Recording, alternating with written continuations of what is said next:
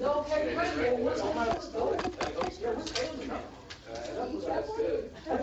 you should. Are they missing?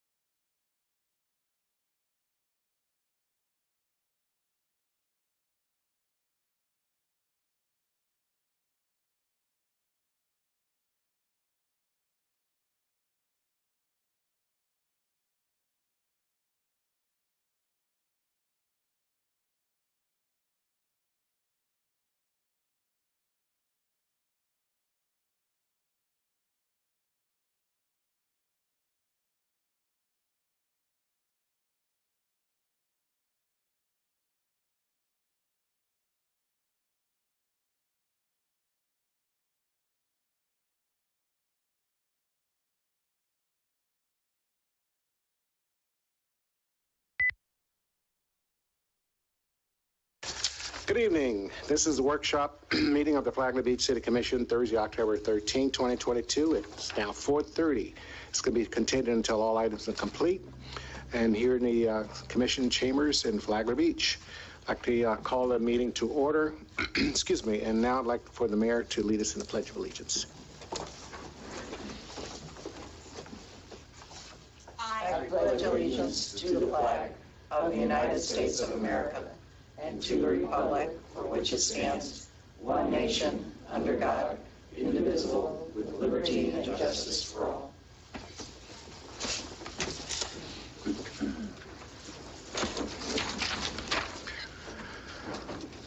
Okay, we're going to have a presentation on the wastewater treatment plant project.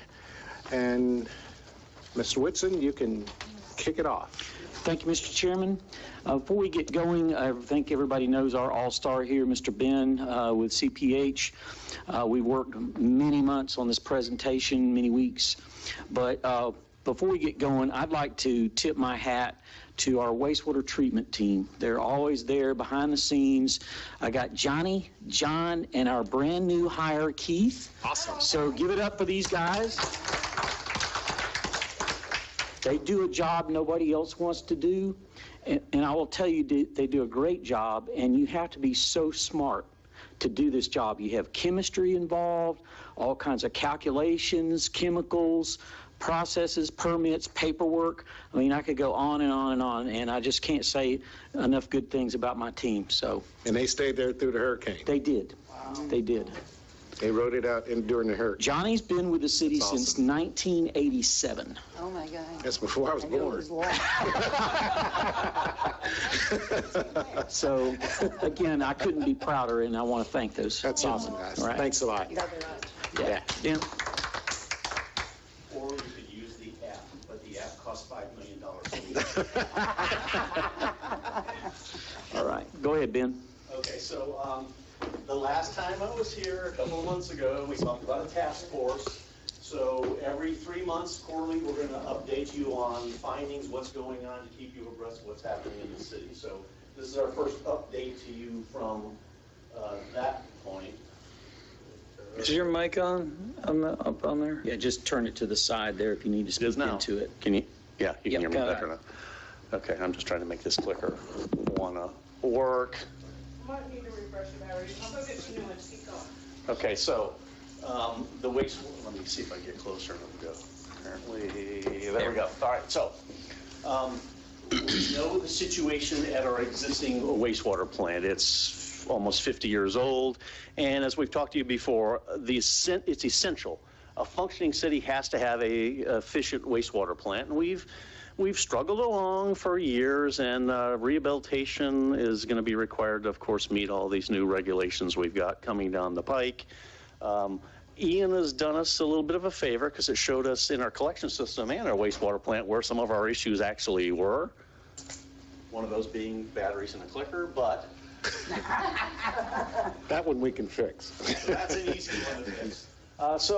And I've talked to you about this before. We've got to get moving on this. One of our big issues, I'd like to be 4 or 5 months ahead of where we are now, but it comes down to dollars. And the world, and the world took another dip today with CPI and PPI and core CPI going up, and that's not a good thing for interest rates. So we got a lot of work to do. We got a plan. We were going to present some of our findings today, and hopefully you'll help us to get through those issues and keep us moving. So one of the things I presented the last time I was here, I said, we not only do we have to fix this wastewater plant and move us to a good plant for the next 50 years, but we have, State Bill 64, Senate Bill 64, we got to get out of the intercoastal. So that's another problem. So if you think about what you all have seen here in Flagler Beach since Ian hit, we got problems prior to the wastewater plant, we got problems at a wastewater plant, and to get out of there, we got to do something beyond the wastewater plant. It's a daunting task we've got in front of us. Now, how do I get out of the intercoastal? I presented these two options. There are other options, but we can't use those here in Flagler Beach. We have to either go to reclaim use or build some type of rapid infiltration basins, or maybe a ponding system, maybe regionally, that people can put water into and take it back out.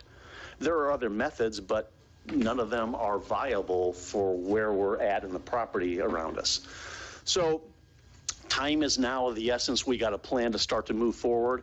The other thing I will tell you, having seen what's happening in a lot of our lift stations, is we are going to set up a standardization program. If you look at all the lift stations, we have all sorts of different pump manufacturers. That's crazy.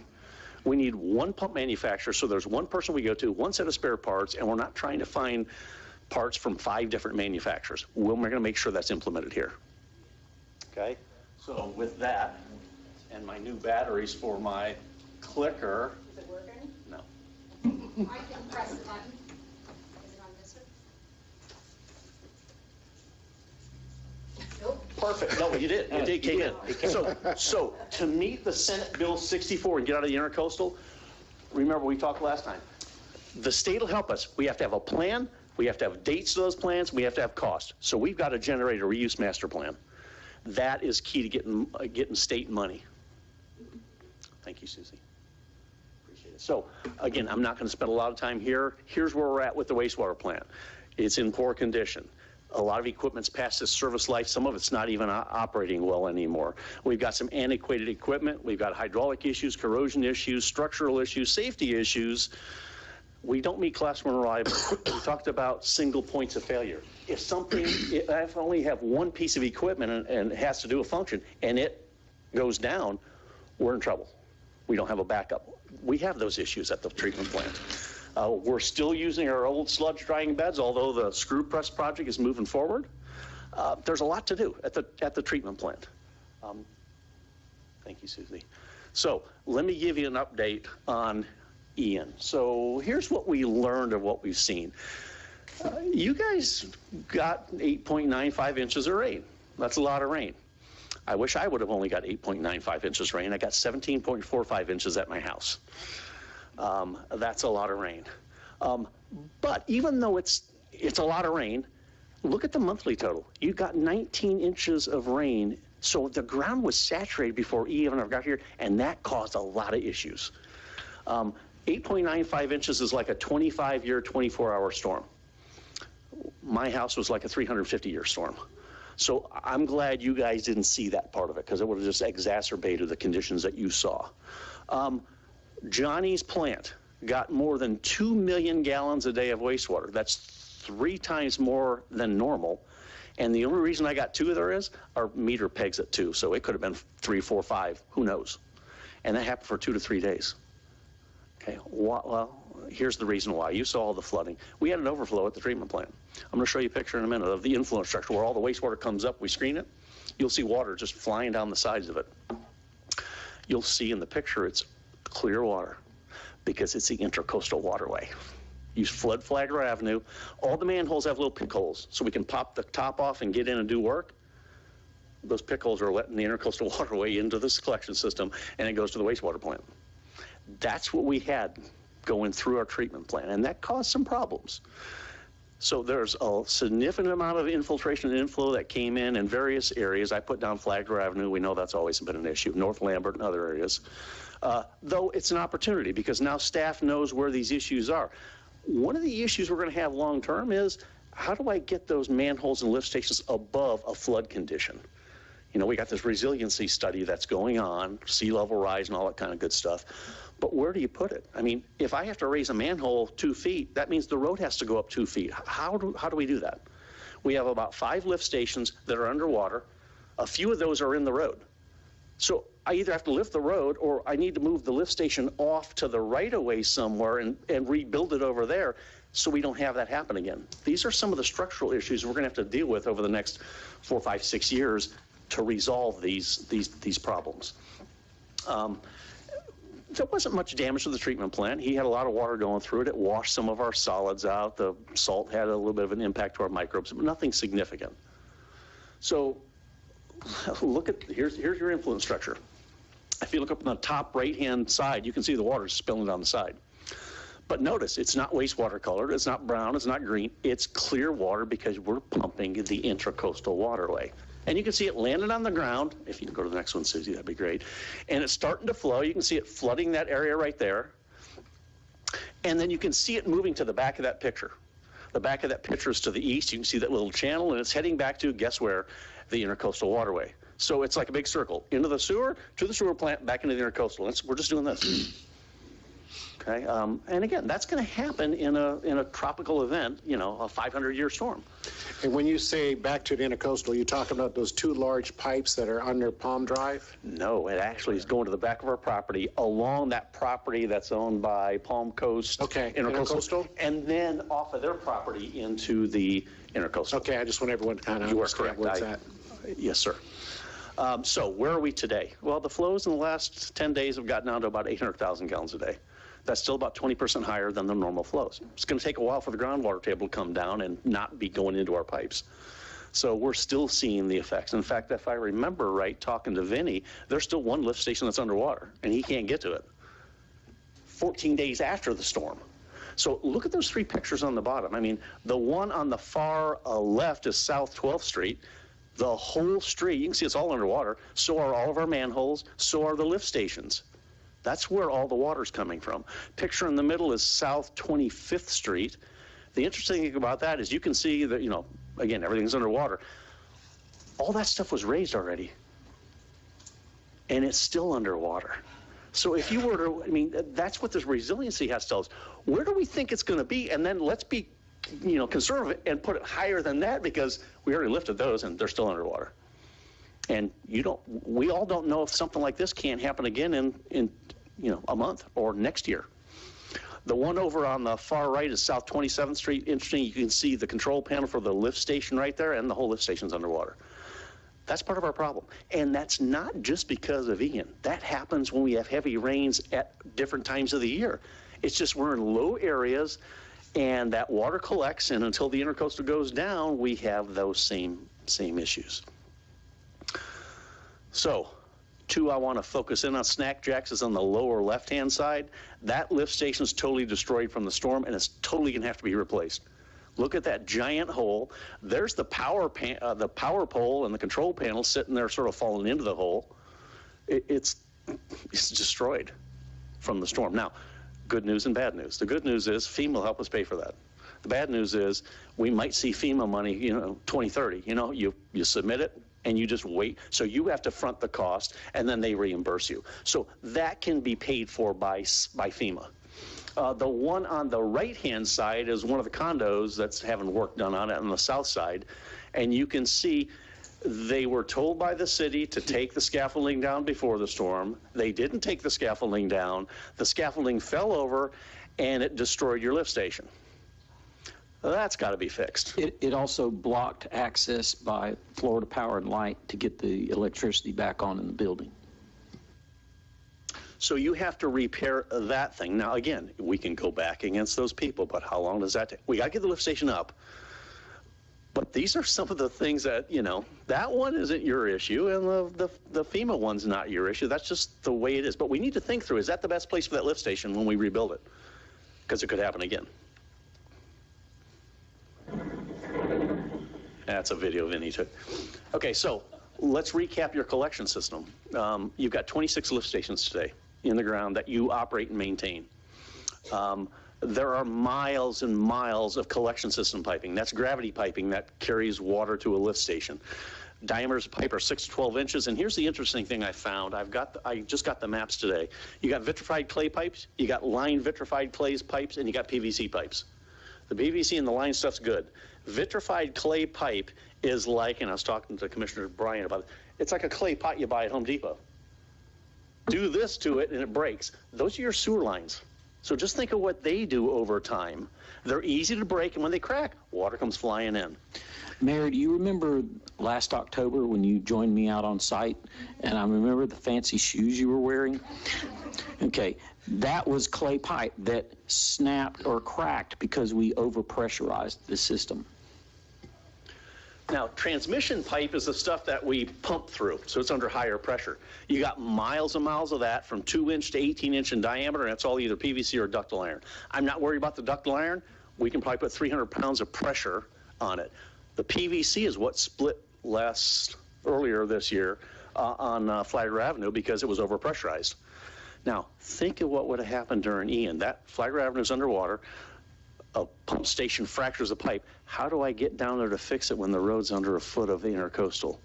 There's no way to fix it. So we got some issues that we're going to have to deal with. I don't think it's replacing the pipe. It's replacing the pumps. Remember, we talked previously, somebody bought pumps that were too big for whatever reason. And, you know, we should only have 15 or 20 horsepower pumps. There's 40 horsepower pumps. That's the problem in that area. We've got to resolve, easy to resolve, but it's those things we got to take care of so we don't keep having not only, I'm not worried about splitting it, it's the leaks and then people having wastewater maybe moving onto their property. That's more of a problem. We can address that. So to collectively finish on talking about our collection system, I've sort of summed it up here. Heavy rains, not during tropical events, summer, winter, we get them. We've seen that before. Hurricanes, past infrastructure repairs or improvements that were done, and some of the decisions that were made by the previous engineer at the city or whoever it was has led to a lot of problems we have to deal with. I'll mention two of them real quick. Some of the lift stations that have been going in lately or been repaired, every lift station has a circular wet well and then there's a rectangular box with all the valves in it. We have to be able to isolate the lift station. Well, somebody's bright idea was, let's not spend the money to put that in. Let's put the valves inside the lift station. Fantastic. Until you try to lift the pumps out of the lift station and the valves block the pumps. So there's no way to get in there to fix the lift station. We got to fix all those. Because right now there's one pump station that only has one pump. We can't get the other one out because the valves are there. Two, there's a line going down John Anderson where all the future development's going to be. That was installed as a 6-inch pipe. Should have been probably a 10 or 12-inch pipe. So it's going to have limited capacity as that corridor starts to develop. You're going to have to put in a second pipe or rip that one out, which I wouldn't do, and put a bigger one in. Somebody wasn't thinking too much about that, or maybe it was a financial decision to make, but now we're going to have to put a second pipe all the way down John Anderson. It's those things we got to ensure that we don't do in the future. It's sort of like, you know, stepping on our own foot, now we got to do something else again. We got a plan to take care of all of that. I've developed a hydraulic model. We'll never run into those issues ever again because of that. So there's a lot of work to do upstream of the treatment plant. So let's go and summarize that one last time. Yes, please. So we got collection system issues. I've talked in the past about, hey, you know what, we want to create reclaimed water, but the problem is it's got salt in it. Where's the salt coming from? Infiltration into our pipes, manholes, and lift stations. There's a lot of it coming in. We've seen a lot of it with Ian. Ian really helped us to find out where stuff was coming in. We didn't even know it was coming in because of that issue. We got several manholes and lift stations that are underwater even during normal rainfalls during the summer. There's a lot of them in poor condition. The city is going through every year and reconditioning some of those. I'm right now getting ready to do 4 of them. 2 of those have valves inside. Valves are going outside, so we don't have those issues anymore. They're going to be set aside and lifted up. They may end up being above grade a little bit to get out of the flooding conditions so he's not seeing all this additional water. Now, it might not be pleasant to look at because something's not flush with the grass. I must suggest some landscaping around it so that people don't see it. It hides it. We do that all the time in Central Florida. But I want to err on the side of, you know, if sea level rise is going to come up a foot, let's make sure we're up 1.5 feet, just so we don't ever do this again. Next slide, please. So, infiltration and inflow. So we got a lot of salt coming in. You can't make reclaimed water with all the salt unless we do one thing. We talked about it before. Got to put in an RO system. We talked about that. And that's doable. We don't have to treat 1 million gallons. Let's start slow. And I'm going to talk about that tonight. One of the other things I'm going to talk about tonight is this. You know how expensive things are. We've talked about that before, and it's only going to get worse now that we're starting to see inflation and interest rates going up. So do we build a 1 million or 1.5 million gallon treatment plant? If we could get II to come down, the infiltration, then I don't need as big of a treatment plant. And we need to look at the cost. Is it more costly to get the infiltration out or build that extra 500,000 gallons? Okay, so we need to go through that analysis. Critical decision right there. And I'm going to tell you how we're going to do that. It's not something we can make today, but it's coming in the next 3 or 4 months, and I'll tell you how we're going to do that so we make the right decision for the city. Don't worry, you only have to do this another 96 times before I'm done. So as our task force, staff, Mr. Whitson, myself, and the treatment plant operators, we said, okay, let's look at our long-term goals. What are our challenges? How do we get there? That was part of the task force assignment. So number one goal, we got to produce reclaimed water because it is our way of getting out of the intercoastal. Okay. Challenge one is the salt. Okay. We have over 1,000 milligrams per liter of salt in our effluent today. We need to be down in the 200 to 250 or below. So we got to get that salt out. And the only way we're going to get it out is got to get it out of the collection system or got to do RO. So solution one is to reduce the salt content in the collection system. Now that's a long-term process. You've been getting money from the Water Management District every year, and you replace a little bit, and you slip the line a little bit. And that's great. It just takes a long time to finish the job. Okay? Your other option under solution one is, all right, you know what? We got to get it out now, so let's accelerate the process, and we're going to have to bite the bullet, and we're going to have to pay for it. Meaning, let's find out what we have to replace. Let's replace it on our own so we can get it out now. That's a lot of money, but that accelerates the process. Solution two, we put an RO unit in at the treatment plant. So I threw a picture down at the bottom. My recommendation is a skid-mounted unit. If you look at that picture, you'll see it's on a metal skid. Everything is on that skid. It comes on the back of a semi just like that. All I have to do is pour a concrete slab, put something over it to protect it from the sun, connect power to it, water in, water out, we're done. Okay, that's simple. The picture you see there is of an all-inclusive skid-mounted unit. And what I would do is I would build a slab, maybe the width of this room, and then working with you and staff, decide, do I put a pole barn over it or do I put a metal building around it? Pole barn protects it from rain and the sun, so it lasts longer. It doesn't protect from a tropical storm. Metal building will do that. So we need to look at the costing of that. Okay, but that's not all I got to do. I've got to put a storage tank in. Once I get the reclaimed water out of it, I got to put it in a tank to be able to pump to somewhere to use it. So there's other infrastructure that we've got to have, and we need to evaluate that. Now that skid right there that you see in that picture is 100 gallons a minute. Well, that doesn't sound like a lot, okay? That's about 140,000 gallons a day. We have 0 users. Let's start small. The reason I want to build a concrete slab this wide is we're going to put one over here, and there's room to put others as you develop. Okay, so I don't have to build a building and then another building. The building wasn't big enough. Let's build a slab to put other ones in the future, but let's start small. Okay, and one of the things you'll see in a minute is I want to irrigate first. We're going to irrigate the wastewater plant, and I'll show you a picture of it in a minute. Let's start, because if you can tell the state, hey, we've started the process, we've funded that small first step ourselves, but we need help for the rest of the stuff, then you've got a plan. They've seen you've started something, and we can move on. So I need, the thought now is let's try to get that in with the wastewater plant.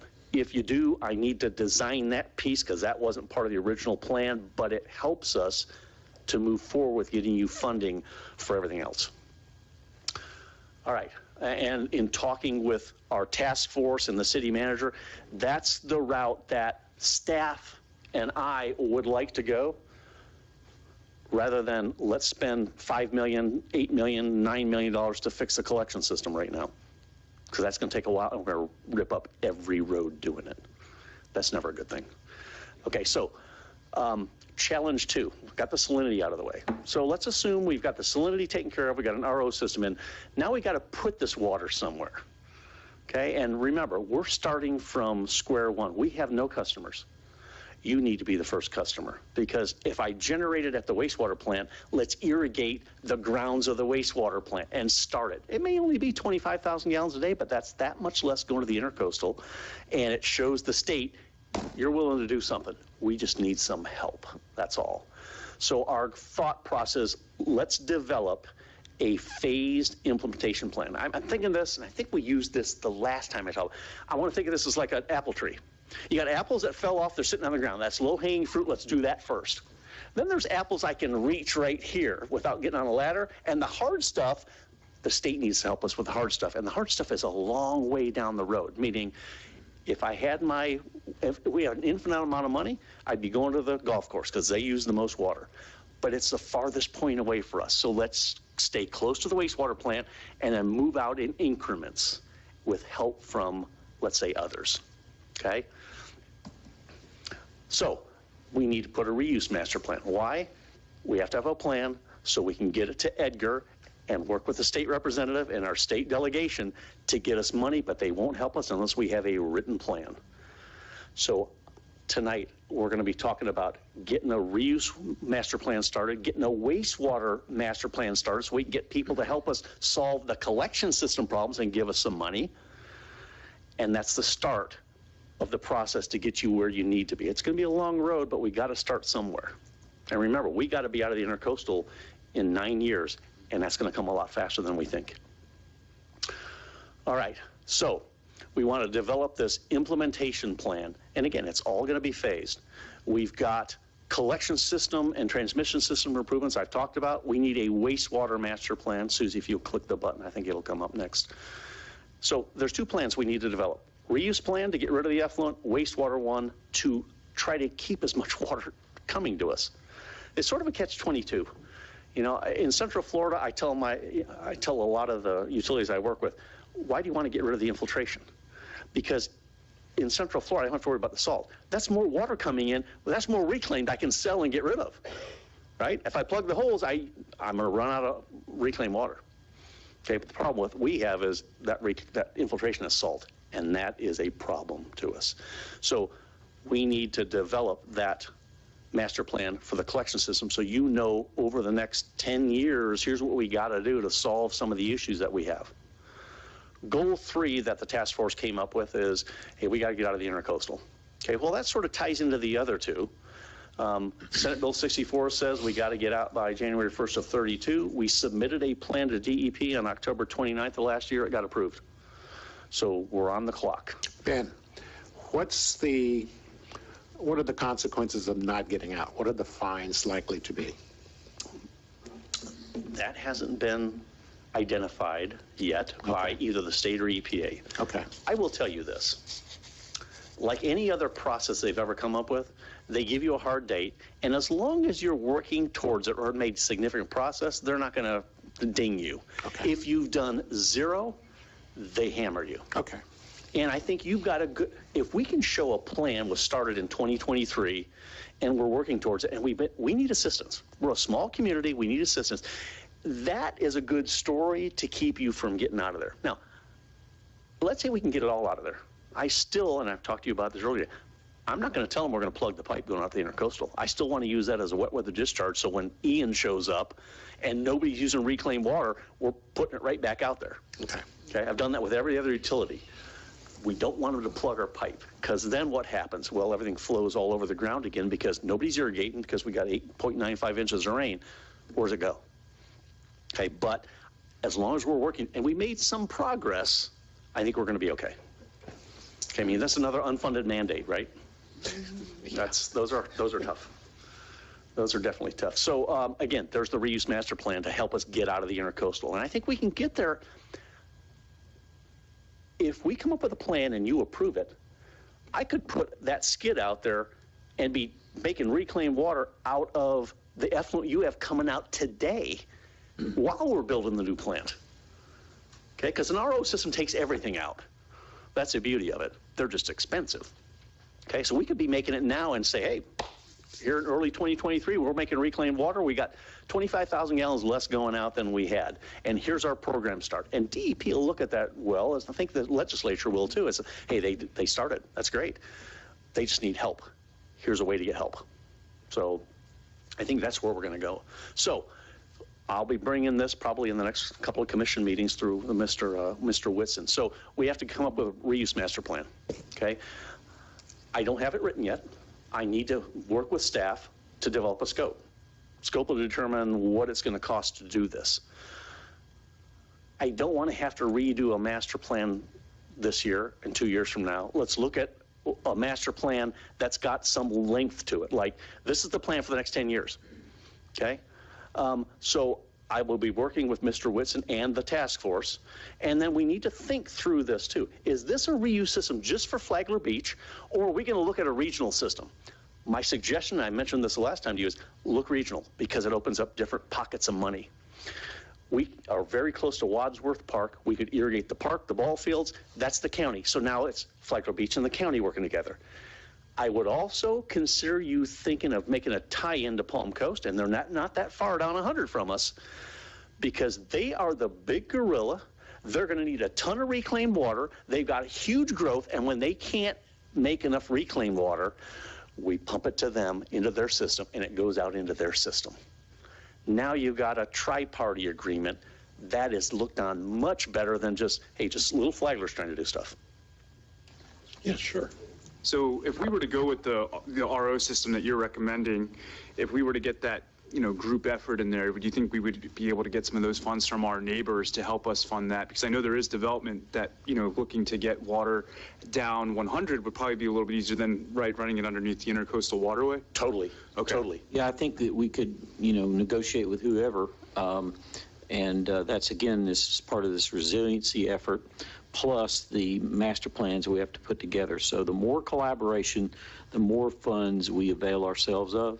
And one of the things you have to understand is that the city, we're land challenged, but the county and Palm Coast, they have places to put this.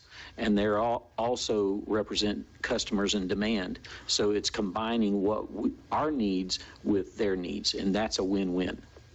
So based on your knowledge there, Mr. Whitson, so like if we were to get, again, big picture here with the RO system, running it down Roberts and into some of those other subdivisions that aren't necessarily in Flagler Beach proper, but even town like maybe Colbert, that'd be something part of a collaboration we could do to help? Absolutely. I've already had developers contact me. Okay. So our choice is, do we start this new utility now and work towards our goals, or do we take another decade to line our system? I don't think we have that the luxury of time. Thank you. And that's a great question, because the low-hanging fruit is not on the Barry Island side, because that's an expensive pipe to come under the intercoastal. And then you look at the lot sizes in a lot of these areas, they're not going to use a lot of water anyway. We got to get rid of, technically, 1 million gallons of water. This is how DEP works. If you have a treatment plant that's rated for 1 million gallons, you have to have a disposal capacity equal to 1 million gallons, even if you're only treating 500,000 gallons. So we got to come up with 1 million gallons of disposal capacity. If we decide to make the treatment plant 1.5 million, we got to figure out how to come up with 1.5 million gallons of disposal. Here's the problem with that one too, we haven't talked about yet. Now you have to increase your capacity going to the intercoastal, and now Corps of Engineers comes in, and EPA. That could take years for them. They're going to go, well, you need to do all these biota studies to see what that extra 500,000 gallons is going to do to the biota in the intercoastal. I'd rather stick at 1 million and then figure out how we're going to get the rest of it somewhere else to all of our neighbors near us, because, again, the best disposal capacity you have is on that side, not this side, other than the golf course. But that, I mean, if I was going to a golf course, I'd go all the way down John Anderson, take a right, go under the intercoastal, and you come up almost right at the golf course. And then, as I told you before, I'd look at working with the state to see if we could irrigate Gamble Rogers a little bit, because it's all scrub palmetto that gets all this salt spray all day long. It'd be easy to do that if they would help us to do that. So there's options. Low-hanging fruit first. Like I said, off the ground, what I can reach, save the big, high stuff on a ladder for somewhere down the road, because that's going to be real expensive.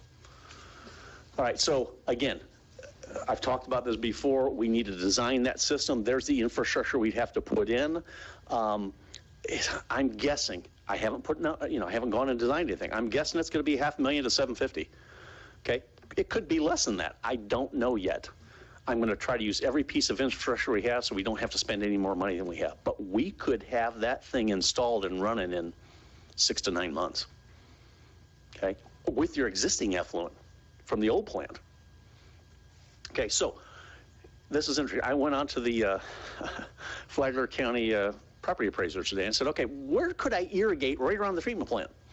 Okay, because if you look at the treatment plant that's there, and you can see it next to that funky little triangular shaped thing there, you own the property to the north of the treatment plant. Okay, that little forested area, and then you'll see the sliver that heads east. That's where your effluent line goes out to the intercoastal. So you could actually, we could run a PVC line on top of the ground weigh the pipe down. I'm not even going to bury it. Weigh it down.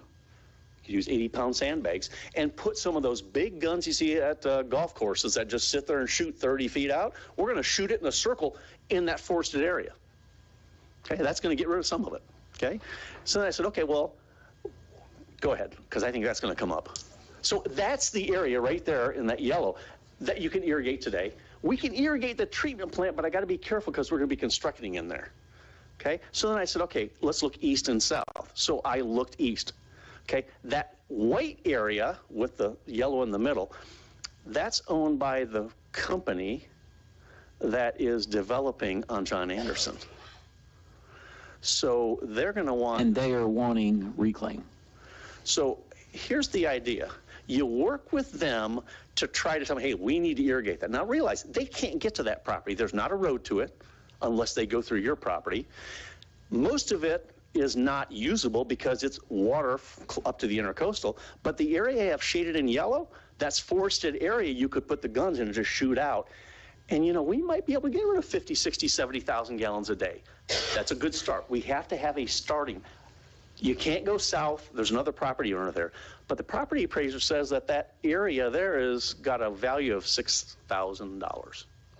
So I'd work with them to use it, and if not, see if you can get it for 6, 7, 8, 10, 12, 15,000 bucks, because that's an irrigable area that we could use. That's all wetlands. Yep. It runs parallel with Palm Drive. And realize too, DEP's good at letting you do land application treatment. It's usually a wetland. Well, that's a quasi-wetland because it's a wet area, so it gets more treatment as it's moving through that wet area to the intercoastal. City of Orlando has 1,200 acres of wetland treatment, and then it goes into the St. Johns River. That's no different. But again, we're laying pipe on the ground. It's not a huge infrastructure cost to do that. All right, let me give you an update on the rate study. At the last commission meeting that I was at, I think in August, you approved us using Raftellus to do a rate study because you hadn't done one in a long time. And all this, if you think about all the infrastructure stuff I've talked about today, collection system, treatment plant, reclaim system, we need to see where we're at and what the impacts of these costs are doing to your rates. They have all the information now that they need. They've developed the model. We are going to be meeting in the next 2 weeks with staff to vet the model with staff, vet the assumptions, and if everybody's good with the assumptions, we're ready to do the simulations on where we're at. Now, if the wastewater plant comes into this is what it does to the rates. If it comes in here, here's what it does to the rates. Now we're going to have a model we can play with. Anytime you have infrastructure work that has to be done, we can throw those costs into the model and see what it does to your rates. That's what we've lacked, and we can see what it does to your system. So we're not too far away. I think the next meeting I have with you, we'll have answers on that model for you. Okay, so we've talked a little bit about this before. What are we up against on the treatment plant? Because I am worried about the treatment plant costs, as I'm sure you are. We have no control over them. So supply chain, we are still, 3 months after the last time I talked to you, we still have supply chain issues. They're not getting any better. I don't think they're going to get much better because the entire world is in this recessionary, inflationary, mode. So rapid escalating prices, yeah, we're seeing them with everything we do. You see it at the grocery store, you see it at Home Depot, you see it wherever you go. And we're going to be spending a lot of infrastructure or buy a lot of infrastructure to build this treatment plant. Oil's killing us. Everything is made, plastic's made out of oil, so that goes up. To deliver all this stuff, whether where it comes from around the world or getting it to our site, delivery costs are ridiculous right now. I listened to somebody on a business channel this morning, says we're adding 40% to everything we ship around the United States. We have no idea what the cost of fuel is. We're getting killed with fuel costs. So think of that, 40% right now. And that's for the next year, they said, unless something else happens and they have to go up. I don't have control of it. You don't have control over it. Material, equipment, and labor costs have gone up significantly. Material and equipment costs could come down 6 months from now. Labor costs are never going to come back down. You know how they get inflated? They don't come down. Material and equipment might. Just not sure. We got inflation. The Fed's about ready to, crush us all again. You know how that goes. And SRF loans are tied to the rates the Fed puts out. So as they go up, your interest rate goes up. And if we have a recession, we could be in one now, depends who you believe. The problem with the recession is It reduces growth. So we're putting all this infrastructure in for growth. Growth doesn't happen, so your revenue doesn't show up that you anticipated to happen. So that's why I think our task force is saying, do we build $1 million or $1.5 million? And there's a lot of money to go to that extra $500,000, but is the growth going to show up because of the way the economy may be heading? And we saw that back in 2007 and 8. I think the next time I come here, you're going to see that the housing is crashing again, and that could affect the revenues that we anticipate we're going to get to pay debt service on something we're going to pay for. Oh, yeah, thank you. I didn't get all the way down there. Here's the other one I'm worried about, and I'm going to talk a little bit more about this in just a second. Contractors. Every contractor I know that builds this type of infrastructure, they're slammed. In fact, some of them are no longer bidding work because they don't have the people to build more work until the work they're working on gets done. That means you have a smaller pool of people looking to bid on your job, and the smaller pool, the higher the price usually is. Or if a contractor is busy, says, yeah, I'll bid it, they throw an astronomical number in because, if you want them, this is the price you're going to have to pay. That could be a problem. That could lead to an increase in cost. There's a way around it. I'll tell you that in just a second. So when we originally started down this SRF path, the SRF loan rate was 0.25% interest on your loan. Now it's up above 2 2.25 right now. Okay, and you know what's going to happen with what we saw today with CPI and core CPI. Fed might not go 75 basis points. They may go a full 100 basis points. Okay, so interest rates are going up. It scares me to death. Okay, project timing is going to be critical, and the delivery method. I talked to you about alternative delivery methods last time. We're going to try one of those because I think it'll save us money. So Susie, if you could go to the next one, please. So here's our action items that we're going to bring to you. Number one, action item 1 from our task force. We need to get these master plans going. The quicker we get them going and done, it'll take us at least 6 months to get them done. Then you can get them to Edgar. We can get them through the state. We can try to get funding on the next cycle. We've got to have something in by May of next year to get into their funding cycle so we can get some money next fiscal year. So time is of the essence to try to get money for reclaimed wastewater and some infrastructure improvements. Otherwise, we're going to be waiting 2 years. So that's critical that we get those done and moving. 2, we want to move forward with an alternative delivery method. We're going to go with CM at risk, so construction management at risk. Why do we want to do that? It helps us to get the project moving quicker. It also helps us to decrease the amount of time to construct. Okay, now, our thought process on this is that we are going to provide you with a request for qualifications to go out to available contractors within the next 7 to 10 days. We're going to give you, here's a document that we would suggest we put out. I need staff to look at it. I need Penny to look at it. I need Drew to look at it.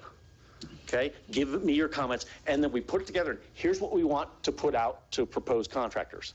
Once we have that final, now it has to go back to DEP, because DEP right now thinks you're going to hard bid this thing. Okay, now I've got 5 other projects with DEP that we're doing this. They have no problem. They need to review it to approve it before you even advertise it, and then they're going to put some of their language in to protect them. No problem. That takes 10 to 20 days of review time on their end. When we get that back, then the city can go ahead and advertise that for any contractors who want to submit their qualifications. There's no pricing. It's a qualifications-based package. That's how CMAR works, okay? So then, 30 days after you advertise that, we're going to get these monster booklets in on wastewater treatment. Let's say you get 5 of them. We have to have a selection committee that's going to then review wastewater treatment, construction of wastewater treatment, controls of wastewater treatment, all that wonderful stuff that most people have never, ever looked at in their life. And it's going to be hard to go through all that stuff. Personally, I think you'll get about 3 or 4, and that's it. We have 2 decisions to make. Number 1, once you get those in, you're going to have 30 to 60 days to review those submittals. Okay? You have 2 choices. If we write the RFQ properly, you can rank based on those submittals you get, rank and then select one from just the submittals, because it's a qualifications based. We think this is the group that's best qualified to build this plant. realize there's no cost yet because we haven't defined what we're going to build yet. We've given a list of what we're going to do, but realize the reason we want to do this is, here's what we thought the wastewater plant's going to be. It's probably up in here now. We need to get it back down. We use them to help us do pricing on options to drive the price down but not lose value. That's part of their job. Okay, so that's going to be my recommendation to you too when we get there. You get so many submittals, we rank them 1, 2, 3, we pick number 1. It saves us about 45 to 60 days, and as you've seen with the interest rates, that could be critical. Your other option is you shortlist down to maybe 3 contractors, you have them come in and do interviews, and then you select one. You're not going to learn any more information from an interview than what's already in their submittal. Okay, I'm thinking of time. Time is money. Okay, I am going to assist you in reviewing those because there's going to be a lot of nice technical language on all the stuff that most people on the review committee aren't going to understand. I'll help you to do that. You will vote who you want to pick, but I need to be there to technically help you to understand that. This entire process takes 120 to 140 days from the day you approve that we go that way. That's not till next February or March, which is why we got to get moving on that really, really quick. Once that contractor is on board, then what we're going to do is we're going to go into a value engineering program. Let's take the design we have now and see how the first thing I want him to do is price what this treatment plant is the way it's designed. Now, I know it's going to come in high because prices are a lot higher than they were when we finished the design. Tell me what it costs. Then let's do a workshop on value engineering to see how we can do things a little bit differently and save some money. The contractor's job then is to take those ideas and put a price to them and say the price would come down this much, the price would come down this, and then we can, it's like an a la carte thing with these ideas. We pick and choose what we want to do, and here's the price we're willing to pay for these items, okay? So that's why it's critical to get the contractor on board like now. The path of, the last resort method is to say, we just need to chop off, we're not going to build some of this stuff. And what we do with the contractor then is say, all right, what are the priority items we have to build now? And then move these other items into a phase 2 that might happen 5, 6 years from now. That's what we have to do to get the price into something that's a little bit more reasonable, unless Edgar and the state can get us more money. All right, and then the last item we've talked about before is we want to implement owner direct purchase. I have on there, I think the third bullet, anything over $10,000, we're going to owner direct purchase. We believe there's $250,000 to $300,000 of savings to the city because you don't pay sales tax. That pays for a lot of infrastructure. Let me give you an update on the SRF loan. So last year we received a $12 million SRF loan from the state. We have that money just waiting to be executed. This year we got the other 4. We had asked for 16, the most you can get in 1 year is 12. So right now we have 16 million in 2 pots. I told them I don't want 2 pots, I want 1 pot. Put the 4 into the 12, because I don't want Penny and staff having to worry about, well, we got to pay this debt service back on this one and then this debt service on this other 4. Let's put them into 1. They have no problem doing that. I'm worried about the interest rate with all the stuff that's happening in the world right now. That affects the rate at which we can build infrastructure, because I don't want to pay that much money on interest. I want to pay it on the actual infrastructure. Next one, Susie, please. So to conclude here, what are some of the things we could do once we get the contractor on board to save some money? Well, right now I have, and it's what we do at all wastewater plants, the wastewater gets pumped up at the highest point, and then it flows by gravity through the rest of the treatment plant. That's what you want to do, okay? It's $400,000 or $500,000 to put this infrastructure up on a platform. Let's take that platform away, let's put it on the ground. I have to build a new pumping station at the treatment plant anyway. I can save about $400,000 putting the screens in that picture down on the ground at grade rather than the 25 feet up in the air. That's a no-brainer. We can save a ton of money there, okay? When do we build, or what do we build? Is it $1 million or $1.5 million? We got to work through that. Right now, Johnny, without a hurricane, is running 650 to 670,000 gallons a day. Your treatment plant's rated for 1. My projections say you're not going to hit, in 2041, you're going to hit 930,000 gallons a day. So I'd like to build $1.5 million, but can we push that extra $500,000 down the road a little bit? Because if you do some II work, well, then the flow rate comes down. Okay, and the concrete for that 3rd treatment train to go $1.5 million, it's $500,000 just for the concrete. And the tricky part about this is a critical decision. At 75%, DEP is going to say, where's your plan for your plant expansion? Once you get within that threshold, they will make you make a decision, regulatory-wise, in terms of the permitting. So So this is an important discussion. I am trying to work with DEP right now to get a waiver on that, because you're a smaller community, so that we don't have to do that. There's a lot of money between going to 1 versus 1.5. And if you look at that diagram, if I could get them to buy off on that, if that is that graph is true, we don't need that extra $500,000 till 2030. So you could put it off 5 or 6 years, budget for it, maybe get some money from the state to do that part of it for us. That's a big decision to make, and I think we'll have another discussion of it. But I need the contractor on board to actually really price it for me. So what you're saying then is that if we did decide to go with the $1 million in 20 years from now, whatever it is, the expansion is needed, you still have room for that expansion? Yes, sir. Okay.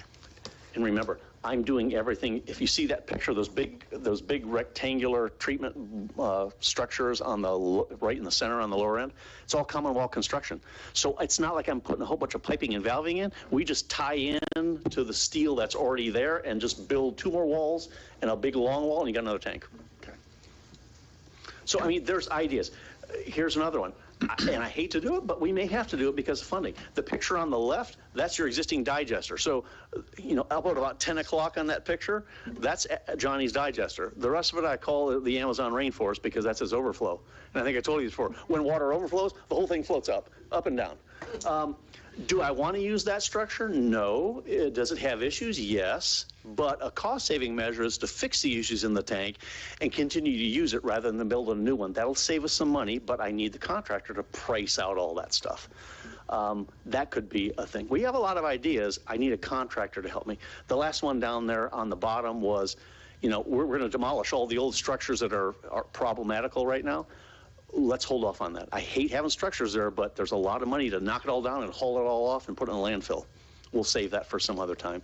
And we can even look at maybe trying to reuse those clarifiers. They were going to be digesters, or build 1 clarifier instead of 2 to save us some money. There are options, but I need the contractor on board like now to be able to put numbers and costs to those so we can see what we want to do and what our options are.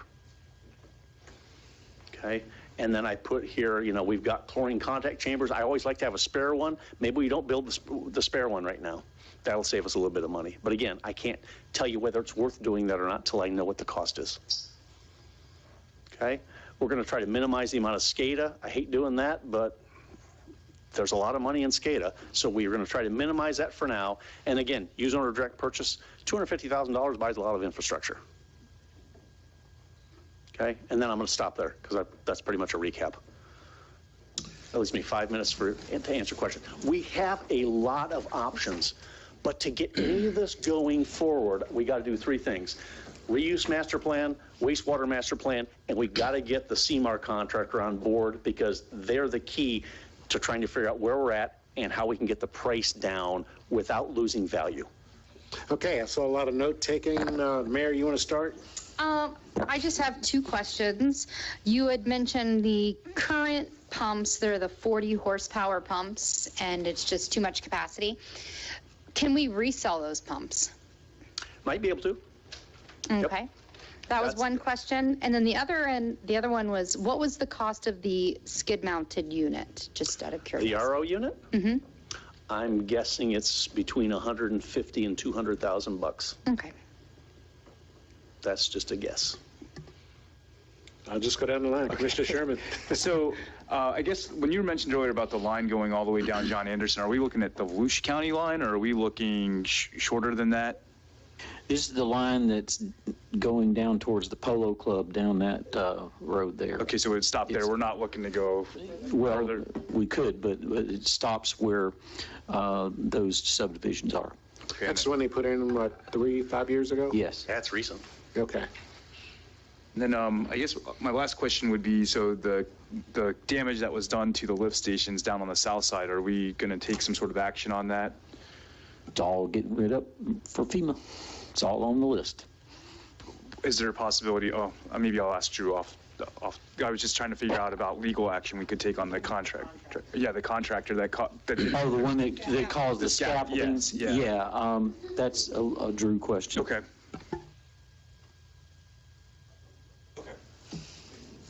What would normally happen is, I'm assuming it's been reported to insurance. Yes, we have to go through insurance. We'll report it to our insurance. Well, that one though, we'll report it to our insurance. Our insurance will reach out to their insurance, and it will most likely be resolved before I even get involved in it, or before a lawyer gets involved in it. Okay, Commissioner Phillips. No questions, Beth. Thank you. Commissioner Mealy? Yeah, we're going to be talking about rates today during our regular meeting. Are we premature, or is the rate system that Ben was talking about before so far down the road that we're not premature? It's next fiscal year stuff. I mean, we don't even have these improvements in or priced yet, so the rates you're considering are for the current operating costs and the current infrastructure. Okay, that's what I thought, but I figured put it out there. If my memory serves me right, Ben, we started out thinking we would build a 2 million gallon a day. That was what the RFQ was. You're correct. And when I presented, I said, you do not need to build a 2 million gallon per day plant. Right, so you gave us a good sales pitch on 1.5. Which made sense. So now we're down to saying 1, and I was following what you were saying. So can you go back over when we're going to get to the over 900,000? Okay, so if you look at the flow over the last, if you look at the flow over the last 5 or 6 years, it is a lot lower in growth than was anticipated in the previous engineers' projections. Okay, but... So I said, okay, well, let's look at the last 5 years and let's trend that out and add a little bump to it. And my calculations show like 930,000 gallons in 2041. 2041. Now, could it change? Sure. Okay. You could have a whole bunch of people moving in here. We've got Veranda Bay going in. Yep. Okay, and we've got 2 developments going in on Roberts Road. So in our task force, we calculated that, and if you add everything you're getting today, plus all the development we know of today, you'd be at 746,000 gallons. Oh, okay. So, I mean, Okay. that's a $50,000 question. I'd like to have it there so he has an extra train in case something has to be taken down for maintenance, he can push everything to the other train.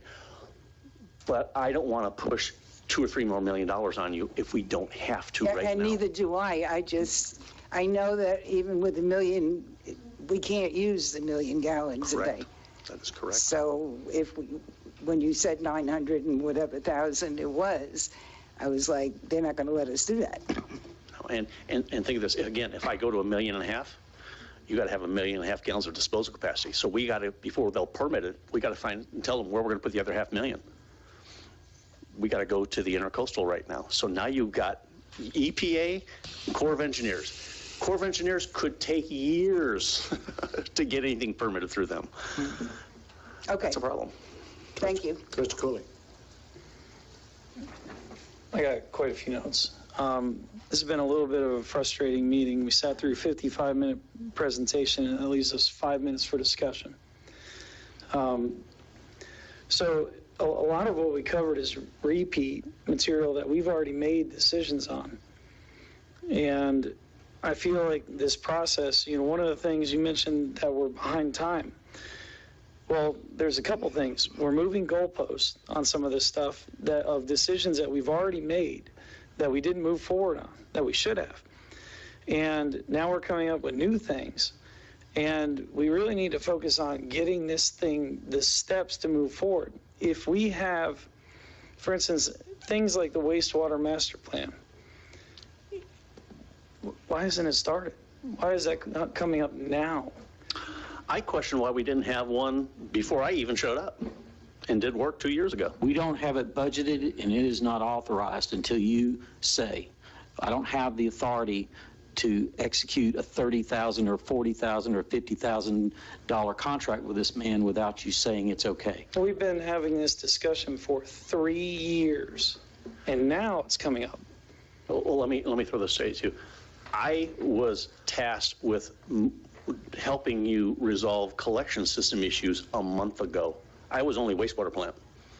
I've been tasked now to do that, so I'm just coming into it and trying to learn your collection system, but as I'm learning it, I'm finding out there's all sorts of problems. Do we have to do those today? Maybe, maybe not. It affects how big that plant becomes as to how quickly you resolve the II issues. Yeah, that's fair. We already made a decision. We had a consensus a long time ago that we weren't going to go with a higher capacity water treatment plant, because if we had subdivisions coming on that would push us past capacity, that would be their issue. We decided that long ago.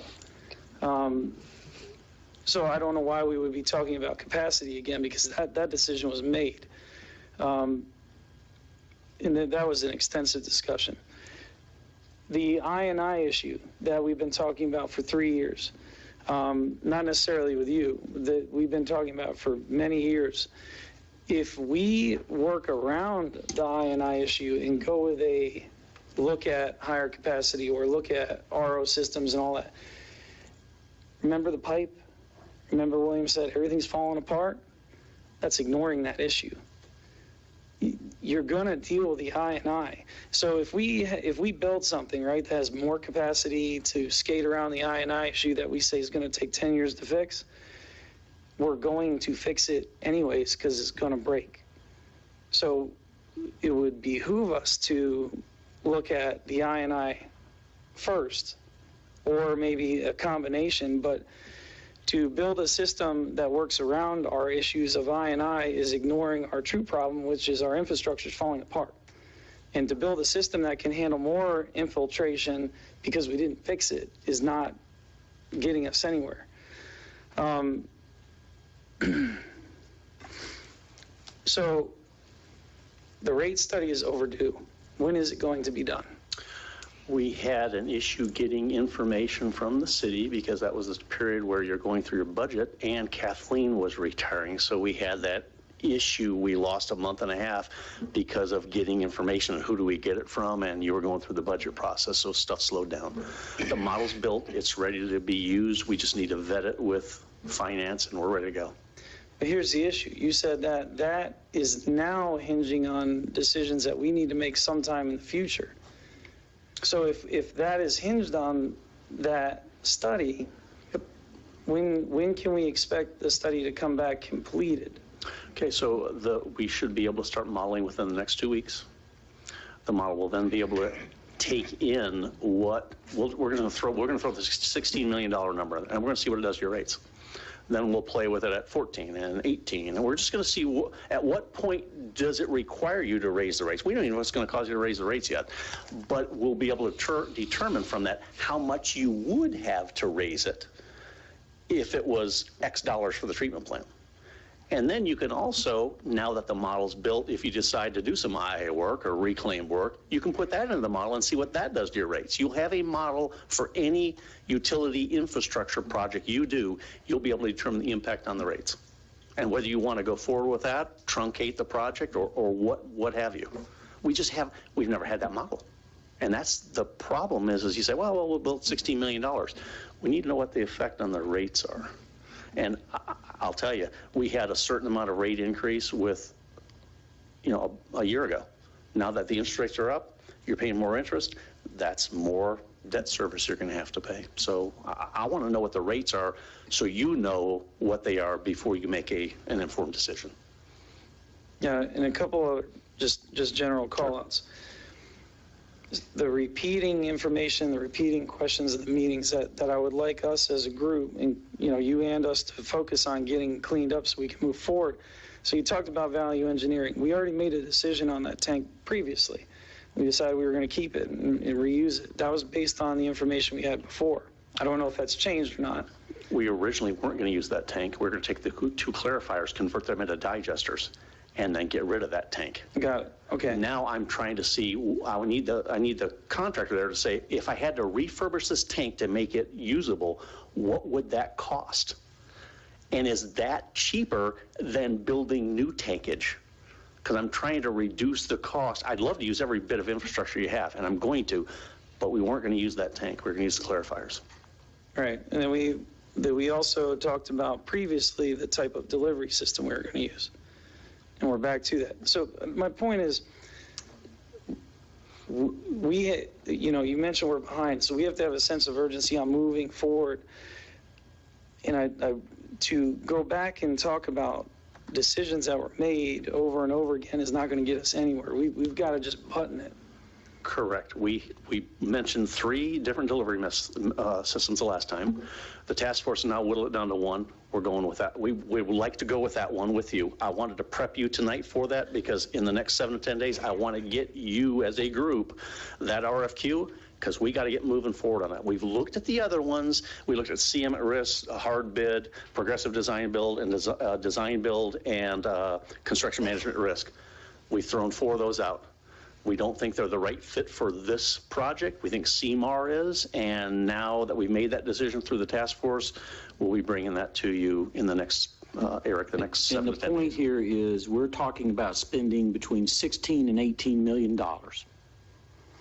And we wanted to let you know the information that the task force vetted and why we are making certain recommendations, because that will translate into a huge expenditure for this city. And we're just trying to make sure that the elected body and the community understands the complexity of this and understands the fact that there are a lot of things that we're trying to balance to get the best product for the best price and the best timing that we can. Last question is there any other hurdles or questions that we can tackle now that are preventing us from getting things moving forward? No. We've gone through, I think, everything we need to go through. If you're going to approve that we go through the CMAR process, we're ready to start moving. I'm ready to start moving in the next 7 days. Once you get the CMAR RFQ and Drew reviews it and staff does, and you review it, that sets us in motion to get that contract. Once we get him on board, and realize, once we get him on board, he's not constructing. We're going to have a contract with him for maybe a 3 or 4 month period to go through all the value engineering, give us our options. If we do this, it costs this, and say, then once we decide we're going to build these pieces, he can start. He can start. But I got to have him on board now that we picked a delivery method of those 5. Now we're ready to move. That's all. Okay. All right. I mean, it was long. It was a little over an hour. However, and I know some of the information was redundant. You know, Commissioner Cooley and I, we go back and forth on different things, and I think that's very, very helpful for the entire process. I found it helpful because at my age, I forget things sometimes. But I also think it's helpful because we have a commissioner here that's relatively new to the process that we've gone through and some of the things that we discussed last year or within the last 6 or 8 months. There are also people in the community that are new to this whole process. And I think even though it was redundant to a great degree, it helps for them to see the process, because this is a very long, complex process. And it helps them to understand why we're spending $15, $16 million and how it's going to be spent. And also, why we need to spend it. Because the question that some would say, well, you know, I flush my toilet right now and it seems to be okay. Why do we need to spend $15 million? You know, well, if we don't address these particular issues now, there may be some issues within the next 3, 5, 10 years. But we also have regulatory requirements from outside entities that we have no control over. And a lot of folks are surprised because, I mean, I live down here in Palm Drive where the water is dispelled out into the intercoastal. And it's funny, but it's not funny. I saw some folks out there fishing about 3 weeks ago. And actually the code enforcement was with me. We were in the truck and we stopped to talk to them. They said, what are you doing? He says, we're out here fishing. We heard there's some fresh water coming up out here and that's where all the fish are. I said, well, do you know where that water is coming from? And they were amazed. And they said, well, can we eat the fish out here? So, yeah, you can, but that's not a freshwater spring that you see there that you've been told. So a lot of folks are surprised to know that the water is actually going to the intercoastal. And we've been told that we have to take it out, or there are significant fines that could entail. But Commissioner Cooley, I really, I give you credit for going over this, and that's why we have these discussions, is so that we can all understand the process and where we're going. Do we have any other discussions about it, Commissioners? If not, I'll open it up for public comment. In the workshop, at this point, Okay. Commission discussion is good enough. We have our direction. We'll be bringing this back for your action, so we can kind of wrap this up and go to the next meeting. All right, Ben, thanks a lot. We appreciate your efforts and what you're doing and your energy. There's a lot of work. I'm glad I'm not an engineer because I can figure this out. Low energy tonight, low energy. Commissioners, have any other comments? Yeah, I just want to know, would you have a copy of the presentation? Because I couldn't I'm sure we read most could. of it. Of course. Thank you. Commissioner, I was just going to say, we make a motion to adjourn. okay, second? Second. Motion to adjourn, got a second? We are adjourned. Ben, And thank you as always. Yeah, thank you. let's take 5 minutes and then You we'll make go wastewater interesting. start with our regular commission.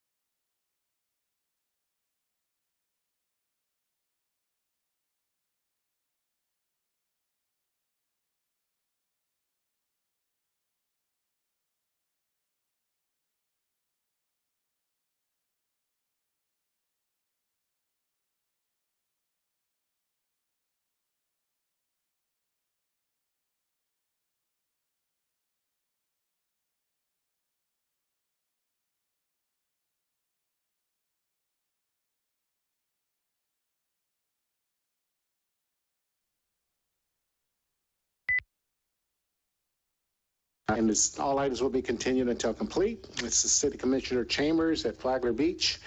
And I'd like to call the meeting in order. I'm going to have a Pledge of Allegiance led by a Marine today, one of our commissioners. After that, we'll have a moment of silence for first responders. And The birthday boy.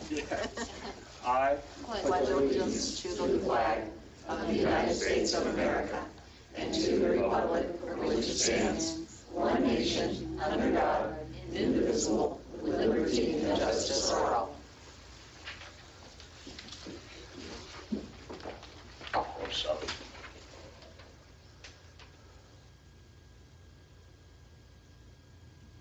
hey, thank you very much.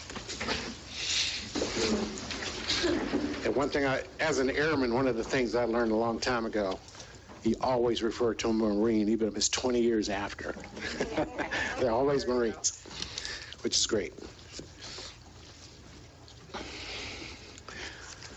Okay, Mayor, we have some proclamations and awards.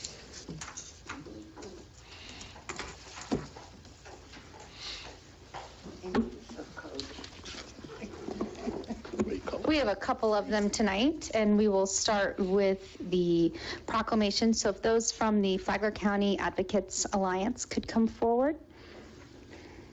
And this is comprised of the Flagler County Sheriff's Office Victims Advocate, the Flagler Beach Police Department Victims Advocate, the State Attorney's Victims Advocate for the 7th Judicial Circuit Flagler, and the Family Life Center.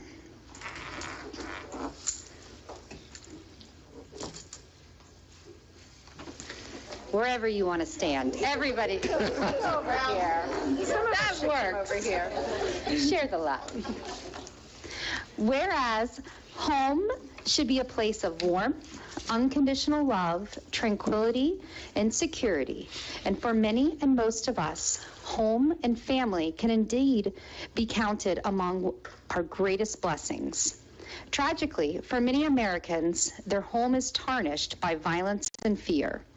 And whereas family violence is a crime that transcends race, religion, ethnicity, and economic stature, and is one of the greatest tragedies, its efforts on our children, and whereas an estimated 4.8 million cases of domestic violence occur each year, and its most tragic level kills an average of more than 3 women every day nationally. And whereas the Family Life Center, the only certified domestic violence emergency shelter and rape crisis center in Flagler County, provided over 5,000 hours of services to victims in the past year. And whereas each October, the formal recognition of Domestic Violence Awareness Month allows the community to acknowledge and show their support for the victims of this horrific crime. And whereas the Flagler County Advocates Alliance and the Flagler County Domestic Violence Task Force membership are committed to confront this crisis and are working together to increase public understanding of this problem and mobilize community efforts to end domestic violence in Flagler County. Now therefore be it proclaimed by the City of Flagler Beach Mayor and the City Council do hereby designate October as Domestic Violence Awareness Month. And we also urge all citizens of Flagler Beach to become part of the community response to end domestic violence and to send the message that this crime will not be tolerated in our community. And as we spread awareness of domestic violence in our community during the month of October, we recognize that it takes an entire community to stand together and make a difference. Together, we can break the cycle and impact the lives of future generations. Thank you. Would you like to say anything? Okay, I thought so. Okay, sit. Yeah. Thank you to the City of Flagler Beach, the Commission, for bringing awareness to domestic violence. We couldn't do our job without the help of you, Flagler Beach Police, Flagler Sheriff's Office Victims Advocates, Victim Services, and Police. This month is about bringing awareness to domestic violence, getting society to be open to talk about it, and preventing domestic violence. Every survivor deserves to have someone supporting them and advocating for them. With the support of everyone in this room it allows us to empower survivors and help them toward their journey of healing. For those who would like to continue your support, please join us by wearing purple on Thursdays for the month. You may also stop by our office on East Moody. We have to take a picture with butterfly wings. It's like the symbol of domestic violence. And join us for our scavenger hunt happening in Palm Coast, Flagler Beach, and Bunnell. So we have like little hints that we're going to send out via social media. And then there's like little rocks around town. So there's that for domestic violence awareness. Thank you so much.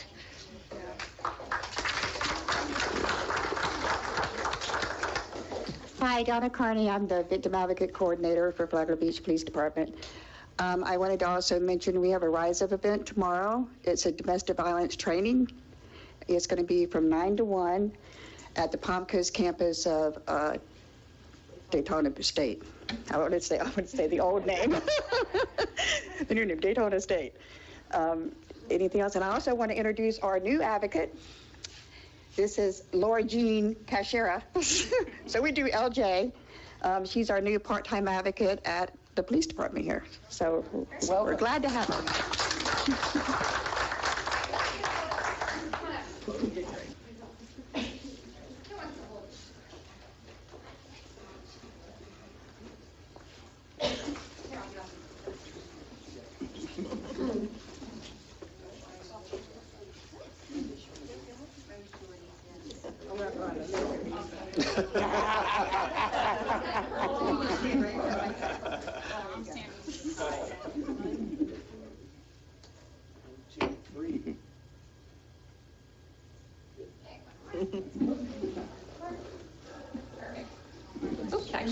Thank you, ladies. Thank you. Thank you so much.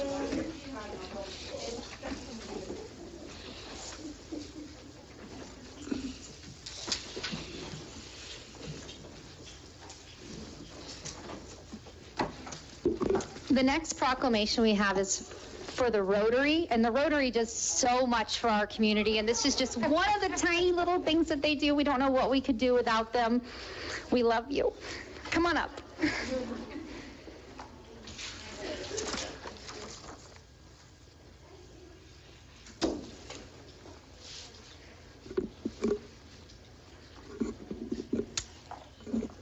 Proclamation for Rotary International World Polio Day.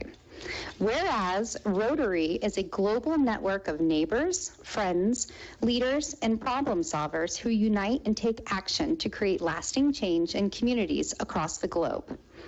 And whereas the Rotary motto, service above self, inspires members to provide humanitarian service, follow high ethical standards, and promote goodwill and peace in the world.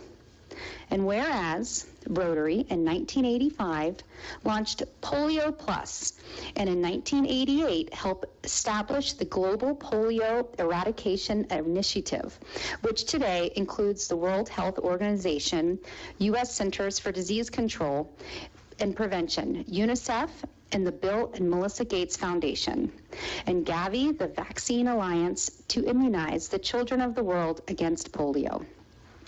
Whereas polio cases have dropped by 99.9% since 1988, and the world stands on the threshold of eradicating the disease. And whereas to date, Rotary has contributed more than $2.4 billion in countless volunteer hours to protecting nearly 3 billion children in 122 countries. And whereas Rotary is working to raise an additional $50 million per year, which will be leveraged for maximum impact by an additional $100 million annually from the Bill and Melissa Gates Foundation. And whereas these efforts are providing much needed operational support, medical staff, laboratory equipment, and educational materials for health workers and parents. And whereas, in addition, Rotary has played a major role in decisions by donor governments to contribute more than $10 billion to the effort. And whereas there are over 1.4 million Rotary members in 46,000 clubs throughout the world that sponsor service projects to address such critical issues such as poverty, disease, hunger, illiteracy, and the environment in their social communities abroad. Therefore, I, Susie Johnston, Mayor of the City of Flagler Beach, do hereby proclaim October 24th, 2022 as World Polio Day in Flagler Beach and encourage all citizens to join the Rotary International and help fight for a polio-free world. Thank you.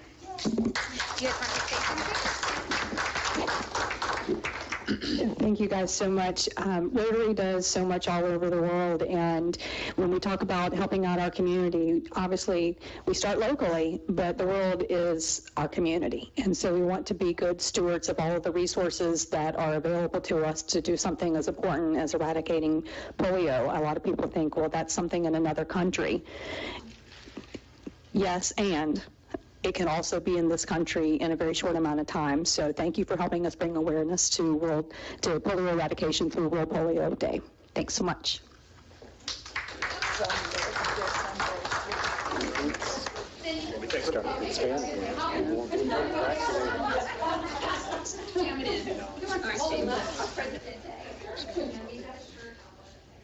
Oh, man.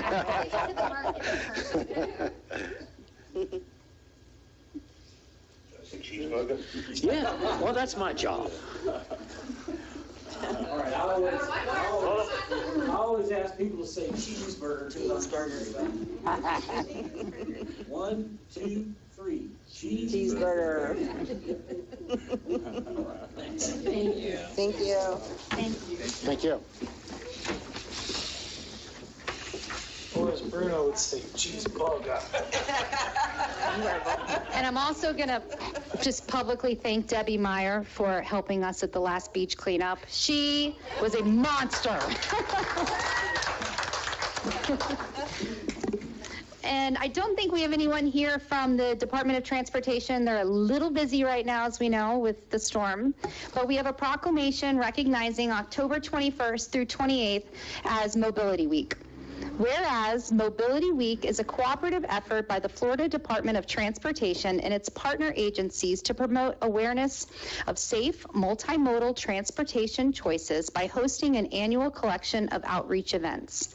And whereas Mobility Week is an ideal time for counties, cities, and transportation agencies to highlight achievements, introduce new initiatives, and implement new policies promoting sustainable transportation. Whereas Mobility Week is an opportunity for individuals to explore various transportation choices available and consider how multimodal transportation reduces traffic congestion, benefits the environment, and improves community health. And whereas Mobility Week is consistent with Flagler Beach's key priorities of the 2022 strategic plan. And whereas the City of Flagler Beach supports Mobility Week by participating in transportation events. Now therefore I, Mayor Susie Johnston, hereby proclaim the week of October 21st through 28th, 2022 as Mobility Week. And in the City of Flagler Beach, we encourage all citizens to explore transportation options available to them and participate in all Mobility Week events. Thank you. So thank you to all of you that came on your golf carts. They wouldn't let me across the bridge.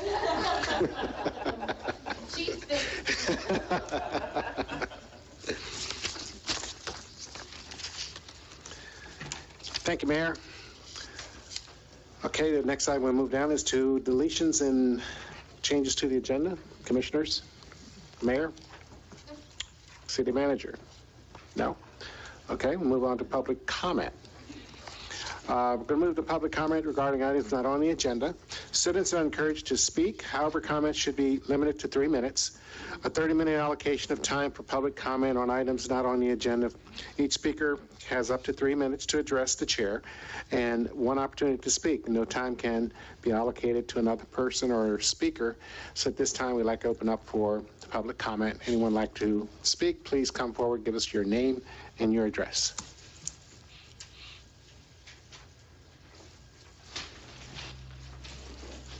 Oh, sorry.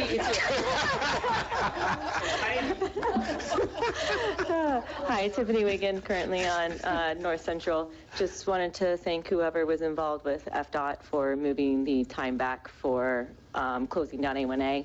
It is definitely a good time to protect our citizens and our businesses as much as I want the renourishment of the beach to happen immediately. I think it was a good move. So thank you, whoever's involved. Thank you very much. I got paper today. Bruno, 27th Street. I got a couple of questions and then I guess suggestions. I know we talked about the pier in the papers and some of your comments about possibly fixing it for temporarily. I say I don't think that's a good idea. I said hopefully we got about 5 months before construction starts. I think that would be a waste of time and money since the pier loses money every year. It's a chance to save money from losing money, which doesn't make any sense. According to the budget that we just approved, there's like $1 million in the budget for the pier. A lot of that is construction of the engineering, but it's about 120 grand that you could save by shutting the pier down between electricity, IT, maintenance, everything else, operating supplies. I don't know what we could do with Buzz. We could move him somewhere else, a little loyalty with him. I have no problem with that. But I think we also should start thinking about how we're going to make money on this pier. In the design phase, we should start thinking about it. Should we put kiosks out there? Should we sell things, souvenirs? You know, if you don't have the electricity, then you got cords running all over the place and everything. And do you need a waste, pipes or something? So I think you need to start that before you send it out. My other concern was when Jason was here from the Army Corps engineer, he said his spot to load and bring his trucks in and everything would be 100 and A1A. The same thing, I was sitting next to the engineer for the pier, and I said, isn't that a conflict with the pier? And he took a note and said, yeah, it's going to be a conflict. He says, that could be costly. So Jason also did say he had a plan B by the water tower. I think that's something you guys should discuss with him when it comes ready to do it, because between the pier being demoed and him going underneath it with trucks, that could be an issue, and issues cause money. And if we do shut the pier, why can't we start demoing the pier earlier? Get a head start. I mean, that's my opinion. And the other thing is, you realize you got 50 days, the county has 50 days to get that last person to sign. When you take out the weekends and the holidays, it comes down to 50 days. Still not signed. And if we lose this, forget about it. Okay? Thank you, sir.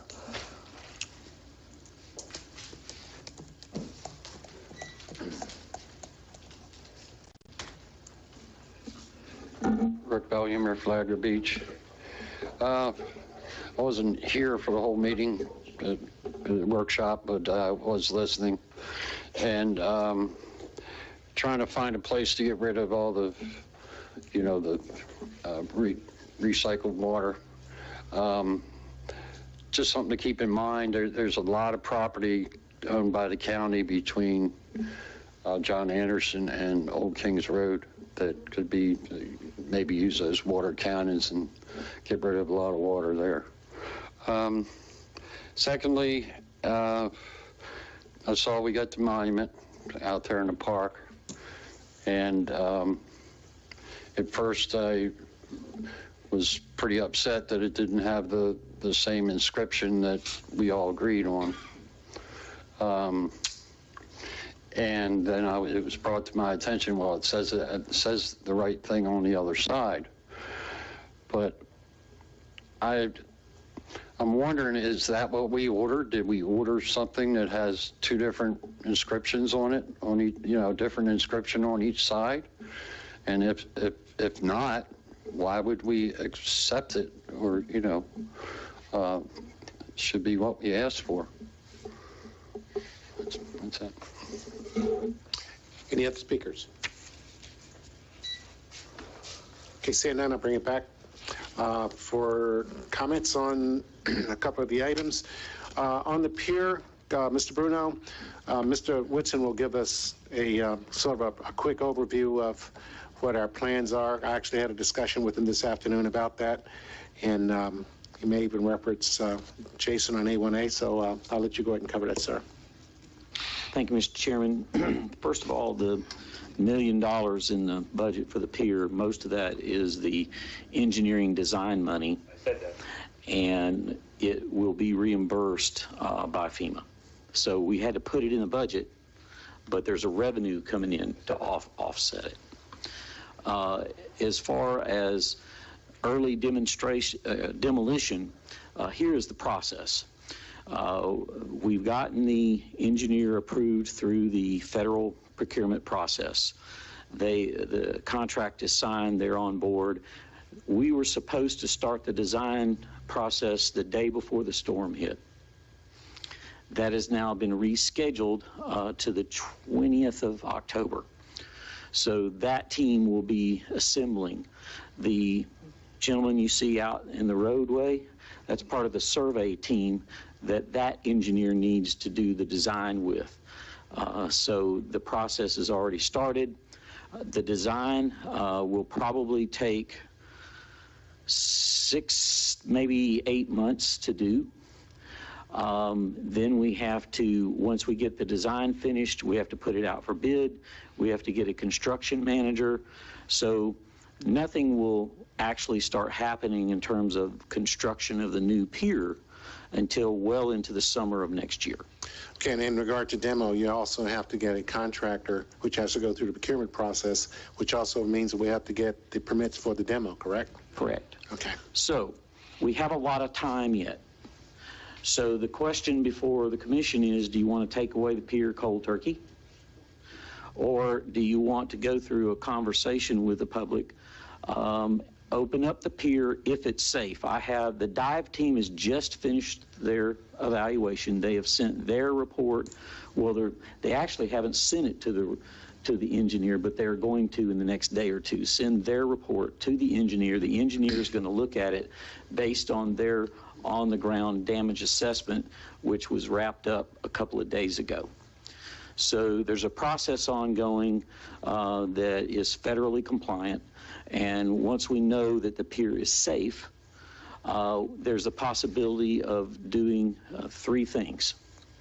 Number 1, if you wanted to open up the pier for a good 6-8 months until this process kicks in to take it down and start the new construction, there will be that opportunity. And if the pier is considered safe by the engineering assessment, you could just block off the area towards the end and not utilize the last 100 to 150 feet.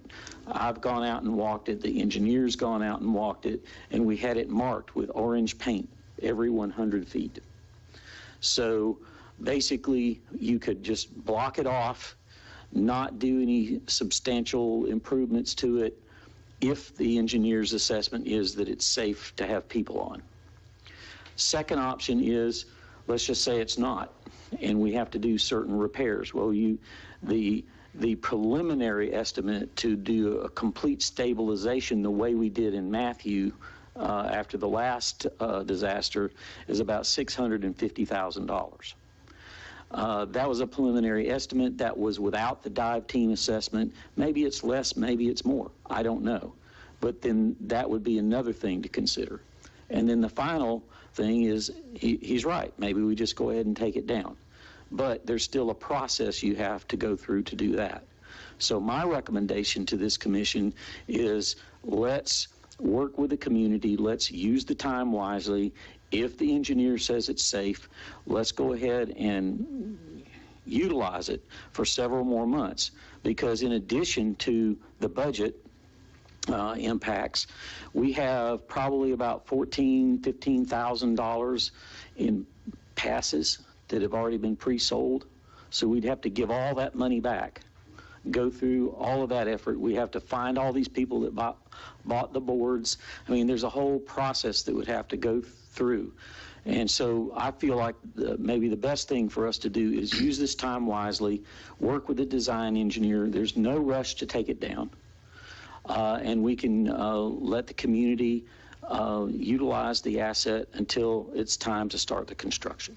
Okay, and final point, because the comment he made was that we are losing money on it. However, the last time I spoke to Buzz and the individuals that manage the pier itself, there are some revenues that are coming in on a daily from the sales and things of this nature, correct? He was killing it before the storm. I mean, we were having $2,000 and $3,000 days. Okay. And so it's bad to have it closed. I totally agree with that. But there's a cost benefit conversation here that I'm thinking through, and I don't have all the data yet to make a final recommendation, but based on what I know, if the engineer says it's safe, with minimal, things that we can use the pier, then we ought to use it. Okay, so bottom line is, city manager and engineers and all will continue to, monitor, get the information in, and I'm sure he'll be in communication with us commissioners and the mayor on the decisions that we will ultimately have to make. So, Mr. Chairman, I do have a question about this, and I was going to bring it up during commission comment, but I guess one of my concerns is if, how much money is it going to cost us to repair this? Are we going to make the monies back and maybe even profit? If we're not, I don't think I'm okay with reopening the pier. And to be completely honest, I want to, I would like to see a wall just go up, like a temp wall. And, I know I've been out and about quite a bit lately, and, I don't know, again, what you're doing with staff, but I mean, if we're not making any money in the pier shop, I think it would be probably, I would hate to see, have to lay off staff or anything, but again, it's a business decision we have to make, and I think it's a responsibility we owe to our taxpayers. So I think it's something we really do need to think long and hard about, but my personal opinion, depending on where we stand with this is, let's put a temp wall up and then, put a door on there. Maybe we can get Flagler Creates to paint a nice mural on there while it's under construction and just close it off. And, unless we have some sort of financial forecasting that's going to show us that we're going to make that money back, I mean, if it's $15,000 in passes, it might be, again, that's $15,000 in passes we have to dish back. But I mean, what are labor costs looking like? Again, I know there's a whole financial model we'll have to look at, but just this is kind of where my head's at with that, Mr. Chairman. Sure. Commissioner Cooley, and then I don't want to work the item now and get into the weeds on it. What I would probably rather see us do is we just come to a consensus that when this decision comes, that we make this a agenda item. So the public will be able to comment on it, and we'll be able to actually work it rather than even begin to get into that now. Absolutely. I think that'd be just as long as we have a commitment to our public that this will be posted, it'll be agenda'd, and that way everybody gets their fair shake. Completely concur. I think you have consensus from the board on that. Just a quick question, Mr. Whitson, when someone purchases a pass, is there no disclaimer on the ticket or on the pass that states, I mean, why are we giving them Money back. We basically cut off, you can't buy passes after, I think the last ones expire like this summer, coming the 23. We haven't sold any that go beyond that period because I gave that direction. So what I'm saying is these are people that have paid for 3, 6, 1-year passes maybe some months ago, and all of that money, if we were to close down the pier, would have to be returned.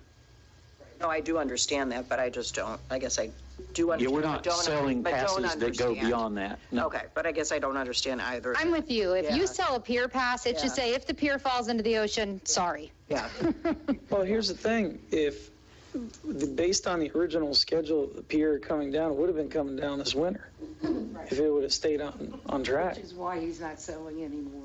Right. Which is why we shouldn't give $15,000 in refunds. Yeah, Correct, honestly, because back when they were being sold, the original date has always been this winter. So it would be a surprise to nobody if it came down, because it was always planned to. So I think that's just something we should think about, not refunding the money to people. Yeah, and I agree that we should agenda it, but I was just telling you what I know today. This information is, very fluid right now. So. Right.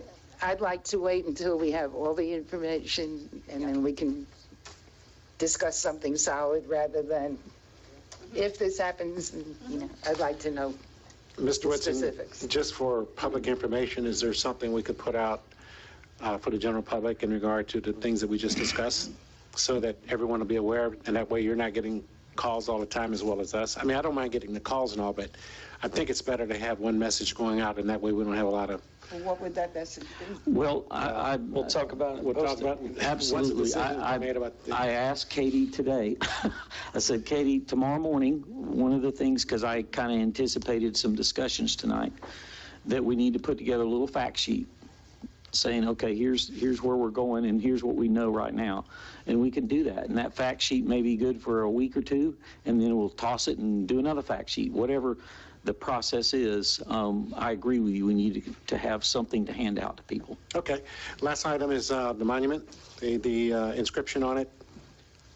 Yeah, it just showed up. I had no idea they were delivering it. We had it marked off where it was supposed to go. And yes, it had a front and a back.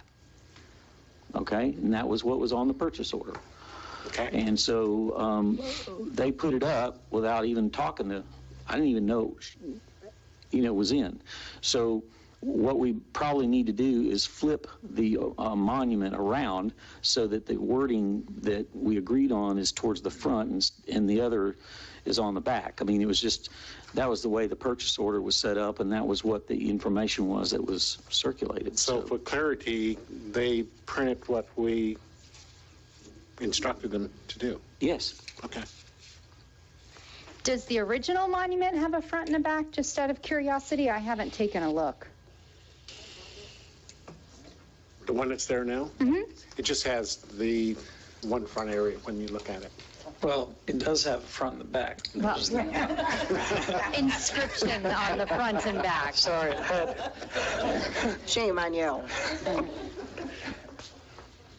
Lively evening. Okay, we'll move on, and we'll move on now to the consent agenda. And any changes to the consent agenda? Any items? Okay, we have any comments from the public on the consent agenda? Having none, we'll move it back to the board. Motion to approve items 6 through 9 on the consent agenda. Second. Got a motion and a second. All in favor, say aye. Aye. Aye. Opposed? Seeing none, the motion carries. Okay, we'll move on to general business, which is resolution number 2022-18. Resolution 2022-18, a resolution by the City Commission of the City of Flagler Beach for water and sewer, stormwater and sanitation fee increases to provide revenues that will be sufficient to operate financially self-supporting utilities, repealing Resolution 2021-29, providing for conflict, providing an effective date hereof. Hello, lady. Hi, good evening. Hi, Rhonda. Welcome. Thank you. The recommendation is to approve Resolution 20-22-18. To give you a little bit of background, during the budget workshop and budget hearings, the City Commission approved the increases to the utilities. Water and sewer base rates, an increase of 1.72%, along with flow rates, an increase of that same percent of about 1.72%. Sanitation rates, residential and commercial, an increase of 7%, and then stormwater fees, an increase of 42%, which relates to $4 per month from our original and base rate of $9.50 to $13.50. As an average bill in base fees, the increase will be about $6.58 per month. This does not include the water flow increase, but just strictly base fees alone. So water and sewer, the 5-year capital plan adopted with the 2023 budget shows a 5-year total sum of $31,504,000 for the utility fund.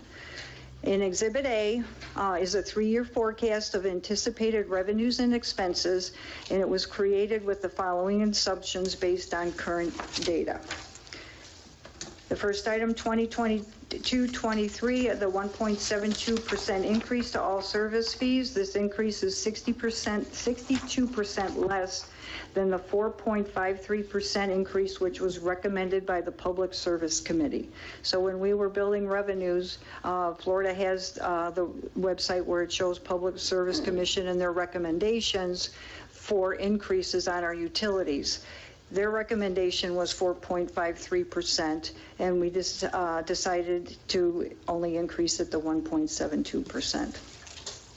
For the 23-24 and the 24-25 years, a 10% increase to revenues for growth to encompass the new development on Roberts Road and upcoming development along the John Anderson corridor, another 5% increase to all utility fees, both flows and base fees. So that relates to a total of 15% increase to revenues for each of the outstanding years for the 2 years forecasted. This equates to approximately $1.7 million in increased user fees. An assumption for the 2 future years in the ability to use $3 million from water and sewer impact fees on projects that qualify, such as new wells. City staff will also continue to apply for and obtain grant funding to eligible projects. Estimation for future years is approximately about $1.2 million.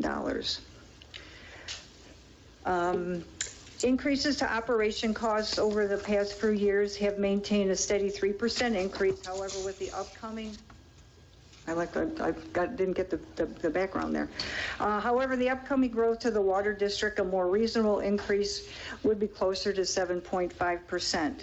The city may need additional staff for billing, public works, and operations at the plant.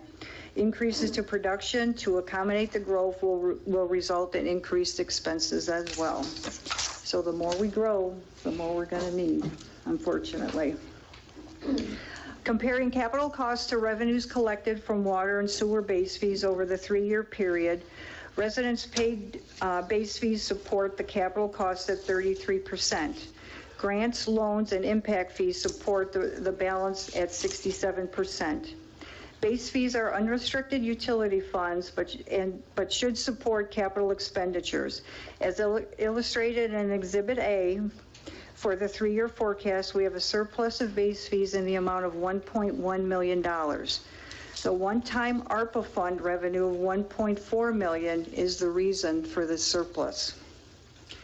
Comparing flow fees, actual water and sewer usage to operations, we see a $1.8 million shortfall. One of the reasons is the high cost of repairs to our infrastructure. Repairs at times are quite costly, but are reconsidered part of, that should be considered part of operations, excuse me.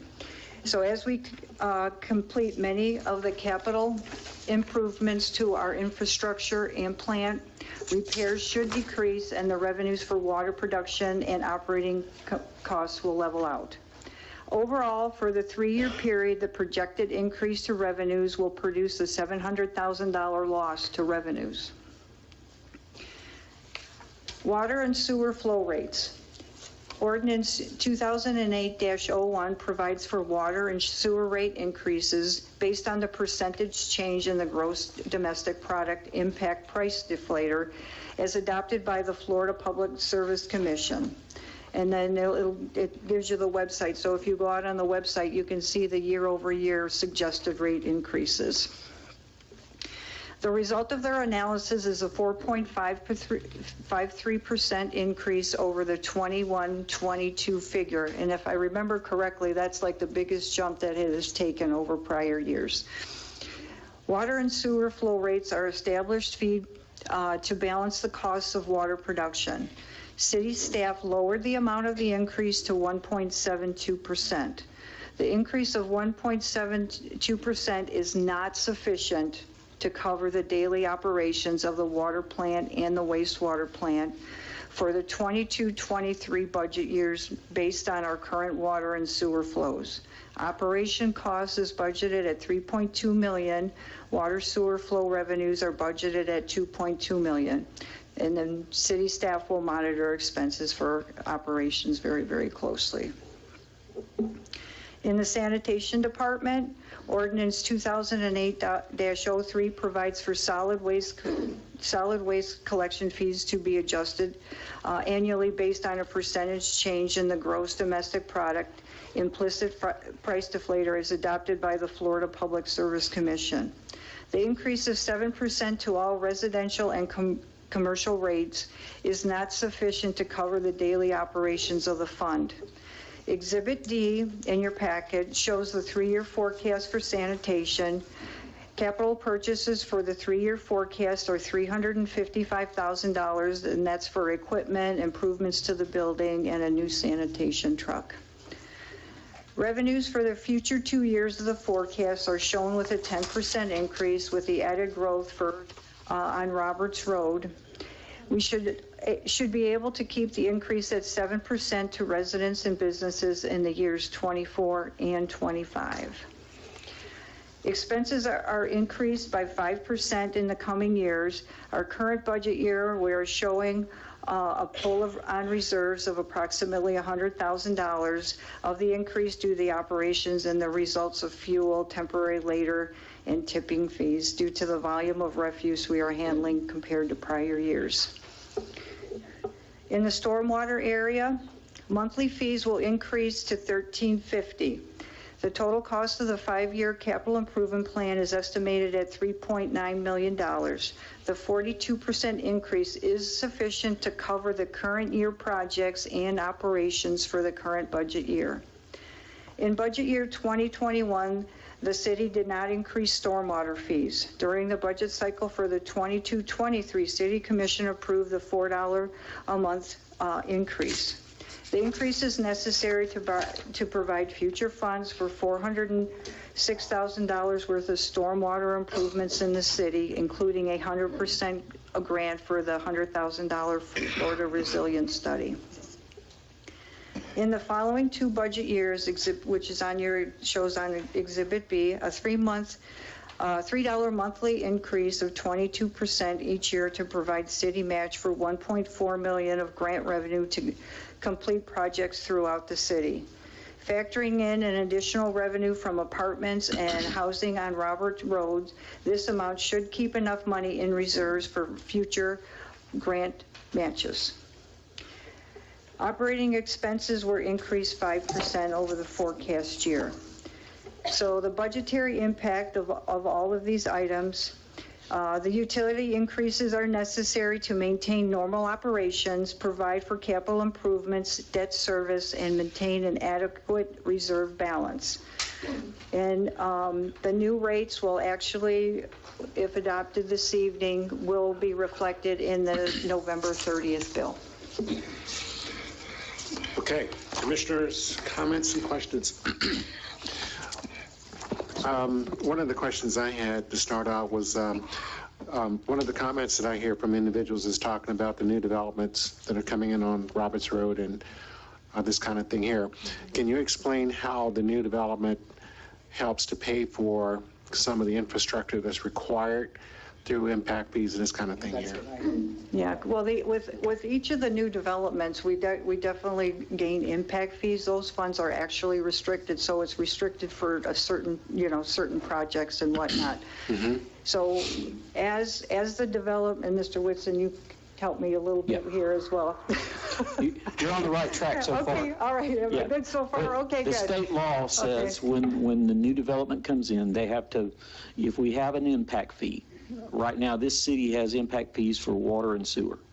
We do not have impact fees for recreation, police, fire. Those are things that are under consideration. But let's just take it to the water and the sewer. When a new house comes on board, they have to pay a certain fee, and then that money is captured, and then it goes into the fund, which Rhonda and the finance department track, and then we can utilize those funds for capital expenses, new infrastructure, things that are needed to support the growth. But we can't take that money and then pay staff with it or pay for fuel increases or whatever. Those are operating funds. They're separate and they have to be segregated. So the new growth, in theory, pays for itself. And that's through these impact fees that you adopt and we track and collect. So we're on task with those kinds of things. There are than other expenses that have to get covered through this other kind of increase where you have debt service and operating and all of those kinds of things. So those costs are separated, and by law, we have to track them, and that's what Rhonda and her team spend a lot of time doing. Okay, and I'm let the other commissioners comment in a second, but one of the things that we learned this evening from Ben is that, and I'm not going to point the finger at anyone, but there was obviously a huge mistake made on John Anderson with the undersized pipes being installed, which means that that's an additional cost that's going to have to be incurred in the future once that development starts coming on. How do we account for that? Well, I would negotiate those kinds of impact fees so that we could add. So for example, if say we have a 6-inch pipe, right, but it really needs to be a 10 or a 12-inch pipe, well, we take the difference between that 6-inch pipe that's already there and the cost of the 10-inch or the 12-inch pipe, and that would be rolled into the impact fee costs, and we just have to kind of monitor, track that, and make sure that we're doing those things. Okay, thank you, sir. Commissioner Sherman. Yeah, so I just had a question. I know some of the things, about the potential of hiring additional staff, and I'm seeing that comment on here, but I was under the impression that we approved, or it was before my time on the commission, but there was some approvals for billing, the new meter system that was going in. I thought we were actually, you were taking away maybe one staff member from the meter reading, and I see a comment in here about additional public works and operations plants. I thought a lot of these things that we were implementing with our new wastewater treatment facility would maybe make the job a little bit easier, and I thought maybe scale back a little bit on the staff, because I know one of the things is the guys are scooping up sludge right now and different things, so maybe that's taking away. But I was just maybe to get a little bit of clarification on the additional staff, because again, I was under the impression of some of these improvements that we might not have to increase as much staff down the road. Yes, sir, you're correct. On one hand, there are things we're doing that make us more efficient. And meter reading is a great example where, it used to take, 30 days to read the city. Now we can do it in a day, right? So we have extra staff capacity to put on other tasks, all right? But there are other situations, like, for example, the failing infrastructure that we have all over the place, the water lines, the sewer lines. We really only have 3 or 4 staff members for the whole entire city. And a lot of the infrastructure is collapsing and showing its age. For example, in Ian, we had 2 or 3 main line failures.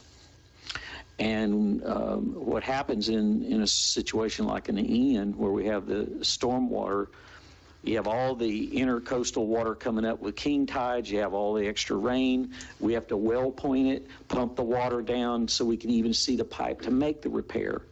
And it gets so expensive to do that and so labor intensive to do that. So the older infrastructure makes our labor costs go up because there's more effort involved in contractors' support or staff support to get it corrected and fixed, whereas some of these other things we're doing make us more efficient. So it's a give on one hand and a take on another, and it's always shifting around back and forth.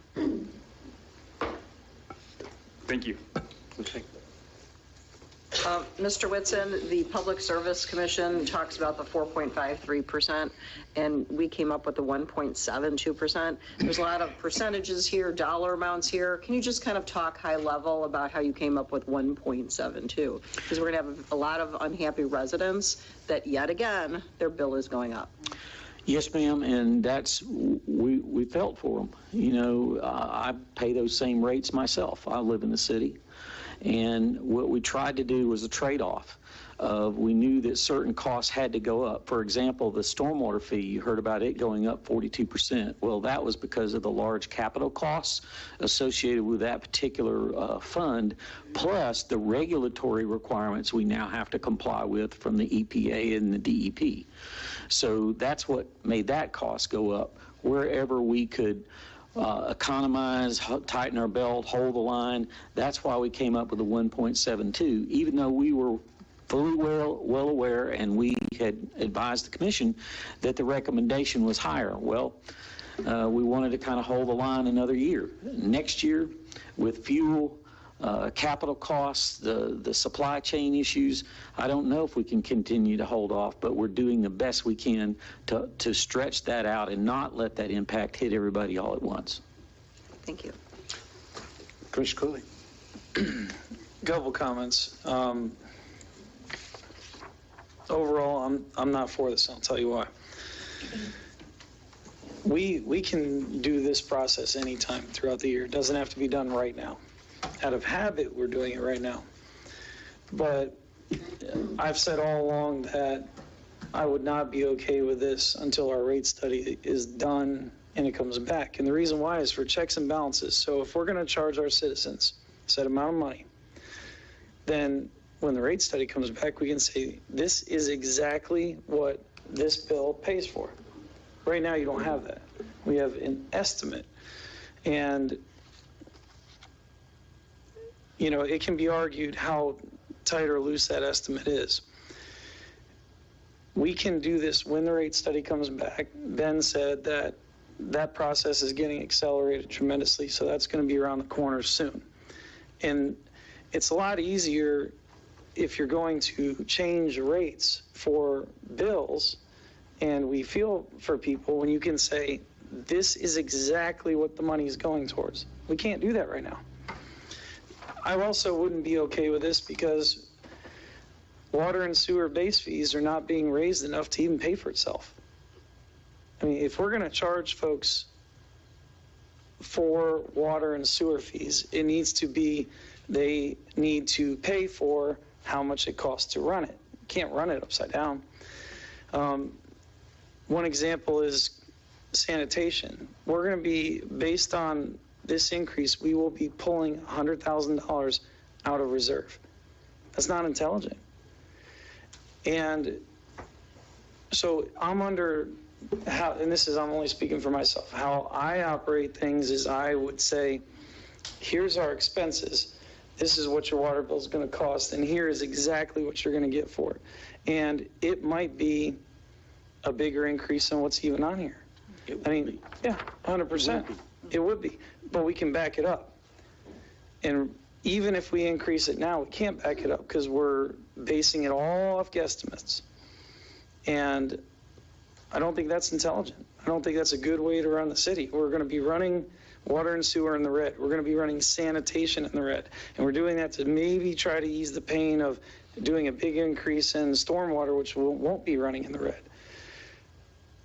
But all of that is without data. It's all off assumptions.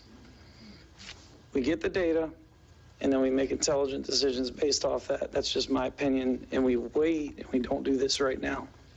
That's all. If I may, sure, go ahead. I totally agree. It will be more. Absolutely. I can guarantee it. However, the process I was handed when I came to the city was we set the budget and we do the resolution at the first of the fiscal year, and then we bill out. I mean, because if you decide tonight to do this, let's just say you do, we can't even bill it out until November. We'll see, we're already 30 days into the fiscal year. The rate study, the timing of that was just decided, you know, a few months ago. So we've been working on trying to do that. So the synchronization of all of this, we have separate processes, basically. And the normal process that had been the tradition and that had been followed by staff is to do the budget, pass the budget resolution so that you can bill out and match as close as you can to the budget. If you want to wait until the rate study comes in, you certainly can do that. But the sticker shock will be higher. And that's all. I mean, I just want to make sure you realize that. So it's either have the sticker shock then as well as now, or just have it at one time. So you're talking about, if we do it tonight, you're going to get an increase, and then November, whenever we get the rate study, you get still another. Only if you act on the rate study. In other words, this resolution is good for the budget year. Right. It's half. You always have the option of coming back and reconsidering or doing more. But this at least gets us moving to fulfill the target levels in the budget. Which is why I asked the question I asked when Ben was talking about, are we premature in doing this now? And the answer was that rate study will be for next year. Yeah, you can wait till next year, or you can do it all at once. It's totally up to this commission. It's always going to be different. This is my 17th rate increase. Some, some bad, some not so bad. But I don't think that rate study is going to be rock solid either, because we don't know the supply chain issues, we don't know labor costs, we don't, everything, it will be an estimate the same way everything else. Correct. The issue is that there's three pieces that make up the rates: debt service, operating costs, and capital. Mm-hmm. All three of them are moving right now. Mm-hmm. Right.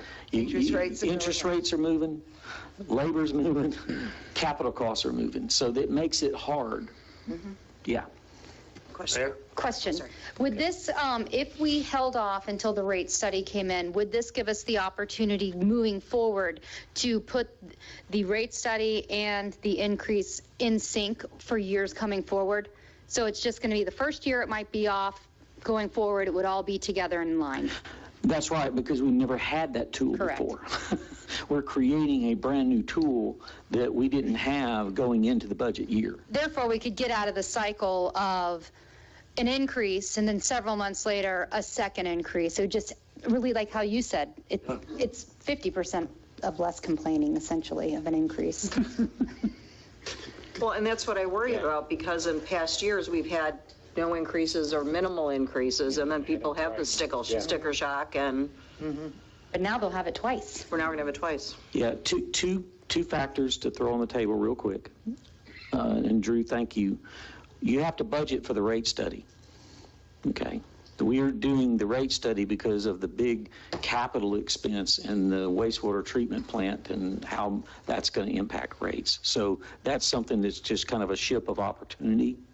But if you decided to do that, Mayor, you'd have to budget for that every year, okay? And that hadn't been the practice, just throwing that out there. Second point is, in my experience as a city manager, I found that it's better to go up on rates a little bit as you go along, as opposed to a large increase all at once. And that's my advice to you, but it is ultimately your decision, and we'll be happy to implement however you want. Mr. Cooley? So if we're worried about sticker shock, right? Yep. And we do it incrementally, well, let's pass something where we're not running water and sanitation in the red. Because we knowingly are setting ourselves up, if we pass this, to, we're actually going upside down on money. So if we're going to do these little incremental steps, let's pass this to where we're not losing money knowingly, and then having the, purposely, it's in the design that they're going to get sticker shock because we ran two main categories upside down, if that makes sense. Yeah, that makes absolute sense. The main thing is, it's just my rationale is just the checks and balances. Here's what we're going to charge. Here is the exact services you're getting for it. If those match up, even if the cost is higher, because everything's more. So bread's more, milk's more, everything's more. So I don't think anybody is naive enough to say that they would expect their bill to stay the same. I don't think that I've gotten messages. There's probably some folks in denial out there, but the thing is that's like yelling at a gas station attendant for gas being high. The thing is this is what we're charging you on your water bill, and this is how it matches up. And if there's an exact line in correlation to it, then it makes sense. And that will cover 95% of the population, minus the folks that will never get it. And I agree with you in theory, except as Mr. Whitson just said, interest rates change, supply things change, labor changes. So we can say we're going to charge, I'm just making up a number, don't get hysterical, 12%.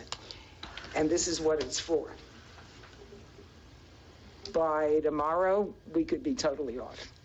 Right, but at least let's not start awful. So you can't do that and say, this is exact, it's going to match up exactly. It's not going to. It's You gotta wait. closer, and at least it might bring that number down after we do the rate study, if anything. Well, I agree with not undercharging. That part I agree with, that, to run two funds in the red. I don't think that's smart. But it does mean that it's that people are going to be charged even more than we're talking about. Is that something you can do, Mr. Whitson, what Commissioner Cooley said? And I can do whatever you ask me to do, but I will say this, that I don't have the staff bandwidth to do all the calculations and match everything up. I can do the best I can when we get the rate study in, and we'll bring it back and show you how close we are. But as the Commissioner Mealy said, it's always moving around, and I don't have the extra staff sitting around to do all these calculations. What about the sanitation and the other where you are running in the red? Just to get us out of the red? Just to get out of the red. Yeah. Even if We could go to the consumer pricing or the Public Service Commission deflector thingy. recommendation, but it again, those figures even are months old. Well, you have the data to know that 1.72 is not sufficient to cover daily operations. You have that data. And you have enough data to know that you're going to have to pull 100,000 out of reserves and sanitation. So you got a bare minimum of data to at least get us more comfortable, I would think, right? Okay. So Ron, is that using that data there, you have this requirement here and you have 100,000, doing a little math, you come up with a percentage of what it should be in order to get us out of the red? Well, I could figure that. Unfortunately, even though my accounting background, I can't do math in my head. I didn't expect you to. I know you could, but. We can. We could bring back on the next commission agenda, we could bring you back something that loses the red ink. Okay. That we can do. I feel definitely. Yeah. I do too. Great. So the pleasure of the board? Yeah, But great again, point. just understand, it was during the budget process, we discussed it, we budgeted, what we felt it would take at a minimum to deliver the service, and we all discussed this, and that's what the budget was. So if you want to increase that figure, we'll run the numbers and bring it back. Okay. That's why we have these discussions, is so that we can, because a number of processes that we're going through now are new to a great extent, so. Okay, I have Mayor? one more Okay, I'm sorry. If we were not to approve rate increases until the rate study came in, we would be losing money in effect that we had budgeted for. Correct. Okay, so I don't think that. So we'd have to account for that in addition to whatever the increase would be. Yeah, so I don't think that's a good idea. That's not an option. Okay. Just for my knowledge, and I'm sure other residents' knowledge, putting ourselves in the red with these two different departments, is this why over the years we've had to have such significant increases each year? Yes. So Correct. essentially, we're still running behind. Correct, and the issue that we will always wrestle with, is there a cushion there that we can stretch it another year? And often there is, but it still doesn't get you where you need to go. Okay. Robin, I think we all Peter, want to get where we pay need Paul. to go. That's all we're doing. Okay, so we're going to table it until the next. A motion to table would be in order. Okay. Make a motion to table, 2020. where's this, resolution 2022-18. Second. Okay, got a motion and a second. May I? I'm To sorry, a date discussion. certain of the 27th. Next Is that commission viable? meeting. Is that viable? October 27th. I think we could get it done by then, don't you think, Rhonda? Yeah, okay. I'll amend the motion and I'll add to a date certain next meeting. Second. Okay. Roll call, please. Commissioner Was that- Sherman? Yes. Yes. Commissioner Mealy? Yes. Commissioner Cooley? Yes, the motion. Chair Bryan? Yes to the motion, and motion passes, and we'll see you at the next commission meeting.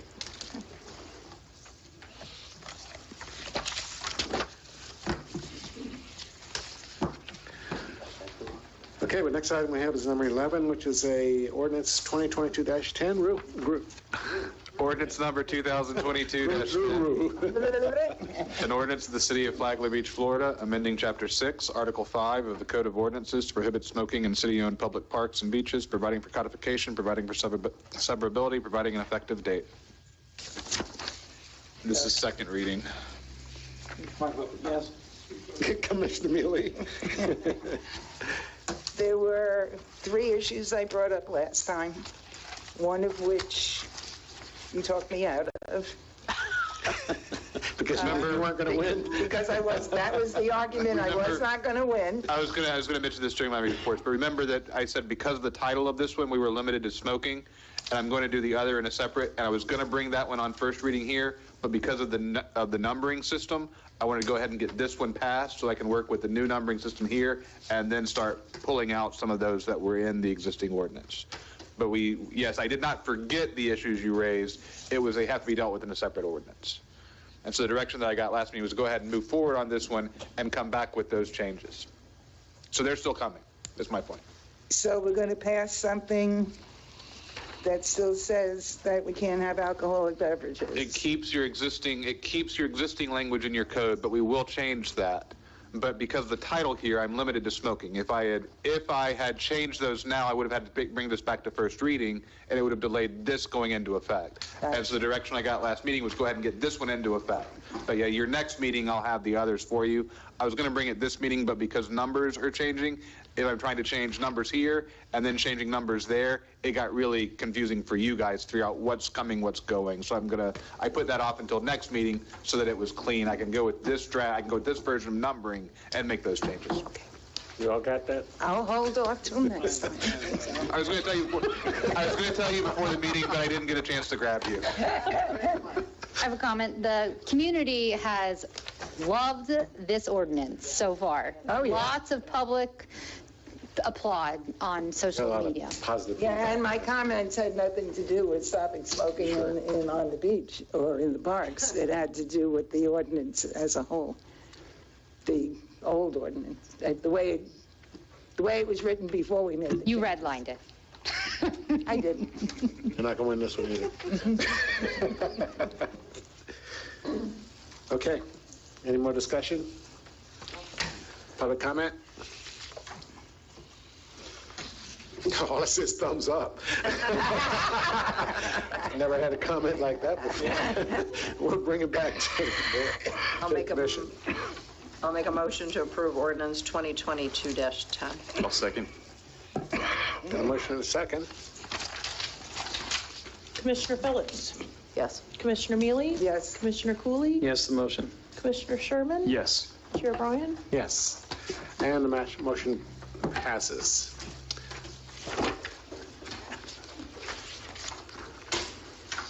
Okay, the next item is number 12, ordinance 2022-11. Ordinance number 2022-11, an ordinance of the City of Flagler Beach, Florida, approving the First Amendment to the collective bargaining agreement between the City of Flagler Beach, Florida and the International Union of Police Associations for the period October 1, 2022 through September 30th, 2023, providing for conflicts, providing for severability, and providing for an effective date. Okay, commissioners, in the comments? Nope. Okay, public comment? Seeing none, we bring it back to the board. Can I make one brief comment? Sure. I'd like to thank the chief for his leadership and the smooth negotiation. I've been doing this a long time, and I thought the negotiations, the whole process, Drew's work, the chief's leadership, everything came together. So, Were just out of curiosity, the recommended changes, were they all from the bargaining unit or? Most were from the city. Most of them, so that's the feeling I had in reading the changes. I read a lot, and Blanchard had a lot to do with it. He was involved with a lot. yes, the captain, absolutely. Okay, bring it back to the board. Motion to approve ordinance 2022-11. Second. Got a motion and a second. Roll call, please. Commissioner Mealy? Yes. Commissioner Cooley? Yes, the motion. Commissioner Sherman? Yes. Commissioner Phillips? Yes. Chair Bryan? Yes, the motion carries. Next item is ordinance number 2022-12. Ordinance number 2022-12, an ordinance of the City of Flagler Beach, Florida, amending Chapter 2, Administration, Article 5, Employee Benefits, Division 1, Section 2-102, Police Officers Retirement System of the Code of Ordinances of the City of Flagler Beach, amending Section 1, Definitions, providing for average final compensation to be based on 1/12 of the highest years of average salary, amending Chapter 6, Benefit Amounts and Eligibility, providing for normal retirement date with 20 years of credited service regardless of age and providing for an increased multiplier, amending Section 15, Maximum Pension, to provide for a maximum annual pension, providing for codification, providing for severability of provisions, repealing all ordinances in conflict herewith, and providing an effective date. And for a little bit of an introduction, this one actually dates back to last year's, to the collective bargaining agreement for the full contract, not the in-contract renegotiation that we had this year. And this was something that was agreed to in last year, in that new collective bargaining agreement last year. Again, changes that were at least in part suggested by your management and leadership team to help with recruitment and retention of employees, to help the officers that are there. And the reason why it's coming to you now and not earlier is because with the pension, it takes a lot of time because there's the pension attorney, there's the, not accountants, what are they called? The actuaries. So all of that information had to fall into place. That's why you're seeing it now, but this was actually something you agreed to last year. Okay, Commissioners. And it had to be approved by the pension board as well, and they only meet quarterly. Any comments, Commissioners? Seeing none, we'll take it to the public for public comment. Bill 2700. Mr. Winston just hit it on the nail. That is one hell of a guy you got. Because between the social media and all his little jokes and everything, you can't beat this guy, really. So I just want to say thank you, Matt. It's no joke when you park the wrong way, though. Yeah, just don't park the wrong way. Don't park the wrong way, it's no joke.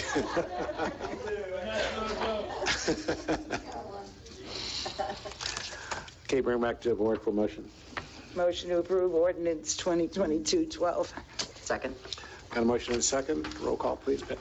Commissioner Cooley? Yes, the motion. Commissioner Sherman? Yes. Commissioner Phillips? Yes. Commissioner Mealy? Yes. Chair Moore?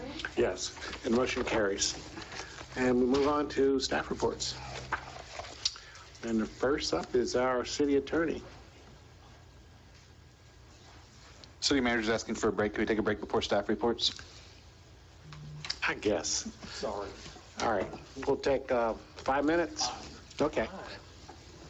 You need more?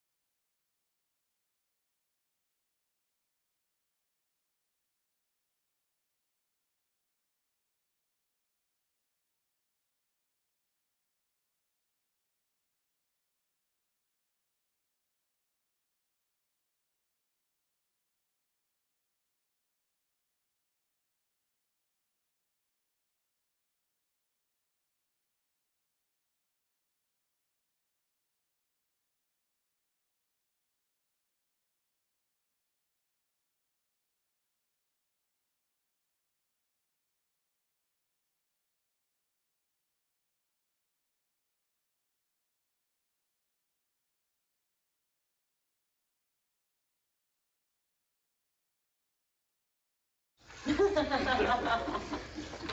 talking. Good talking to you as well. Sorry. Manager ready? I'm ready, sir, sorry.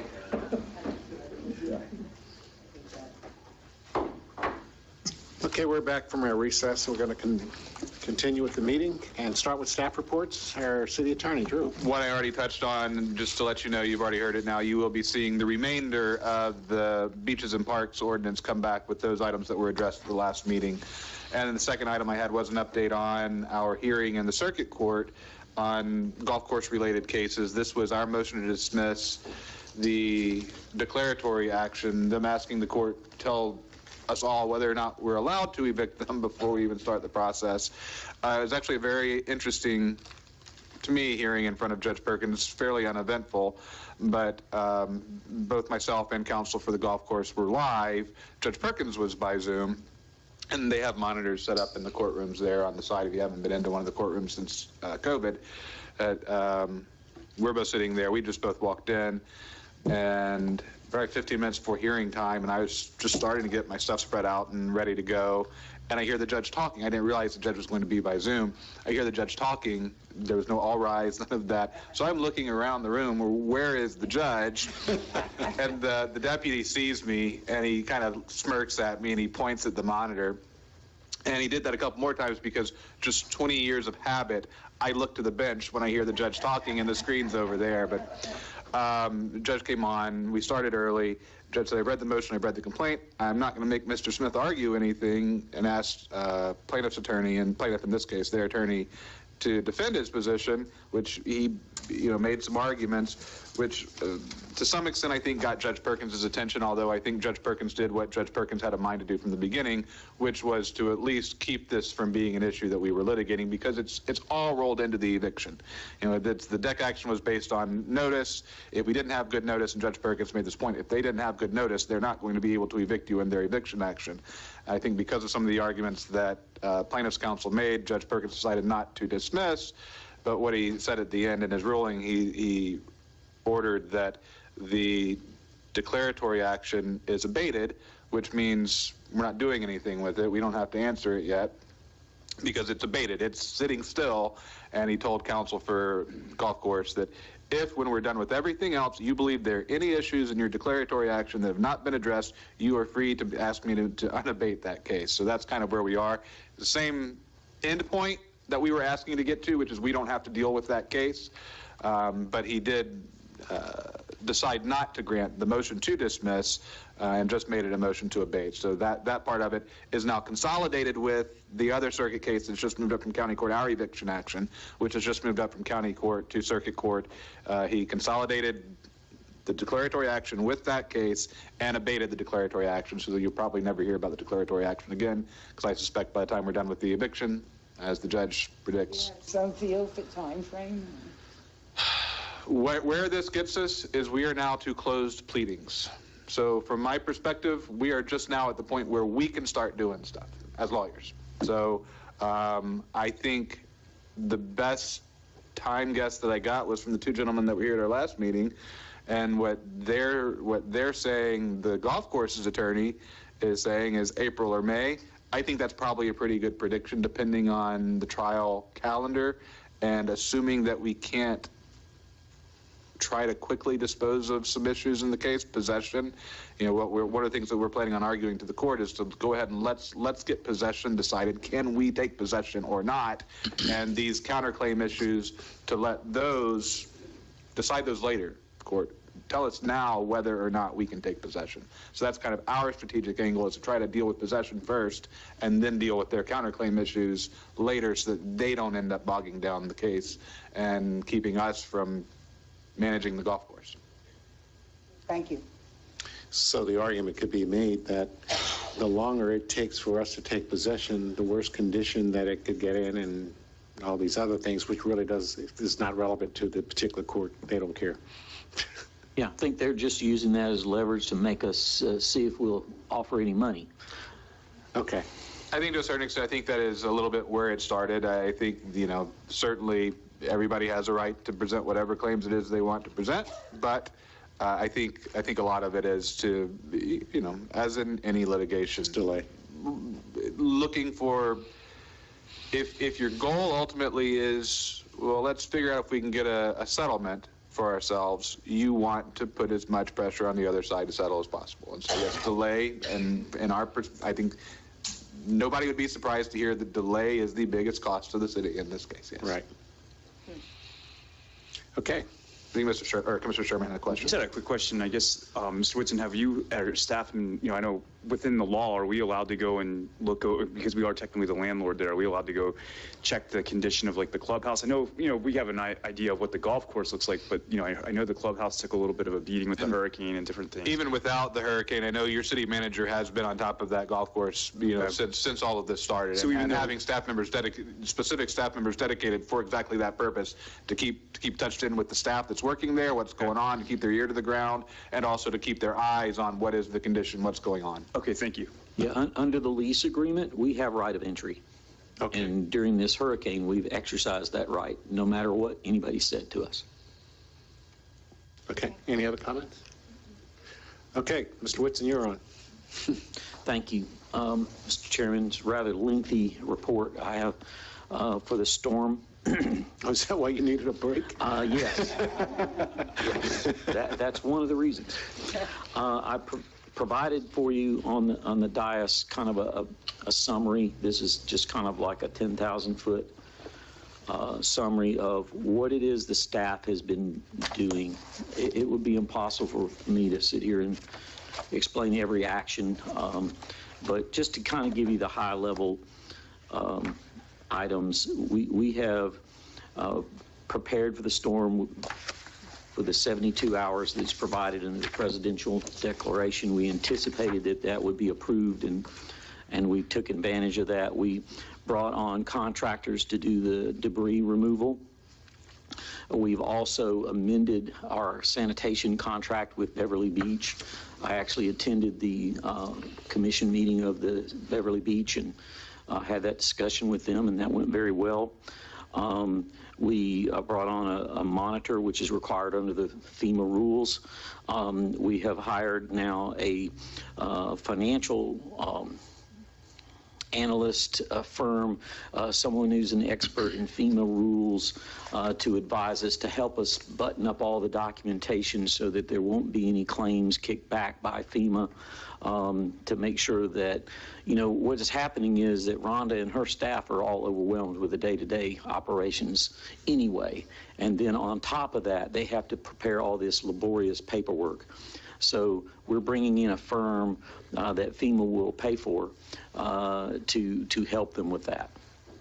So that is some of the things that we've done. We've also, as you know, completed the damage assessment with Mott McDonald for all the dune walkovers, for the pier, for some of the other public properties. And I'll tell you, one of the things with this dumpster pad situation, that's a real problem right now. Ian made it worse. And so I've actually entertaining a proposal from a contractor on how to fix it, but I'm having the engineers vet it. And then we have to run it through this other firm to get technical advice to make sure that FEMA, it would be a reimbursable expense. So yes, we have the dumpster pad project that we budgeted for and paid for and we're working on, but there may be a chance, depending on how the damage is documented and what it is, that FEMA could help pay for a portion of it. So we want to run that bear trap to make sure that if we can get any help with it, that we get it. So those are the kind of things I've got going on with that. In that regard, yes, sir. And I think some of the other commissioners have seen it as well, right there where the dumpster pad is supposed to go, I noticed that there's a lot of erosion. It seems like it's continuing.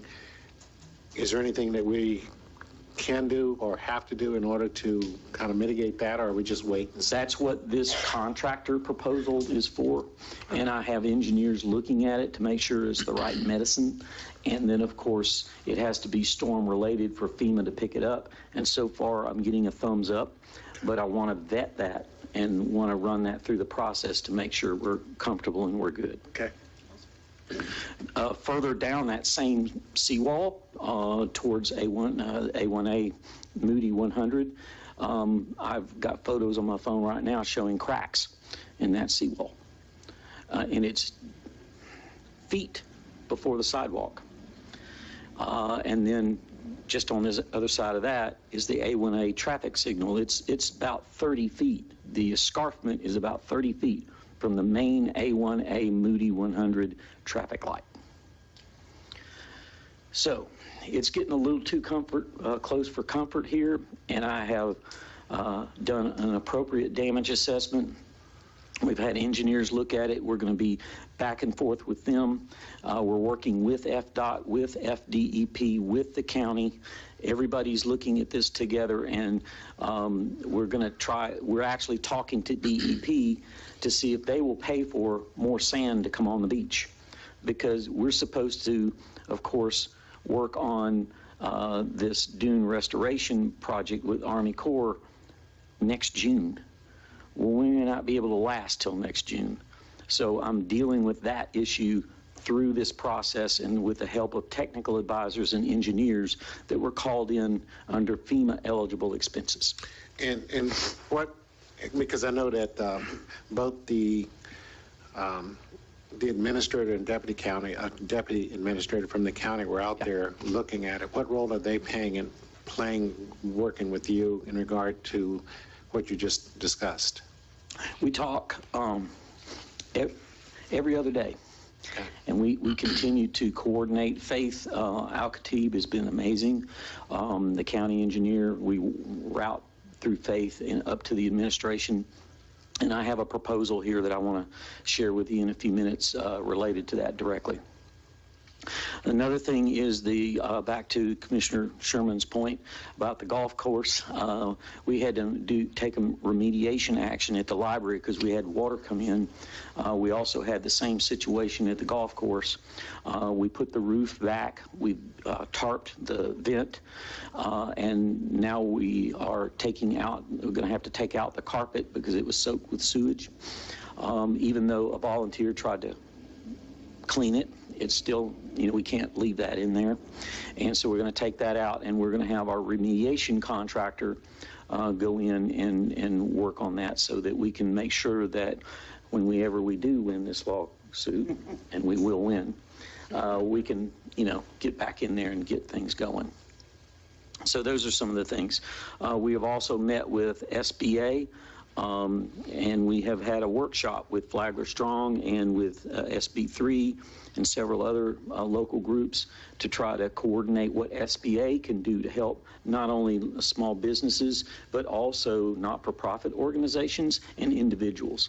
And we posted all that information on the website, and we've circulated that widely, and Johnny and Lugerai and some folks are thinking of having some extra workshops with the business community.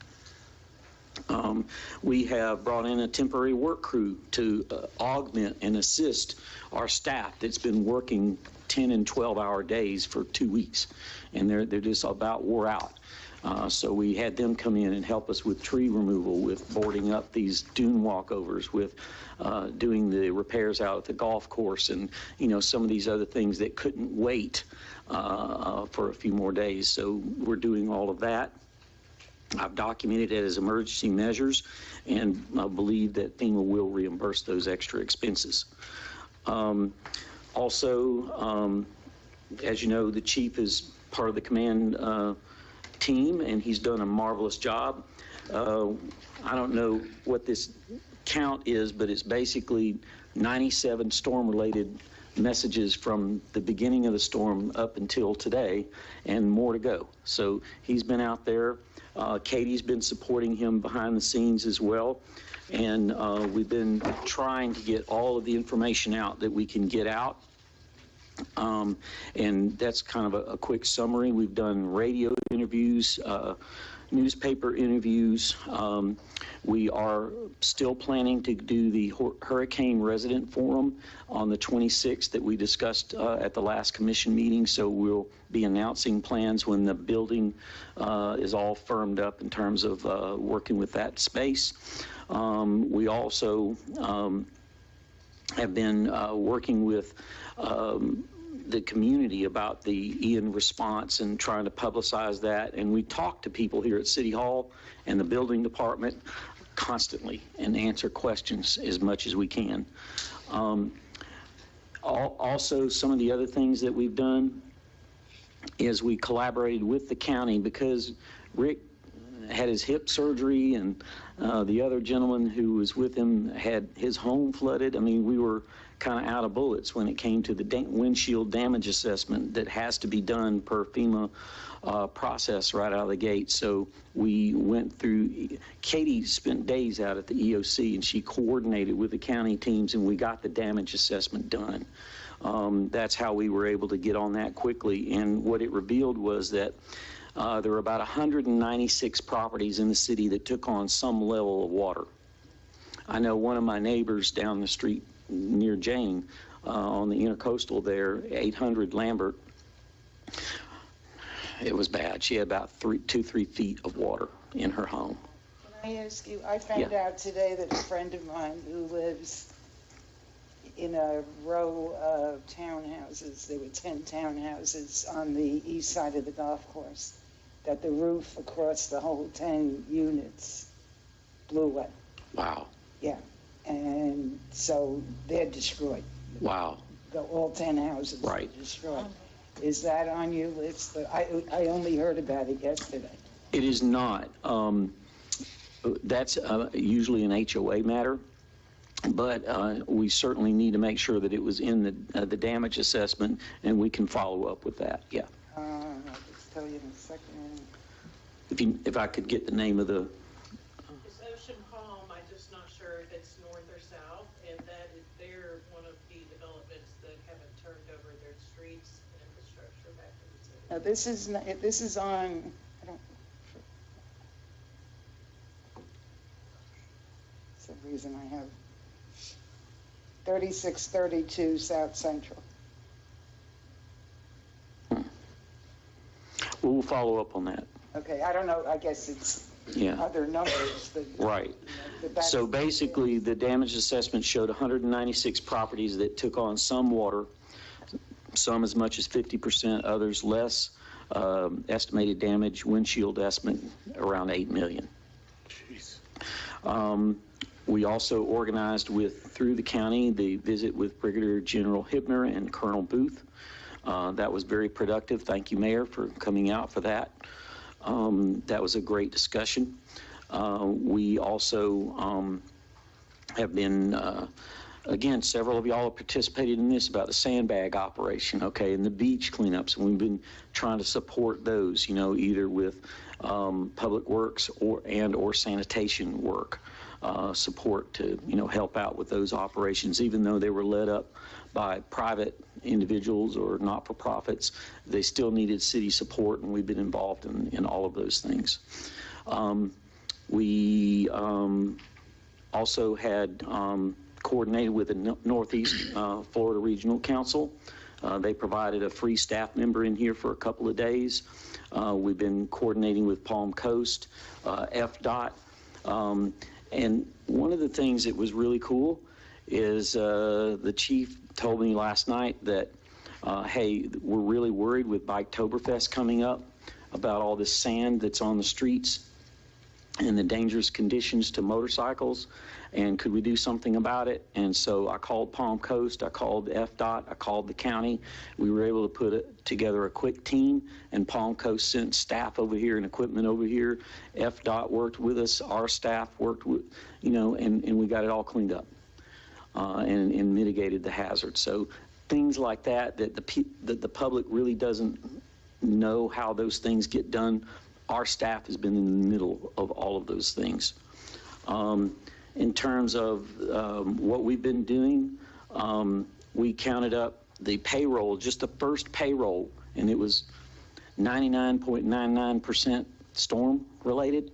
It was over $86,000. And again, we'll be filing for FEMA reimbursement. The command team itself, meaning Chief Downey, Chief Pace, myself, and Katie, just 4 people, almost 300 hours in the first pay period of the fiscal year. I've been working 10 and 12-hour days. So is the chief, so is Chief Pace, so is Katie. All of these things take time to coordinate and work on, and that's what we've been doing.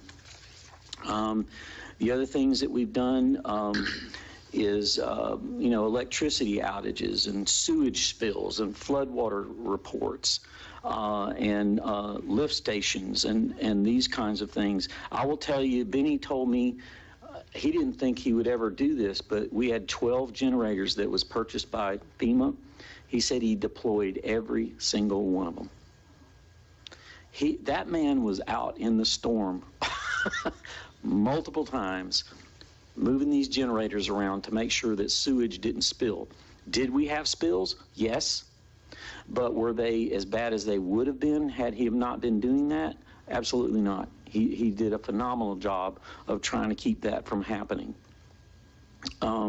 We have been gathering documentation, clearing right-of-ways, writing letters, and doing all kinds of things to help the city, through the recovery. So this is just kind of a quick and dirty, high-level 10,000-foot report to kind of give you a sense of what the recovery operations do and how it relates back to the emergency powers. Several of these contracts that I've had to implement are hundreds of thousands of dollars. But they had to be done to be able to put the support structure in place and the response structure in place to get the recovery moving. And I just have to do a shout out to several people on my team. And I don't mean to belabor this, but I don't know if he wants me to tell this or not, but Jim Raymer has had cancer. Do you know where he was during the storm? He was at the water plant. The dedication of this team is amazing. Jen Cruz, our new supervisor, she was out in the storm. She's done yeoman's work. Vinny, I told you about moving around all the generators.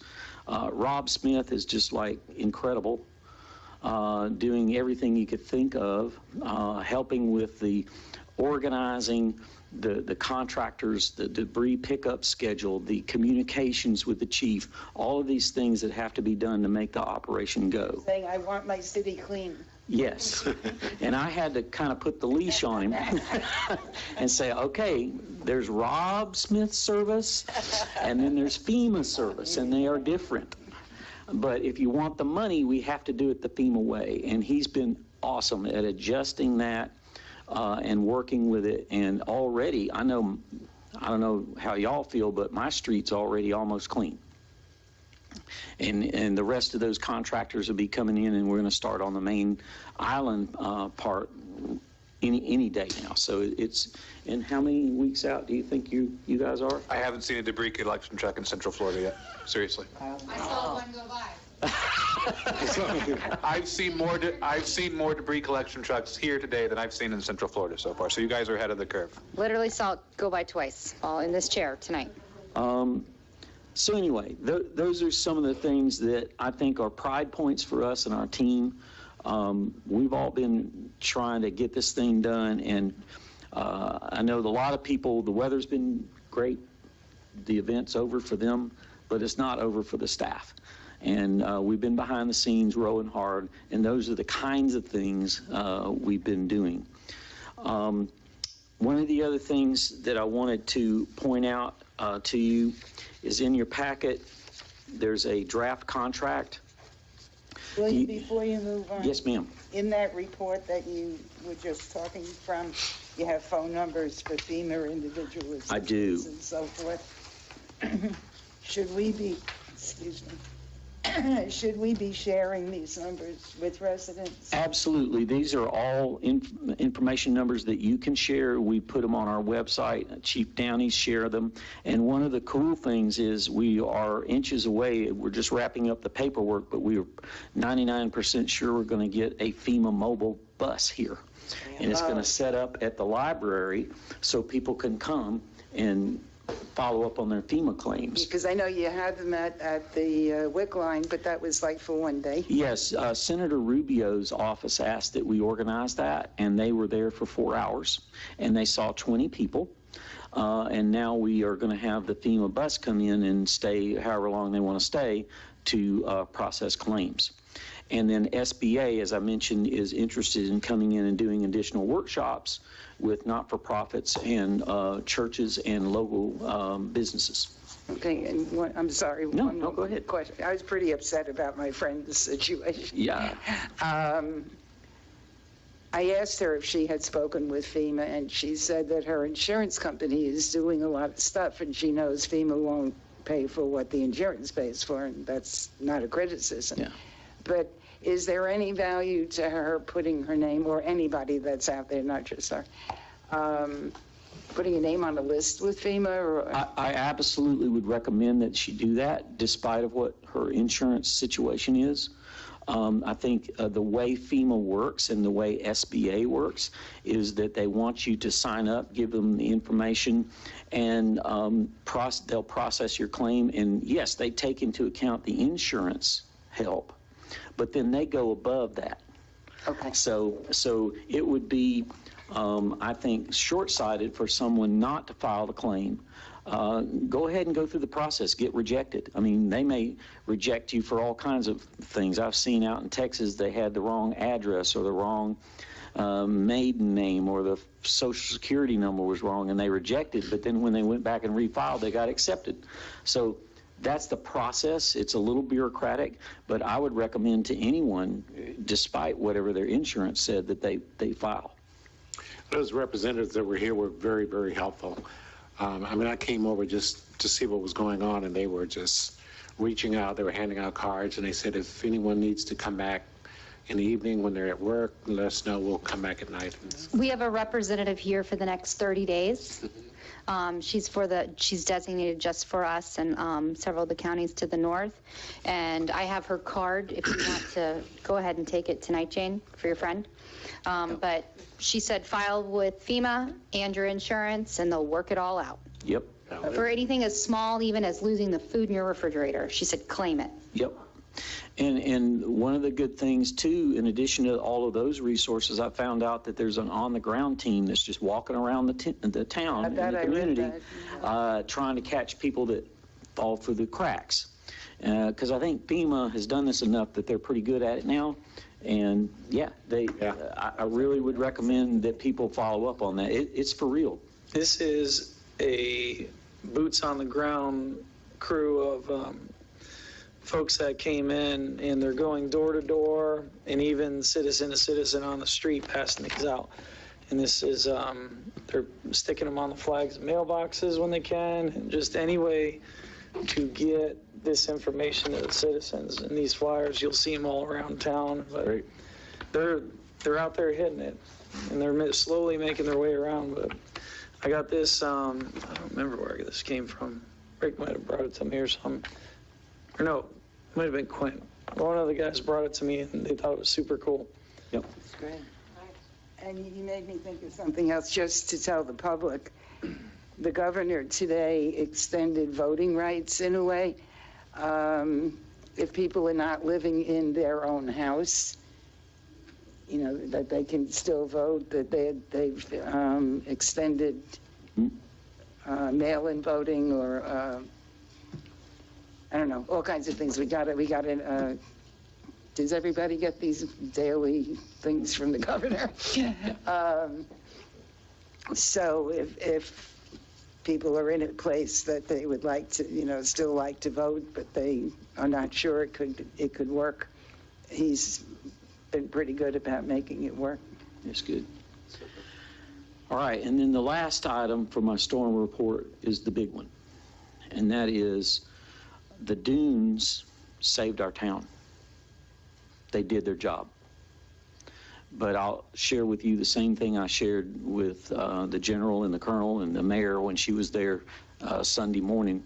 We're out of bullets. We don't have any dunes and beach system left. The next big storm, it could take A1A and, you know, portion of Central. I mean, it's bad. So I am going to suggest to you, and on your dais is a contract for a consultant. We already have Anfield Consulting Group under contract to do state lobbying. What we're proposing is that we expand that team immediately and we go to work at the Washington level, because we have to bring the state together with Washington. There's a supplemental bill or bills that will be passed by Congress. And what has happened in Ian is that there's a lot of communities out there screaming for help on their beach and for sand and for resources, and the Army Corps of Engineers. We need to get up there, get in line, and do our thing in terms of bringing the Washington level attention along with the state level attention to our county and to our beach. So is that something we're going to share with the county, expense-wise? Yes. The county administrator and I have been talking, as I said, quite a bit. And it's an increase to our consulting contract of $3,500 a month. They have agreed to share that with us 50-50. And this contract would go into effect as soon as we approve it. And then the county is going to do theirs through an interlocal agreement with us. They will pass an interlocal agreement saying that they will share that cost. And that's already underway at the county level. And so I'm asking you to take this up tonight and give me direction on this. I like it. Do we have to just get a consensus? I like it. Sure, I'm sorry. I would ask for a motion to approve the contract. Okay, well, Can we ask a few questions? Commissioner Sherman has some questions. Of course. So I guess I do have some concerns here, and I think we kind of briefly touched on this when we had a phone conversation earlier this week, Mr. Whitson. It's just that I feel like that A1A is a state road. I know we need to protect our assets in Flagler Beach, but is it really truly all, I mean, I know we're going to split the cost with the county, but where does FDOT come in? Where does the, I know we're asking to get the federal attention. I feel like that, we need to have, again, maybe we have a seat at the table, but let somebody, let FDOT and these other, because I think they're not going to let A1A go anywhere. That's their asset, right? I mean, I know we need to protect our assets in Flagler Beach, but I think those assets are, just past A1A, on the other side of A1A, on the west side of A1A, where, the majority of our residents live, and that we may not get those same, funds from FDOT, federal government. Those are the city roads. So I guess my concern is I understand the importance of this, but should we shift our focus more to our residential roads? Again, I'm just, just shooting from the hip here, but maybe get some clarification, and maybe some of the other commissioners may want to weigh in on this. But, from an optics standpoint, again, we kind of briefly touched on this, that, the county commissioners were here. That was fantastic. I really, really appreciated them coming to Flagler Beach and greeting the colonel and the general. And, Mayor, thank you for being there with Mr. Whitson. But I almost feel like this is beyond us. This is something that, this is an FDOT thing. This is their road. I would like to see our, if our taxpayers' money to go towards things that are more, in our concern here is Flagler Beach. I mean, I know A1A is our main artery, but again, that's the state's responsibility. I want to make sure we have, it's hardened and a resilient road, but is it really completely on our onus? And even at the county level, is it really the county's responsibility, or do we really need to press more FDOT? Well, you put your finger on it. You said this is beyond us. It is. This contract already, we are talking and working daily with the state. So they're going to do their part. But unless the county, the state, and the federal government come together, the problems you see out there that were created by Ian, they will not go away and they will not be fixed. So it's a joint lift, and that's why we need this extra amount added to the contract. We're already working directly with the state and the county through our existing mechanism. This is adding more juice so that we can add the federal element to it, so that it becomes a really important lift, because you're talking about hundreds of millions of dollars. The state is willing to do their part. We've been talking to them, but they're not going to do their part without the feds. So we've got to get everything lined up, and that's what this effort is about. And I think a little bit of context to add to that too, given given the impact of this storm on coastlines, we've already heard from the state. The state's got a big push. We've got to protect the beaches in Florida because the beaches are Florida, which we've heard from the state. There are going to be federal dollars that are coming into Florida. What we have Anfield for is when there's dollars coming into Florida that we're getting our share. And that's really what I see this contract doing, is making sure that Anfield has the resources they need to maximize the amount of those taxpayer dollars that are coming back to your taxpayers here in Flagler Beach. And one last point, correct. One last point. There's a whole lot of more folks out there right now asking for those same dollars. So this is the kind of muscle, if you will, that we need to get in front of the right people to have our voice heard and not get drowned out by all the other voices competing for the same resource. And I guess to Commissioner Sherman's point, what you're saying then is that, because I'm looking at it from his point of view, and we may be focusing on the portion that covers it up to A1A, and then the state's going to take care, because the comment was made before when there were some issues with A1A, is that they weren't that interested until they thought that A1A was in jeopardy, correct? So what we're doing is focusing on what we can up to that point where A1A and the DOT will take effect. So it's a coordination, but we want to make sure that we got that part covered, because they're not going to get involved with the beaches or the dunes until A1A is actually threatened. Right. Yeah, and just to be really basic about it, if we lose A1A, then water runs downhill, and we lose Central and Daytona, Right. and then we get into and Flagler into the Intracoastal. And then Jane is oceanfront. So maybe we shouldn't do Commissioner Cooley. Couple things.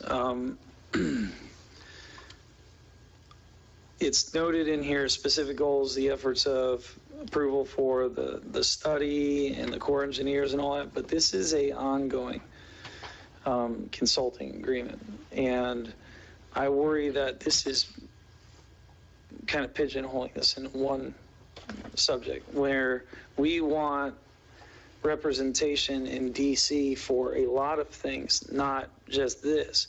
Since this one thing is in here, sure, there's going to be other stuff, but I worry this is putting too much emphasis that this is almost becomes a one subject consulting agreement. The other thing is I am for it.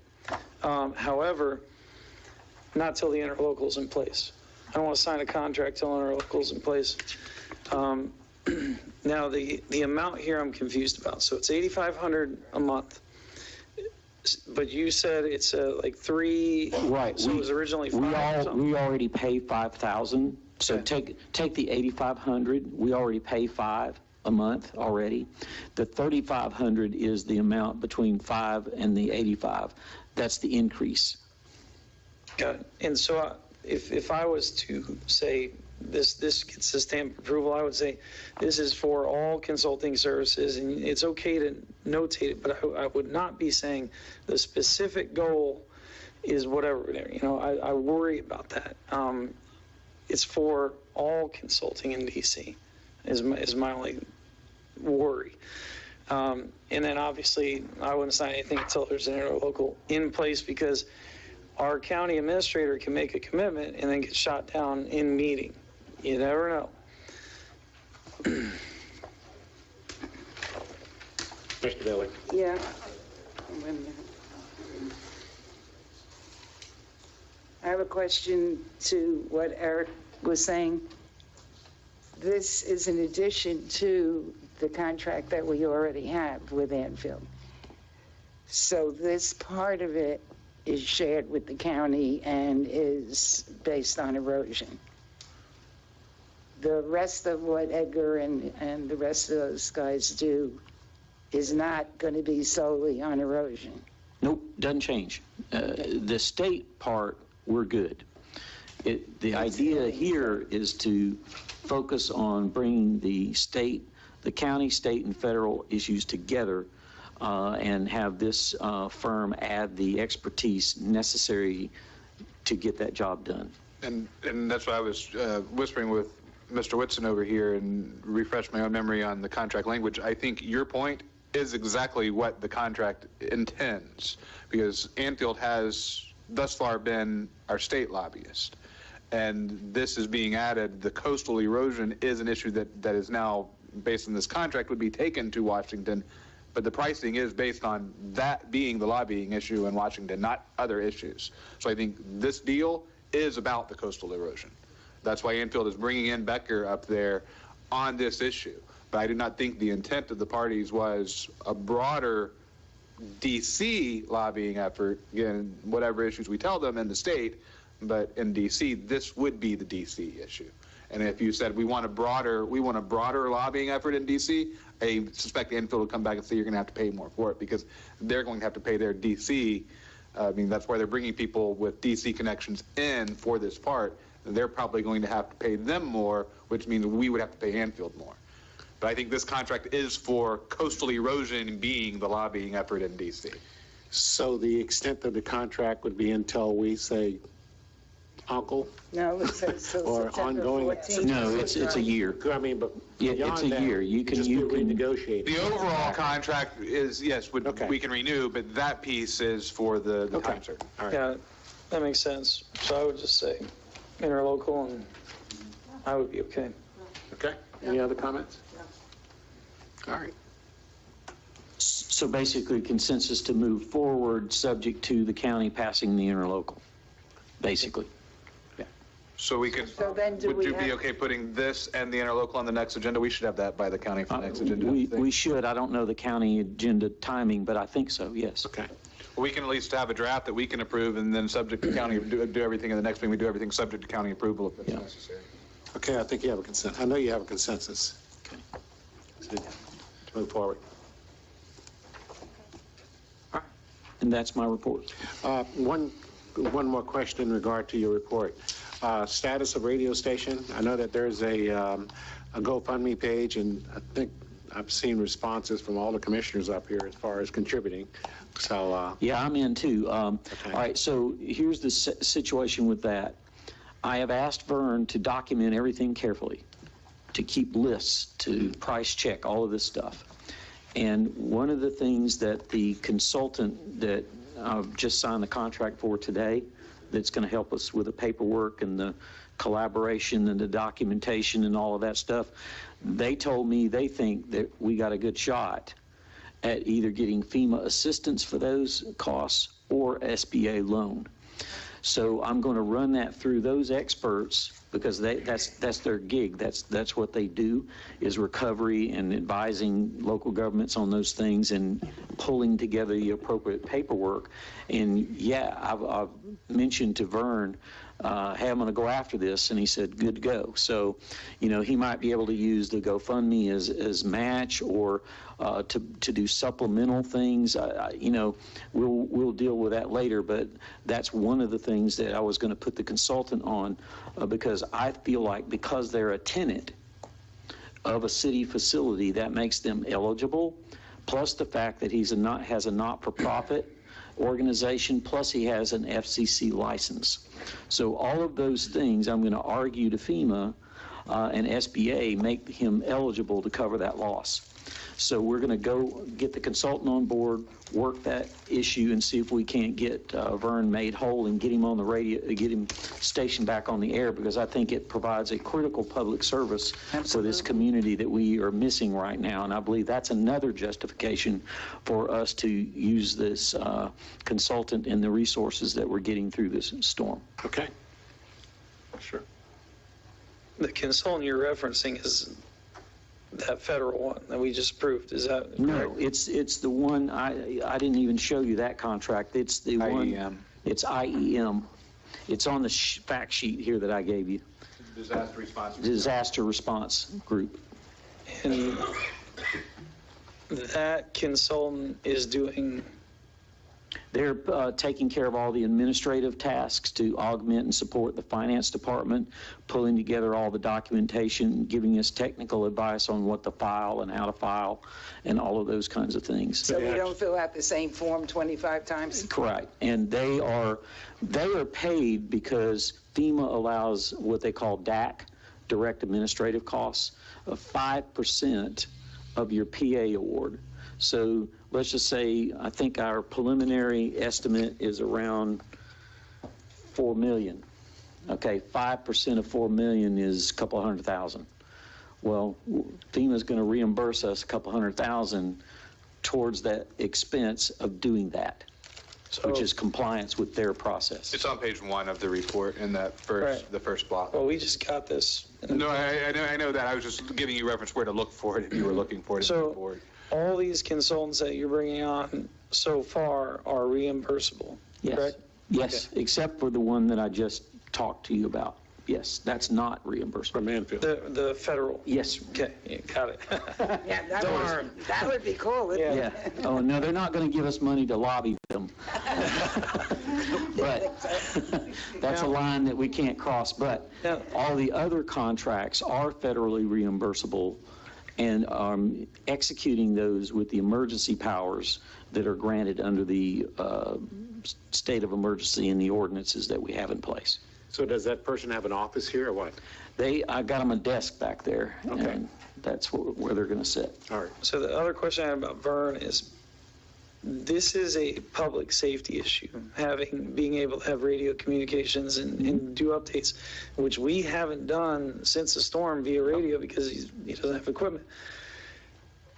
Is there a way to up front, like get this equipment loaded in and then handle the other stuff in the rears? If you want to take that risk, sir, the commission wants to take that risk, you can do that and direct me to do that. If you want to go through the process, what I'm saying is I got it covered and we're going to do that. So that could be, who knows how. Up to 10,000 or something? Yeah, his equipment's less than 10. I know, that's what I said, but. Well, it's not just the equipment. You have the towers and the tower on the A-frame, and then there's the leaky tower, so you got to count that in. You think That's what I said. So is it 20? I would say 20. I would feel comfortable with 20. If you give me authorization for 20, irrespective of whether we get it reimbursed through FEMA, we'll do it. And to me, this is a big public safety play. And I'll be getting to commission comments, if I've learned anything, we have gaps in certain areas of getting information from here out to there. And that's one solid avenue. You have all the non-interneter people, but they do have radios. They know how to do that because they've been around since Morse code. So I know that they can do that. Jane says it every week. All of our friends are on Facebook. But, just my own thoughts is this is a big public safety play that we have struggled with getting fast information out to all the population. And to be able to say, tune in 97.3, this is our radio station. We will flood you with updates. That's just my 2 cents. Okay, so do we just need a consensus for? No, wait a minute. You just said it's our radio station. It is not our radio Talk about our city. Meaning local. Local radio station. Yeah. It's local, but it is not a city. Not personally owned. Radio It's station. not owned by the city. But aren't the GoFundMe funds supposed to be I was going to used ask for? about the GoFundMe. Yeah. 5,000 raised so far. Yeah. Okay. Here's the deal. If the pier is deemed safe, which I'm pretty comfortable it will be, but we'll see. I'm waiting for the engineer report, right? Okay, so we say that the space is deemed safe. All right. What I'm telling you is I have a consultant on board, and the staff is geared up to put that on the top of our list to see if we can get him FEMA reimbursement to put the equipment and the towers and all of that stuff back. However, if there's consensus for us to spend the money and just do it anyway, irrespective of the FEMA process, that's up to you. So, Drew, how does that fare as far as, I know that we have the authority to do that, but we're talking about city funds being used for a private entity. To perform a public service. I mean, that's the rationale, that's the argument I would make. Okay, I It just is want back to the make sure that we public safety cover all one. bases here. No, it's a fair question, but it is a government-owned facility, and it does have the public safety angle on it. So I think I can split that hair. Okay. And what I'm saying is, based on the conversations I've had thus far, I feel very comfortable we're going to get that approved. But if you don't want to wait on that process and you wanted to go faster, that's up to this board. Well, I think Commissioner Cooley and the rest of us have had a valid point. It's very important. So do we have a consensus that city manager move up with a limit up to 20,000? I mean, heck, Vern's already $5,000 in the good already. Right. Okay. Yeah, I'm okay. Unless you can write another check. And then that'll be $5,000 at $25. Okay. Done. All right. Fire chief isn't here? No, sir. What about the police chief? I'm here. Do you have any reports? No, sir. All right, Penny. Yeah, just, I provided you just an update on the walkovers that are open. So you have that in your packet. Thank you. And thank you for that, Penny. Sorry? Thank you for keeping this updated on it. And the other thing is John Sugars, because of the hurricane, he raised the pink flag, and it kind of fell through. It was raised, but we just didn't have the ceremony. But he's asking about the diabetes proclamation. He's asking if we can do that at First Friday on November 4th. Would you be available to Mm-hmm. And then four other official people as well. And the other item is I wasn't clear on the direction when we had the proclamation on for the supporting the half-cent sales tax for the school. They have asked if we are going to adopt that proclamation. So do you want it on your next agenda or not? Okay. Sure. Sure. And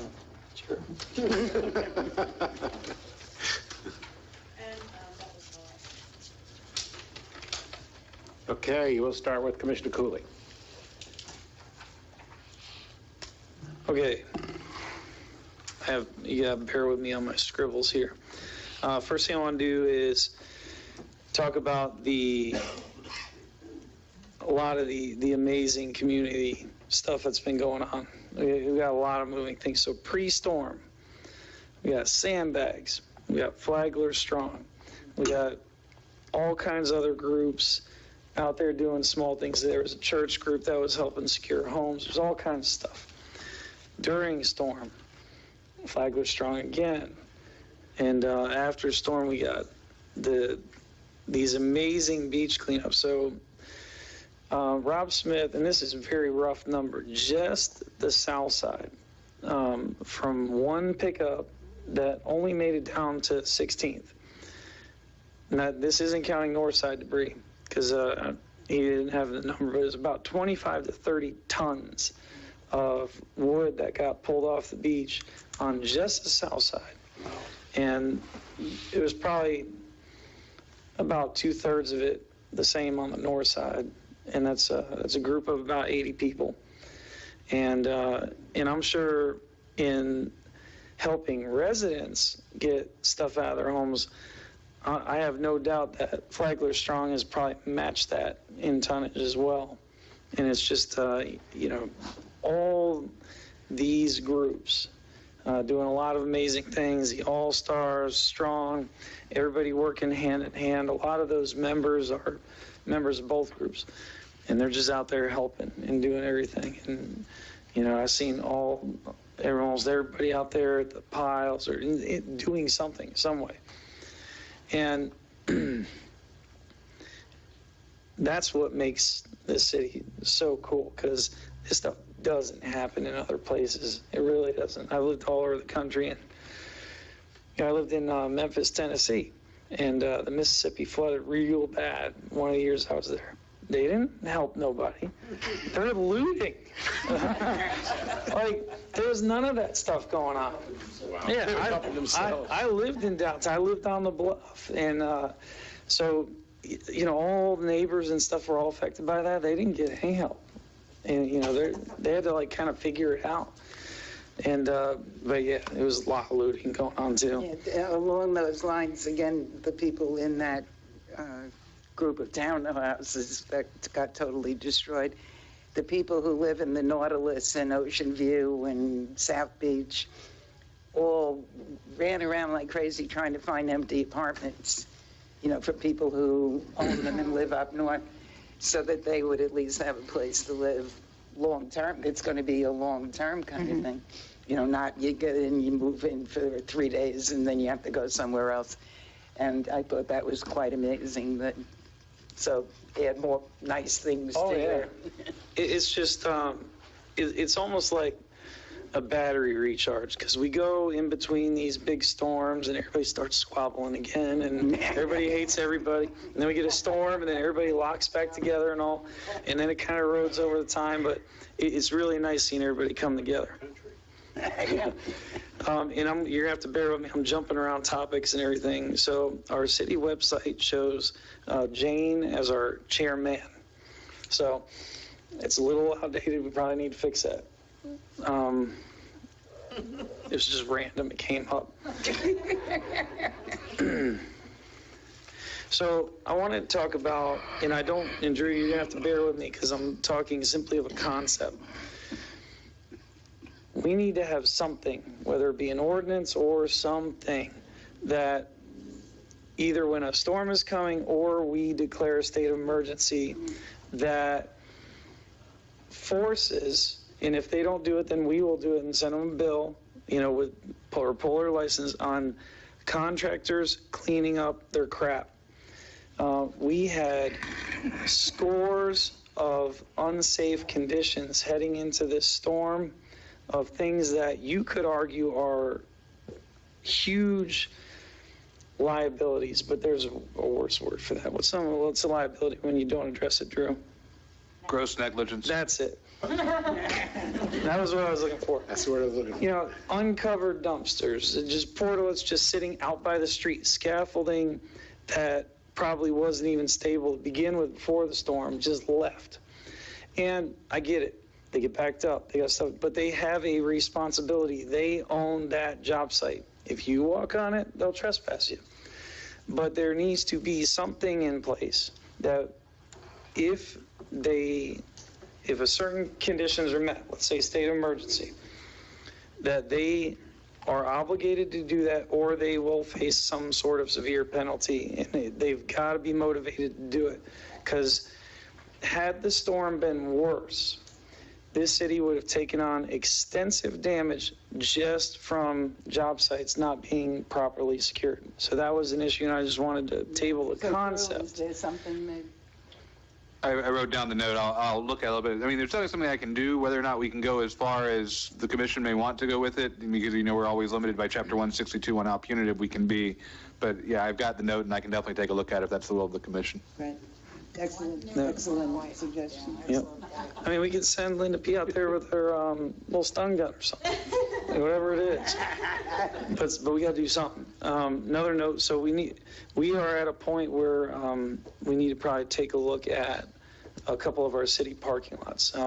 The one that is next to the Anchor, it's in between Tortugas and Anchors, is actually becoming dangerous. There's cars that are like full bottoming out. And Lion is not much better, but we're at that point. I wanted to make sure we got that on our radar because of how unsafe they're getting, we could end up being held liable for potential car damage, maybe if they try to navigate those craters that are in those lots. Something to get on the radar. So we are getting into the middle of October. We have golf cart registration coming.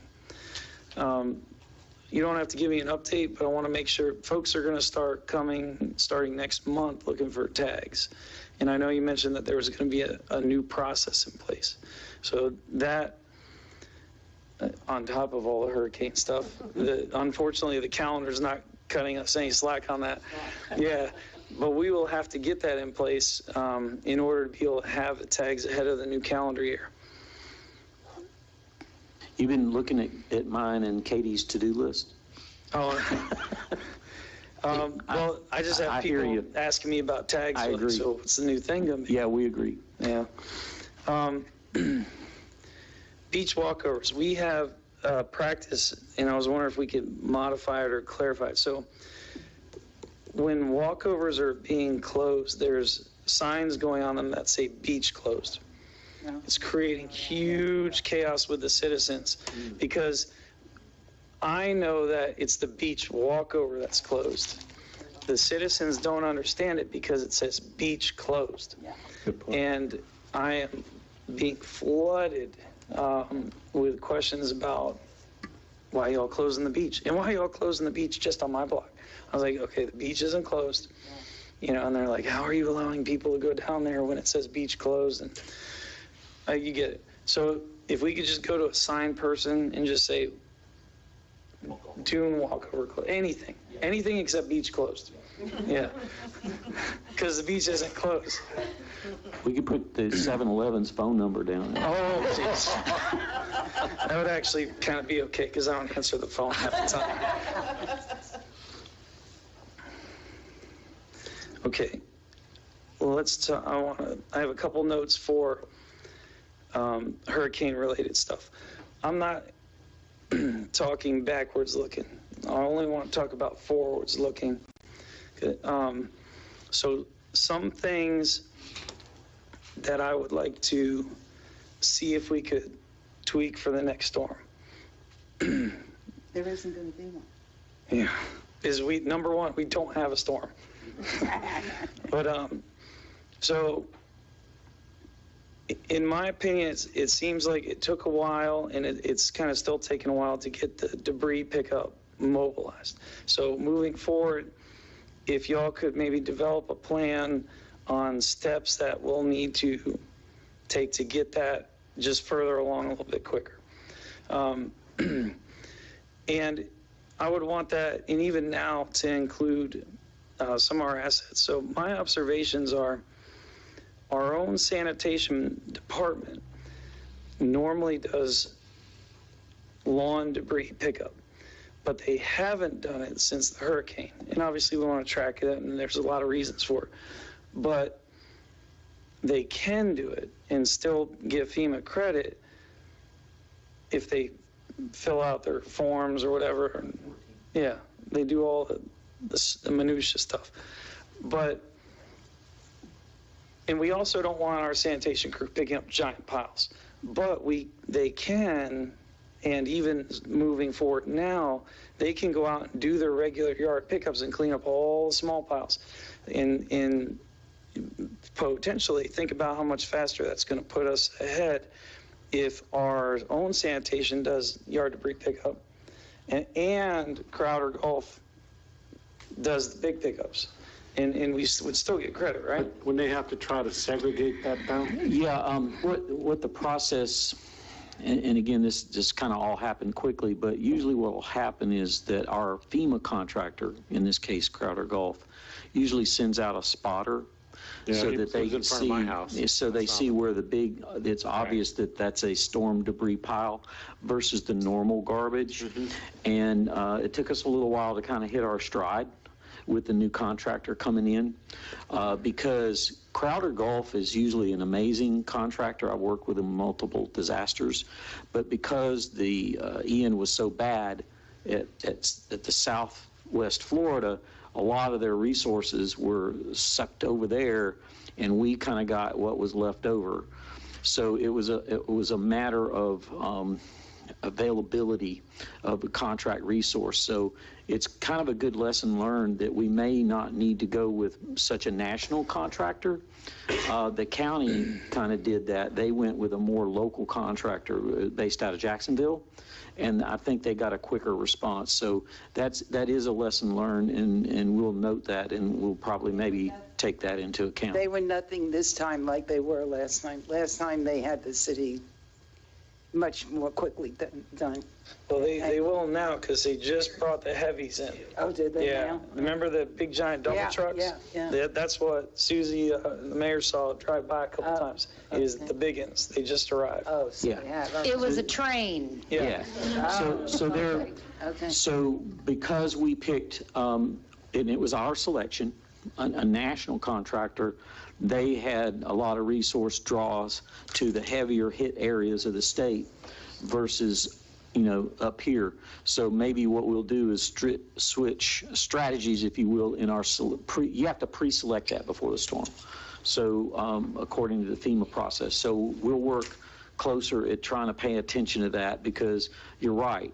If say we were fortunate, we weren't the ground zero. If we were ground zero, we'd have had 16 times the amount of trucks in here faster. But it was just the way it happened and unfolded in this one that we ended up kind of being the tail end.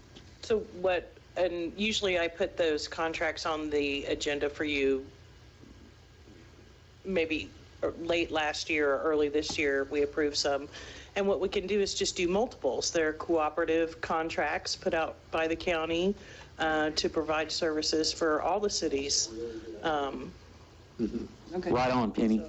Okay. Yeah. All right. So good point. The other potential things to look at for future storms is more the messaging content to be more plan-oriented, forward-looking. So we did a great job with saying there's going to be a pickup tomorrow, or do this, or stay, bridge is open, bridge is closed. Like, there's all these quick updates. There's 96 of them during the storm, and they're all good. But I would like us next storm to look at longer term. So before the storm's even over, we go, on this day, this is happening, this is happening, this is happening. On this day, starting on this day, we're going to have trucks hitting, yard debris pickup on inaccessible areas. This day, just have a plan for citizens to kind of count on, so they can get their debris out on time, and they know what's coming, so they don't have to keep asking. Because I got asked 7 trillion times, what are you guys doing? What's your plan? When is this happening? And so more forward-looking than like a day or two. And the other thing is different mediums. Old habits die hard. We have got to have other resources than our police department Facebook page. We need to utilize the app that's coming. We need to utilize other social media mediums. And we need to utilize, just what all the different media are, like, for instance, 97.3. We need to utilize that more. So we have a broader touch then, because it's common knowledge. Everybody says, if you need information, go on the police department Facebook page. I mean, come on. Can I add? Facebook is not for the younger, new home buyer generation. It's not there. I just trained a 23-year-old how to use Facebook. So they just don't use it. Well, the problem is that Facebook isn't also for the older generation. Right. And so you're only targeting a particular audience.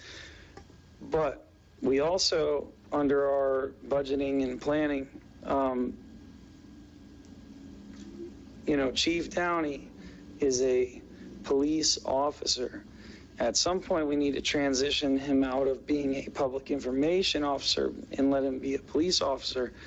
And we budgeted somebody else to be doing that. I don't know who, but moving forward, we've got to really aggressively, for our own resiliency, really start pushing and branching out and following the plan and getting the other information people in charge. Chief, you do it. It's absolutely every 100% feedback on the phenomenal job you do on social media and just with moving information. So nothing I'm saying is negative. It's a matter of, let police chief be police chief, let whoever's supposed to be in charge of public information handle that. Just moving forward, that was kind of like, I haven't been in some of the hurricane meetings, so y'all might have already covered it, but I had just notes saved up I wanted to cover. And we have another heavy beach cleanup this coming Saturday at 9 a.m. and attendance is mandatory for all residents. It's really not true. So one question regarding that, Mayor, you had said gloves will be provided? Bring them if you have them at home, but if you do not, we will provide them for you, and then you can just give them back. Then just give them back. Okay, great. Yeah, it's kind of gross. I'd recommend maybe. I will wash them. You might want to wear like long sleeves too. I mean, I got pretty cut up pretty good. you? Yeah, Okay. so just. Okay. But that was all I had. I just wanted to get, those were observations I had from the storm. I thought it would be good to just kind of say moving forward, here's some things we could look at. But beach cleanup, heavy beach cleanup, Saturday, 9 o'clock. We need Bruno. I'll be there. Able bodies. Bruno can lift a My house. wife will be there too. Good. In your Jeep. She can lift 2 We houses. were away last week, so that's why. Yeah, excuses, whatever. All right, thank you, though. Mr. Mealy. Okay, I don't have anything heavy. Sorry. I thought you were saying I don't have anything.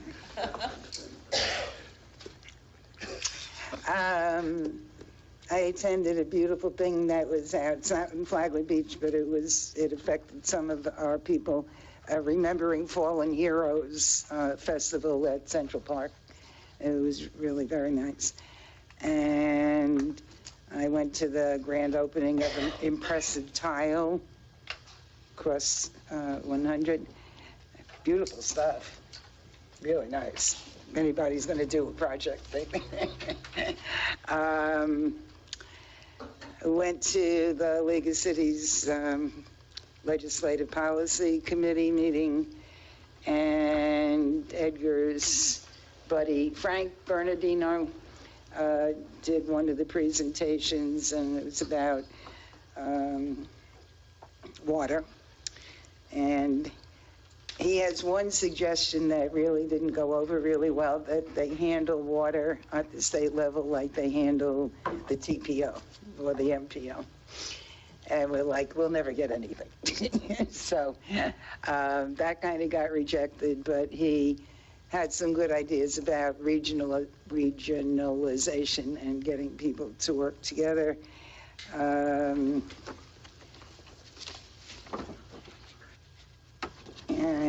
make sure we're always involved. And then the committee kind of decided on our draft policy that'll be decided for sure at the legislative conference in November, end of November, beginning of December, to support legislation creating a statewide coordinating planning and prioritization approach for water resource investments, including authorization for comprehensive watershed management projects to qualify for funding under the State Water Protection and Sustainability Trust Fund.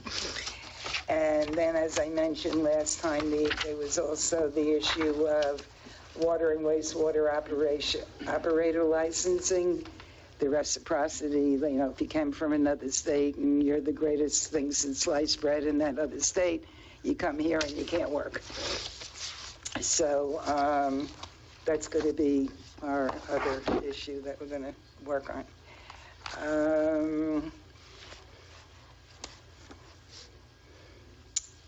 Citizens Academy has been postponed again. Well, staff is just so buried that, so it will now be, and it will be, it will be January 11th through March 1st. We're going to have a blizzard. That means 3 snowflakes. Veterans Day, I have everybody all lined up. We'll be getting the announcement out soon. Hope everybody can come November 11th at 1 o'clock, across the street. And William, you said you're working on the legislative proposals. And Debbie and I went to the firefighter of the year at the Kiwanis yesterday, and it was lovely. I'm done. That wasn't so bad. It wasn't so bad. Tomorrow is the grand opening for a new business in town called Coastal Decor. I know Commissioner Mealy and I will be there at 3 p.m., so if anybody else is around, please stop by. Heather will be, it's on 3rd Street. It's right back here. Yeah, it's right behind Friends. Where those apartments are, there's actually, It's the trailer park. Barn Hill property that he rents behind the laundromat, kind of the burgundy. So 3 p.m. if you guys are free. And I want to personally thank, obviously, staff, but I want to also personally thank Mr. Whitson for picking up every time I called. Even if I was in a panic, he was always. Thought he was just doing that for me. Thank you. And then Commissioner Cooley, I love the fact that you brought up securing job sites, because we do have a resident that lives 1 block from a job site. Large construction debris flew off of the job site, went over a house, smacked into theirs, flew over their house, and broke their daughter's windshield on their car. Wow. Yeah. Yeah. And they've talked to the homeowner, and they're having, I wouldn't say they're having difficulty, they're working through who's going to pay the damage. So, which is very unfortunate. Wow. So thank you for bringing that up. And I think that's all I had. Yep, that's all I had. Thank you. Mr. Sherman. Okay, so mine might be a little bit longer. I just want to first, I guess, go down a list of just thank yous for everybody that, really stepped up with this hurricane. So I got to start with Flagler Strong. They're an amazing organization. So I'd have to say Scott Fox, Paul Chestnut, Tracy Callahan, Brenda Witherspoon, Tiffany Wiggin, I think she was just sitting out there, Mary Lau. And then the Flagler Beach All-Stars, and the was it the Flagler Board Riders? That's Linda P. Yeah. Oh, I've got her on the list. Linda P., Carla Klein, and then here on the diet. Accepting an award. And then I was going to say, I was like, oh yeah, no, it was really cool. I thought everybody deserves recognition, and I was just going to say, I'd like to thank myself. No, and I'd like to, Commissioner Bryan for the sandbags and being a fellow security guard on Friday when we first got back in town. Mayor Johnston with the sandbags and the beach cleanup, and then Captain Cooley Commissioner Captain Cooley, I should call him. He was like a field general out there on Saturday. I mean, we wouldn't have got as much wood picked up if it wasn't for Commissioner Cooley over there. I thought he just really took charge and really had it organized and did a really great job. Yeah, it was awesome. It was fed some folks. I'm not capable of I can't do any of that. No, I understand. But I fed some folks, so I contributed. And then, I get into the city staff. I mean, just seeing a lot of that. I'm not, like I said, I'm not around daily as much as I'd like to be, but is it Jen? I mean, she was just working her tail off. Katie, Tom, Buzz, and then the chief and his staff. I mean, the minute I came over when they were checking IDs, I mean, his guys were right there, ready to go. And the fire department, they were assessing things out on A1A as soon as I came over the bridge that Friday morning.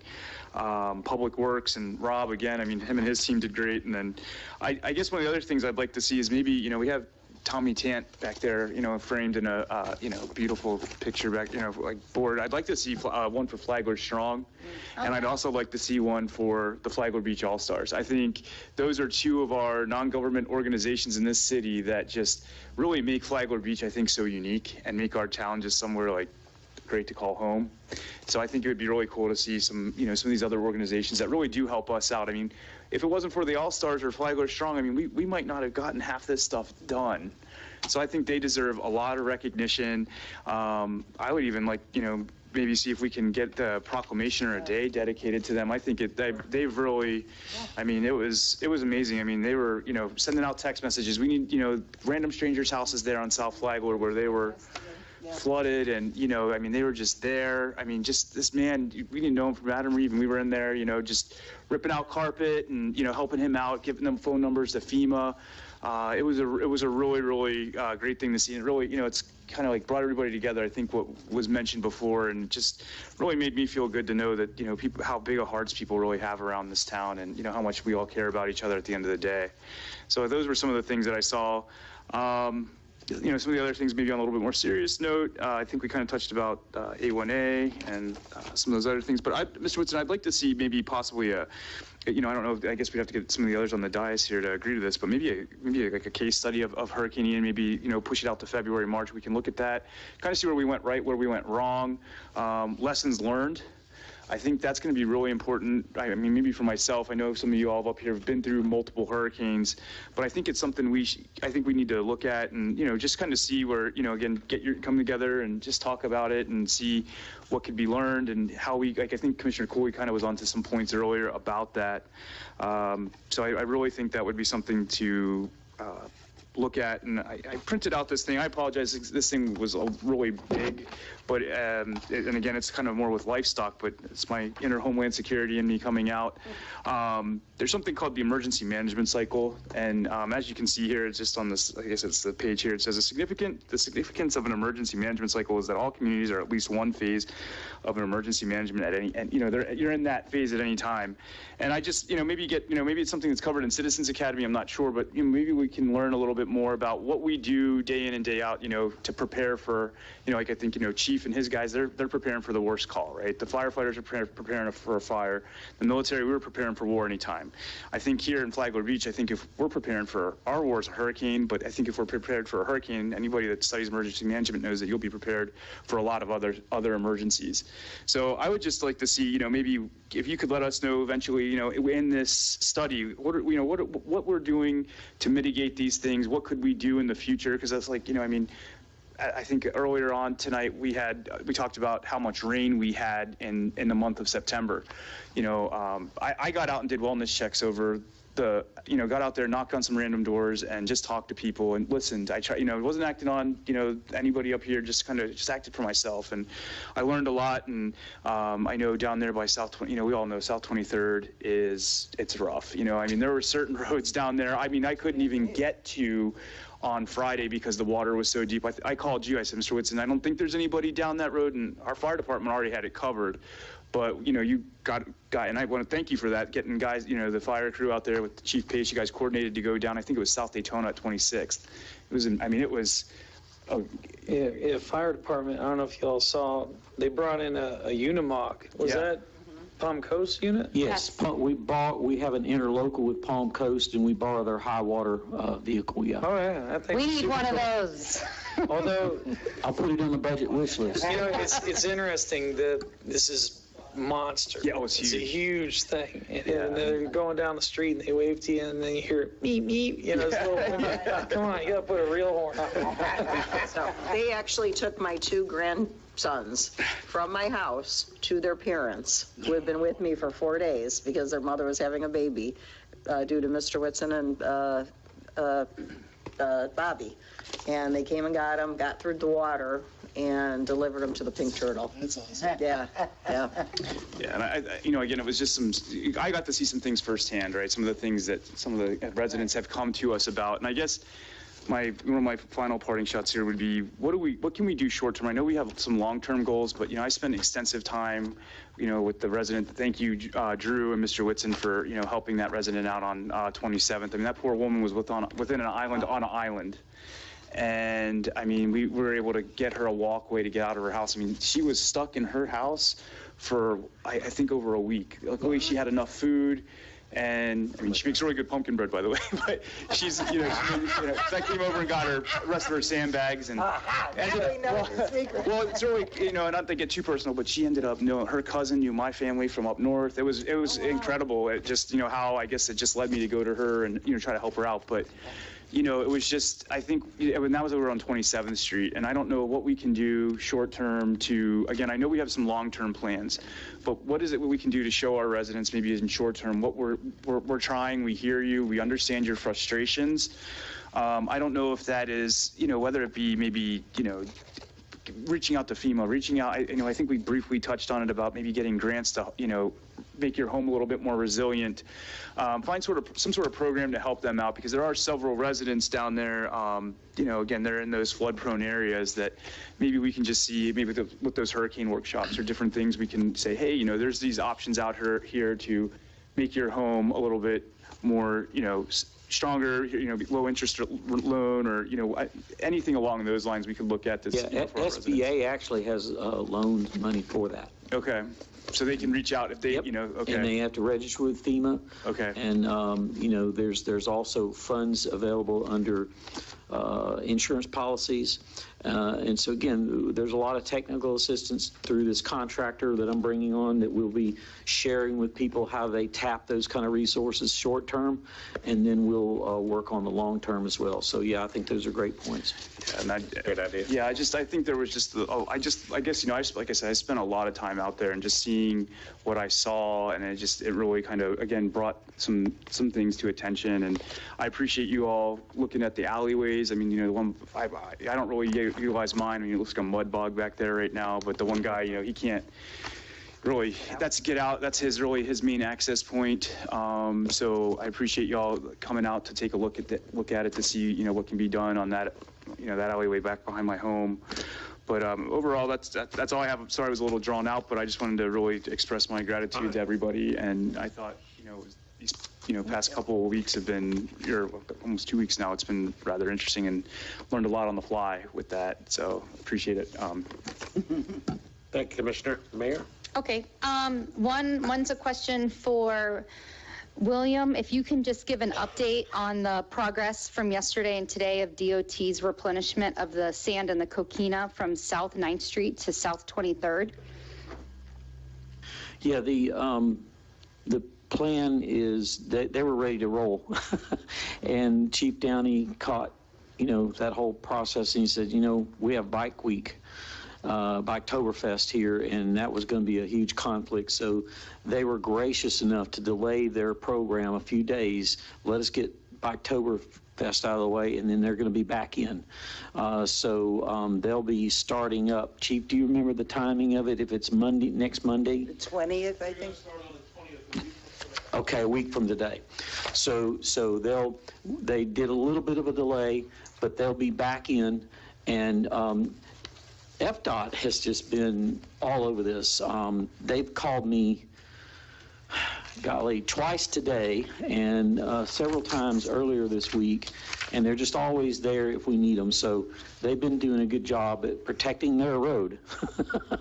But they've been very proactive in reaching out and coordinating with us. Okay, so we didn't ruffle any feather. My concern is we have like that too close for comfort, and if we turned them away, yeah, we got to make sure we have a date for them to come back. No, they're coming back the 20th. Okay. Yeah. Good. Then another thank you to the residents and James and Eric on the dais here for last Saturday. That beach cleanup was brutal. I think everyone who was in it laid in the bed for the rest of the day.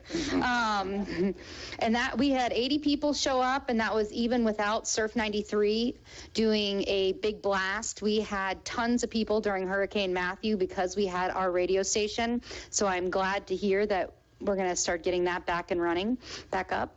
Big thank you to Linda P. for helping out with that. And then this city's unsung heroes, Rob, Smith, and Matt, they were amazing. They got all of the south side picked up. I made a comment that said that was a ton, and someone said that was more than a ton.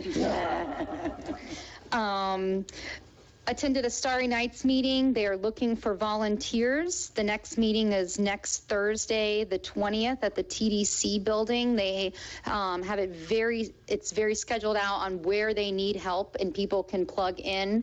If they have done stuff even in the past that says, I have this, like myself, Linda, and Carla, we take care of the houses that light up the beach and give awards, and we have prizes, so able to take that off of the plate for Starry Nights, because we've been doing it for so many years. Then, question. I haven't heard, we've discussed it briefly, but we haven't really put notice out to the public, and if we're still having it, I haven't heard any conversation about our October 26th State of the City. Is that still going? We Yeah, have the we're 19th. making it a hurricane forum, and Okay. the only delay is we're trying to confirm the space because of all the logistics involved in moving the meeting and making sure that it's good to go, and we should, get everything lined up here real soon.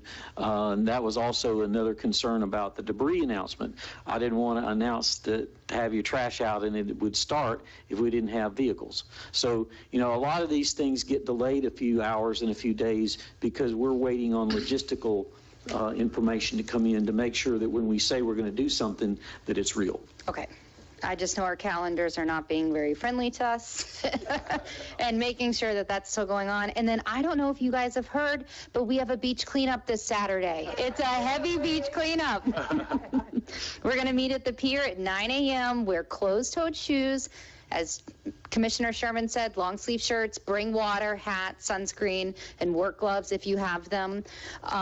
So far, just a little briefing with the rest of Flagler Beach All-Stars. We're going to swarm the south side and hopefully get starting from 16th Street, about halfway down the block, exactly in front of the Pirate House, going south, get that area of town all picked up.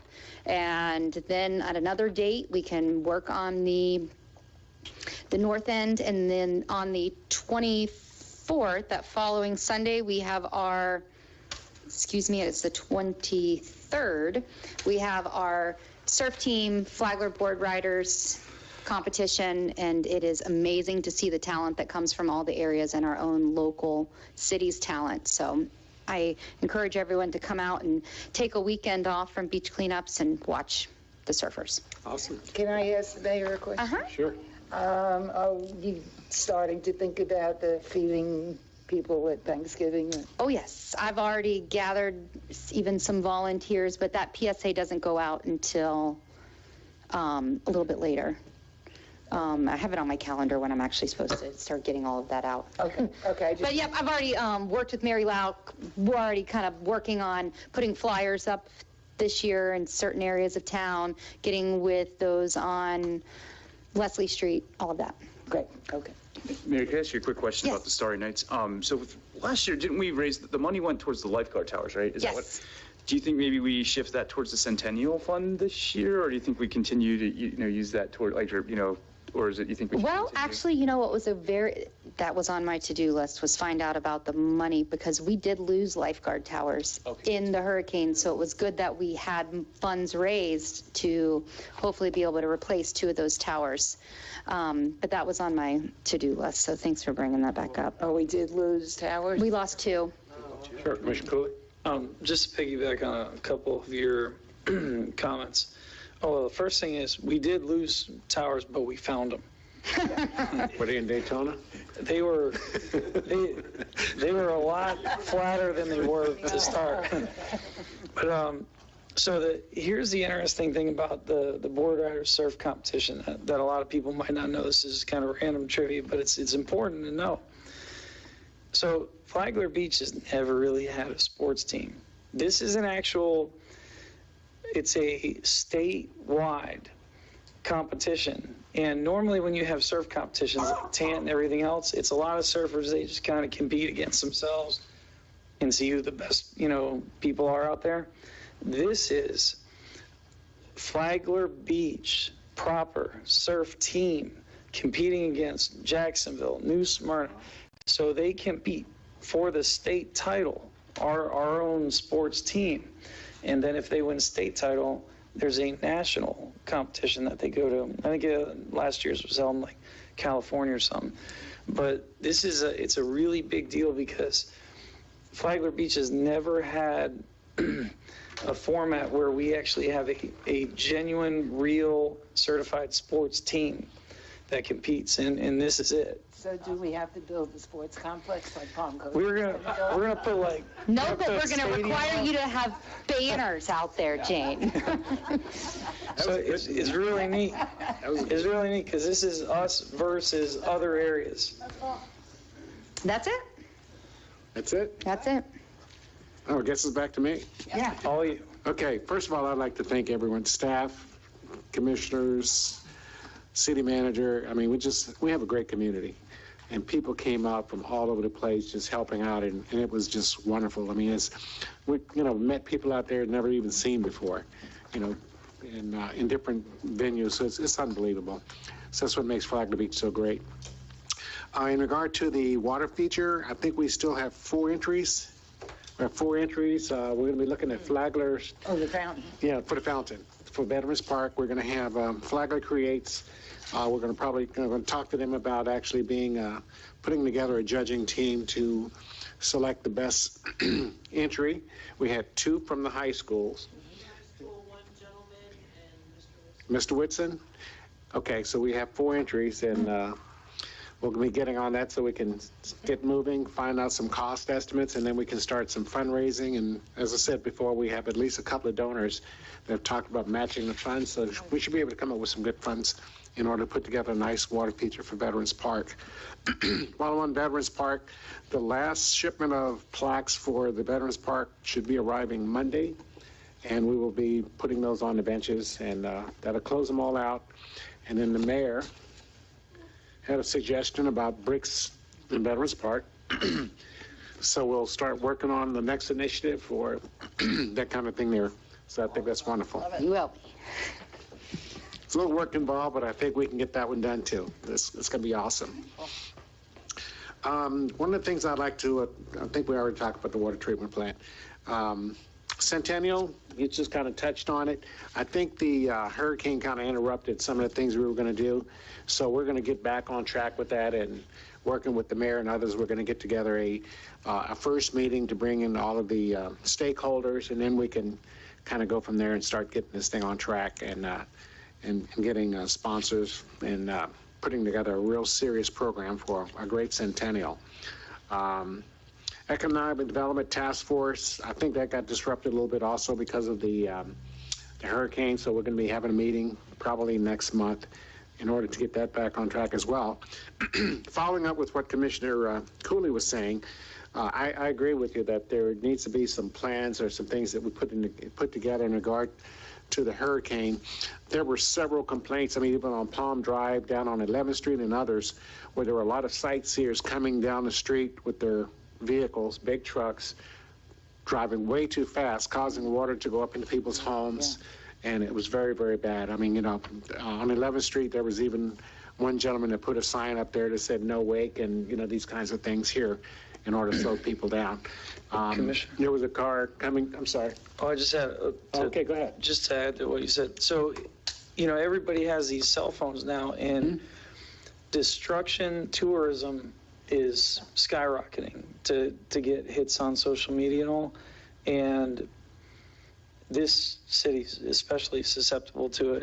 And we were inundated with folks coming from that were non-residents, either blasting through the water, playing with their cars, or filming what was going on. Yeah.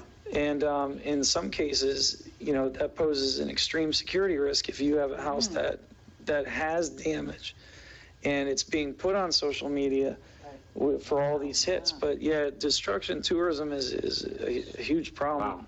Wow. But you brought that up, and So that's a name, destruction tourism? It's like happening. I had a resident reach out and said their house would not have flooded had people drove up and down the street and pushed the water into their home. I knew that people were speeding and causing flooding.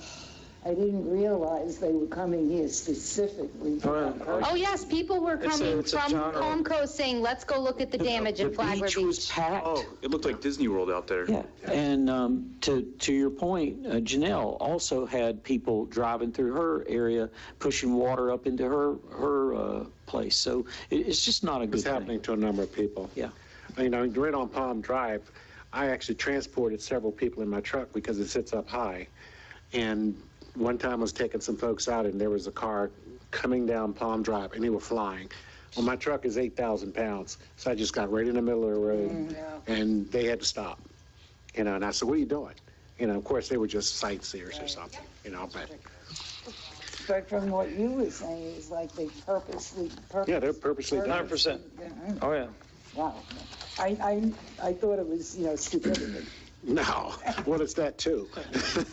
Just driving 35 miles an hour on 35-mile-an-hour road, it would be stupid because the water is going to get splashed. But not with a now intent, just Oh, yes. stupid. But you're saying they're doing it on purpose.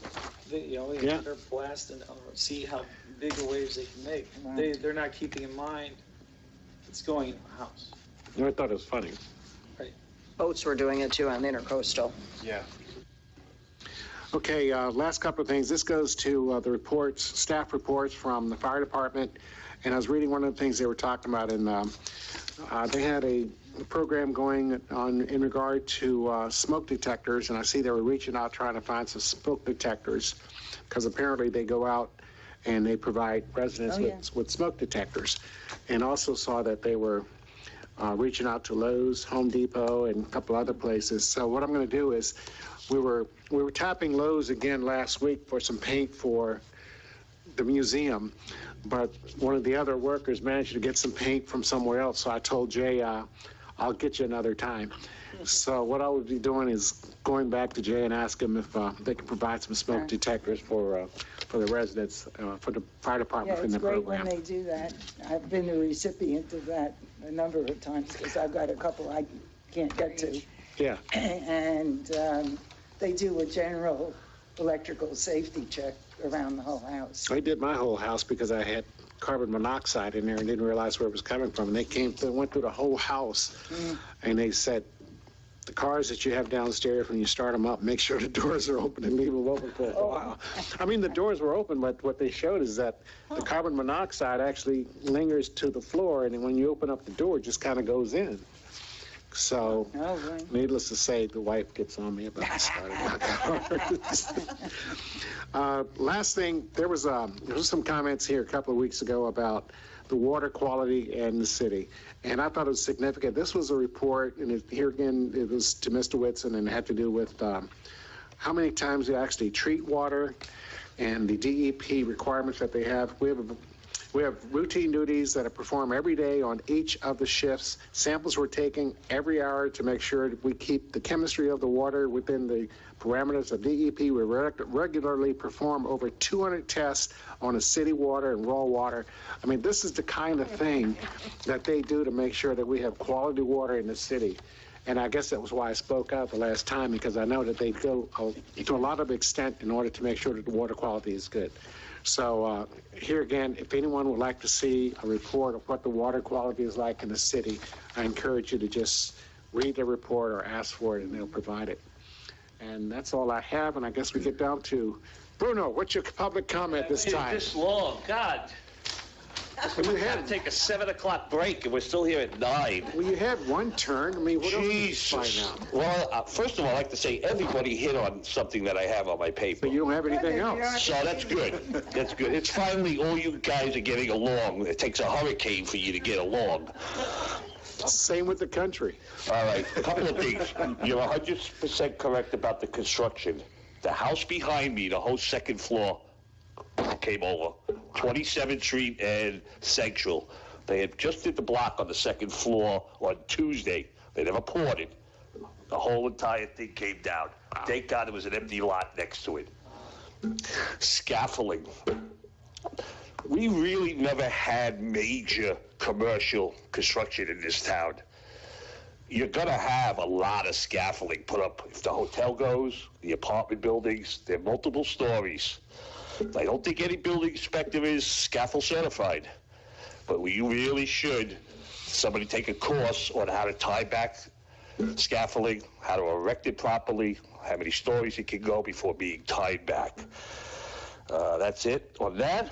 Flagler Strong is definitely a big asset. This whole community is a good asset. I mean, really, you got to be proud to live in this town. You know, a lot of people complain, but this is a good town. I've also been told by somebody that I'm too easy on you, that I'm always giving you compliments. So don't take that as a weakness, all right? Keep it up, we'll send you back to Valley Beach. And the other thing is, we talk about A1A. I know I brought this up about 6 months ago, the drains. Did anyone notice that every sinkhole, there is a drain in front of it clogged? We gotta get DOT to clean them. I mean, that's what they did this whole construction for, was the drains. they are covered. You can't even notice a drain. So that's what caused the sinkholes, which causes a headache for this community. On that note, thank you. Thank you, sir. Anyone else? One more announcement on behalf of the police chief. Sure. There is a prescription drug take-back on October 29th from 10 a.m. to 2 p.m. The police station? Police station by drugs.